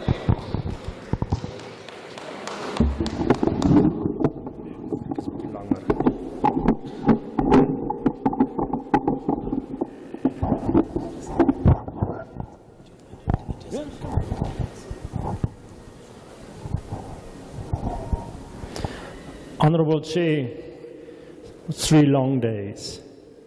Respected members of the Portfolio Committee, esteemed dignitaries and fellow South Africans, I am Matthijs Visser, a homeschooling parent, and I stand before you today to reject the Bella Bill and to voice strong opposition to Clause 37. When you read through Clause 37, it's very clear that the Minister does not know a lot about homeschooling or home education. I understand that homeschooling is only 29 years old in South Africa. It's also clear that not enough research has been done into that matter. That I don't understand. The exact powers of the head of the department are not stipulated.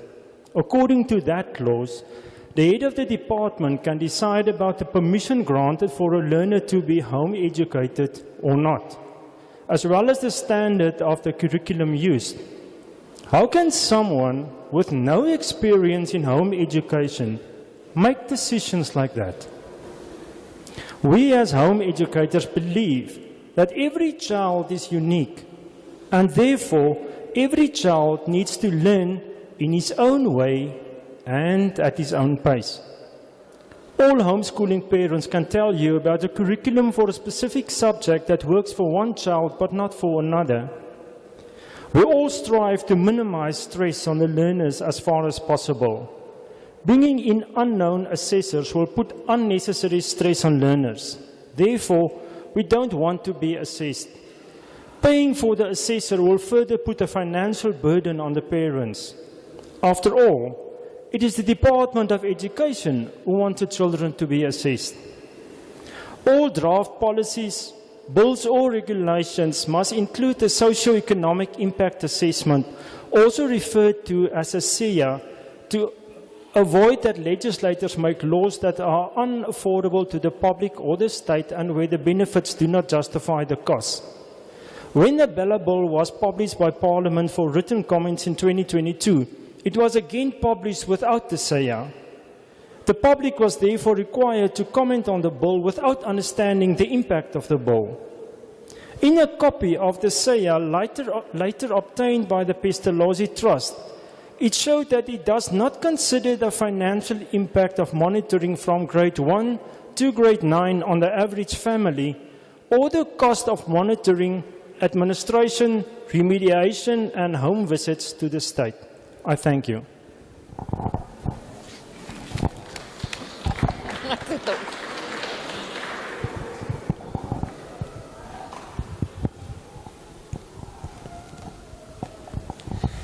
Good day, Parliament and fellow South Africans. Almost time for coffee and cell phones in a break. My name is Anel Mayri.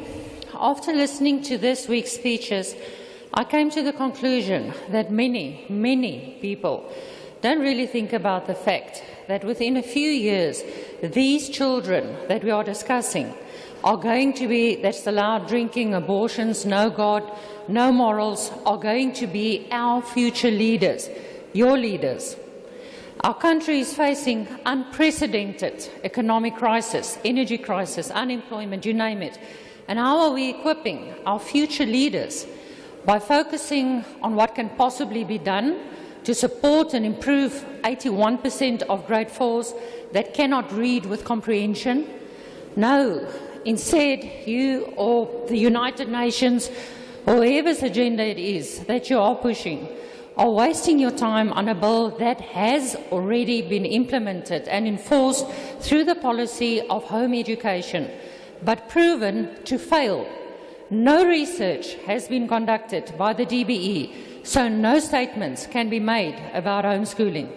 Homeschoolers has repeatedly asked the DBE to conduct research together so that the DBE could know exactly what and how homeschoolers are learning. Any secrecy or mystery about that is purely because the DBE doesn't want to find out. And I just want to mention here this apparent issue of many homeschool learners that cannot read. If proper research were to have been done by the DBE, they would have discovered that it is actually from so-called cottage schools, not homeschoolers. Not homeschoolers.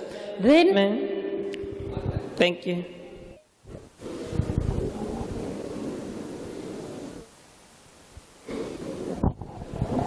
Thank you, Chairperson, and all protocol observed.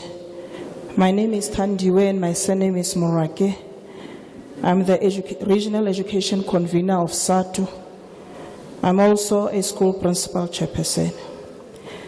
Chair, I support the Bella Bill in all clauses because, number one, it will address the malicious abuse of the SGB authorities to stifle transformation. Also, uncertainty pertaining to home education legislation. Chairperson, I support the Bella Bill, in particular, clause number 2 of the bill, which seeks to amend Section 3, subsection 1 of the South African School Act to provide that school attendance is compulsory from grade R. Furthermore, Chair, I want to support this bill based on clause 3 of which provides for the monitoring of the school attendance by educators as well as parents and principals in order to address the dropout in an early stage. Clause 7, Chairperson, which seeks to amend Section 8 of the South African School Act by providing in Clause 7A that not only any applicable provincial law but also the Constitution of the Republic of South Africa, as well as the South African School Act, must be considered when a public school adopts a school code of conduct.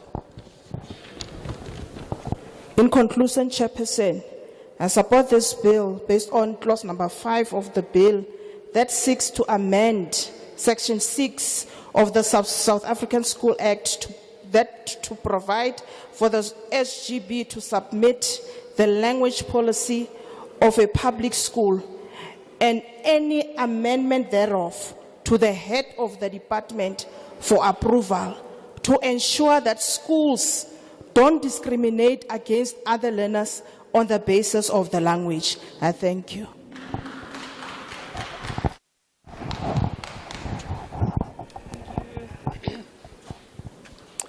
Hi, good day, Mrs. Chair.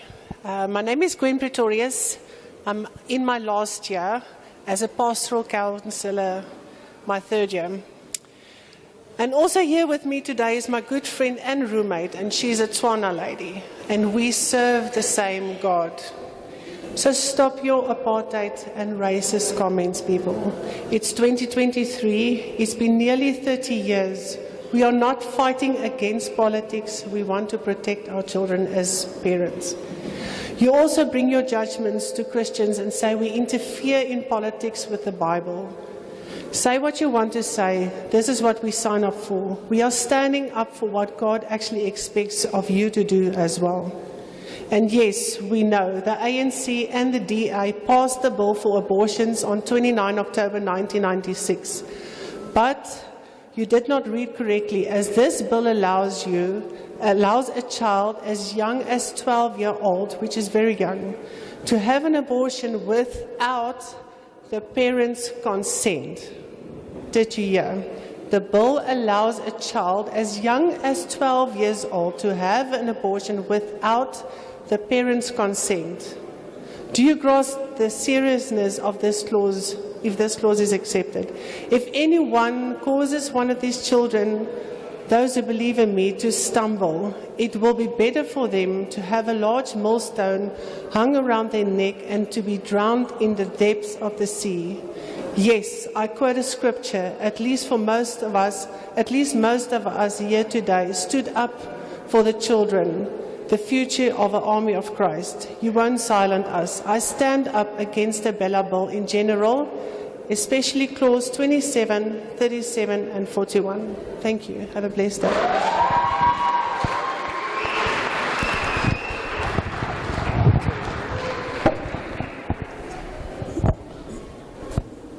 Good afternoon, Chair, and all the parents. My name is Galeshewe Monyera. I'm an employee of the Northern Cape Department of Education. Chair, my stance is I 100% support the bill as outlined. A few things. The lobbyists of homeschooling expect government to be a mere spectator. Thus, Chair, we must reject wholeheartedly. So many years into our democracy, exclusionary practices still persist. And they are used, or they persist because some other element are used as proxies, particularly the language issue when it comes to admission. So we must reject in all the fashion that it comes about. The criminalization of those who prevent learners from attending school, Chair, I think it's an area that we should welcome, because schools and the education sector has become a soft target whenever there are dissatisfaction within communities. I honestly can't see the interface of this criminalization of those who prevent learners to attend school vis-a-vis the right to strike, employees' right to strike, because the right to strike is regulated by your laws, your labor laws. So that is, that is welcomed. The other one that is welcome, Chair, is the availing of the budget to the broader parents before an SGB go and present the budget to the parents. Precisely because in most cases, parents would see the budget only on the day where the budget is presented. And a limited time will be provided to discussion of the budget. The budget will be fine printed, PowerPoint slides, and the parents will be expected, in essence, to just rubber stamp that which has been already provided. So we support this. One other element here is the utilization of school buildings by the Department of Education at no cost, under reasonable condition. We know that the infrastructure of some schools, those schools are using and asking the department a keel to use those facilities, and those facilities are the facilities of government. Thank you, Chair. Thank you very much.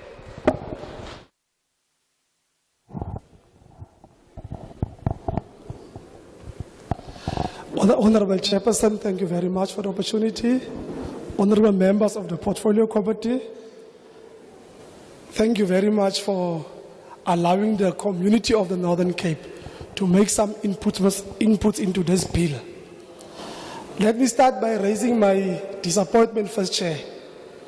The fact that when we started with these engagements, we had a full bench in front of us. And now we are ending the sessions. We've got 50% of the bench left.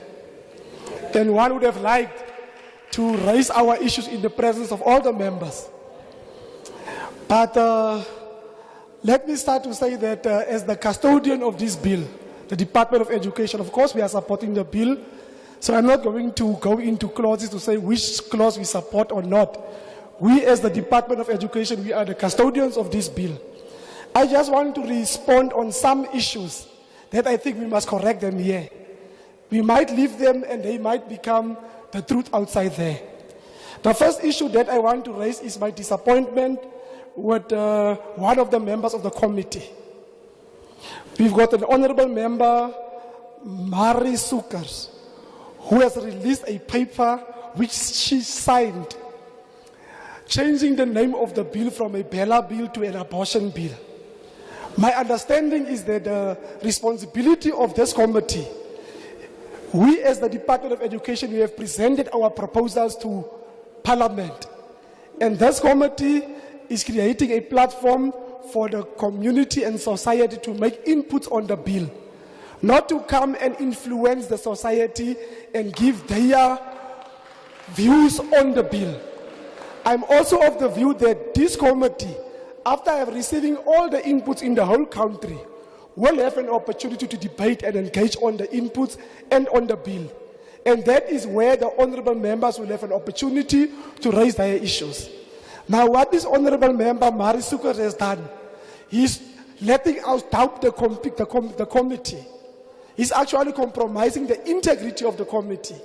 Now, I am standing here to say, but we have got a committee here who's coming here with predetermined views. Committee have already decided that this bill is an abortion bill, it must not be accepted. Instead of allowing members to make inputs, and later on, they will get an opportunity to engage on the inputs and engage on the bill. So I want to raise my dissatisfaction as a custodian of this bill, and I would request the committee to take this matter up. I will actually appreciate it if I can get an opportunity when the Parliament will be debating this bill, so that I can go and raise our dissatisfaction with the member concerned. The second issue that I think we must correct here. We cannot say teachers are responsible for impregnating learners at schools. It's a fallacy, it's a wrong statement. You are speaking here as if teachers are not parents. You are speaking that teachers are not part of communities. The teachers are the first defense of those learners at the schools, even when the parents are not there. I don't buy the story that teachers are the first people who are impregnating learners. It might be less than 1% of teachers who are doing that. We cannot say all the teachers now, they cannot be trusted with learners because they are marking learners. It is wrong. It's a false fallacy. We must correct it here. Teachers are parents, they are part of the community, and they are carrying the interests of the learners. And we must afford them the necessary respect in performing those duties that they are doing. There's also a narrative going out here that the Department of Education don't understand home education. It's only this certain group of people who are having an understanding of home education. As a department, we are welcoming home education. The people who are professors in home education, why are they reluctant to allow the department to get into this home education? If they are the masters, they've got the information, why are they not prepared to open up and engage the department on this home education? Instead, they are closing up and saying, but the department does not understand, the HOD does not understand. Them understanding, why are they not opening up so that we can all work together to make sure home education is successful? We support home education. If they are so intellectual, they understand it.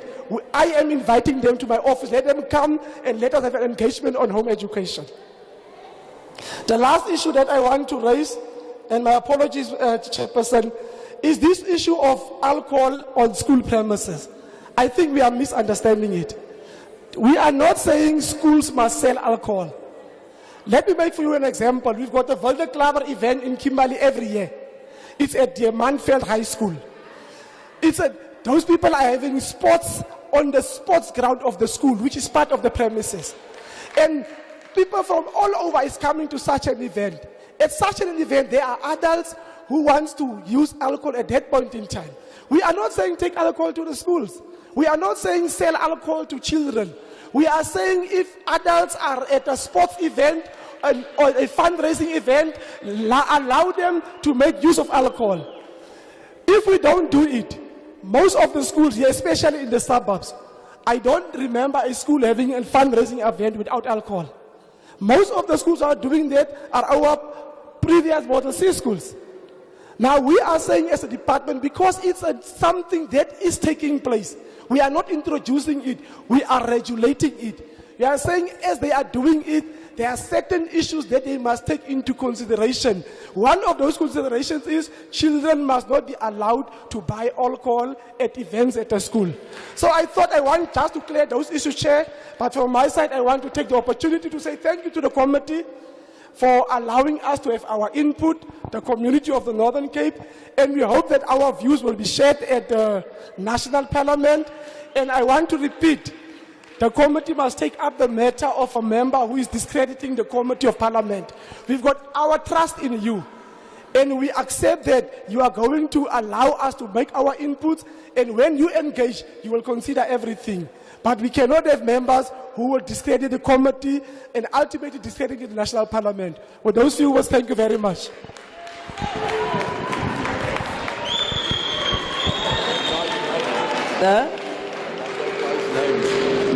His name. Boshoff wants your name. Honorable Boshoff wants your name. Thank you very much, Chair. Honorable Boshoff, my name is Zolile Monakali. I'm the MEC for Education in the Northern Cape. Thank you very much. Thank you very much. Let's thank you. We are also disappointed that the other side is also 1/3 of what it was, MEC. So you must not be disappointed in us too. We are also disappointed that you are no longer the number that we have started with. But on a lighter note, thank you very much to everybody. Thank you, Northern Cape. Thank you. We had very successful hearings in the province. Thank you very much. We started in Upington on Friday. We were in Kurumani yesterday. We are here today. And to us, successful means that we did not cancel a hearing. We had our hearings very successfully, and people participated freely, very freely. I think all of you will say you participated very freely. Thank you so much. What your views are in the Northern Cape are captured. They are going to be part of the national contributions. This is the 8th province. Next week we are doing Eastern Cape. It is the last province. So after that, as the committee, we are going then to deal with the issues that would have been raised in provinces. And then we are going to take the bill to Parliament for acceptance or rejection. We are going to debate this bill too, and we are going to take it to Parliament for acceptance or rejection. Thank you so much, Siyabonga. Thank you, Parliament team. Thank you very much. Oh, Nengama Soja, man. Thank you very much. Thank you very much to DPE as well, and thank you very much to the provincial education team. Till we meet again. Thank you.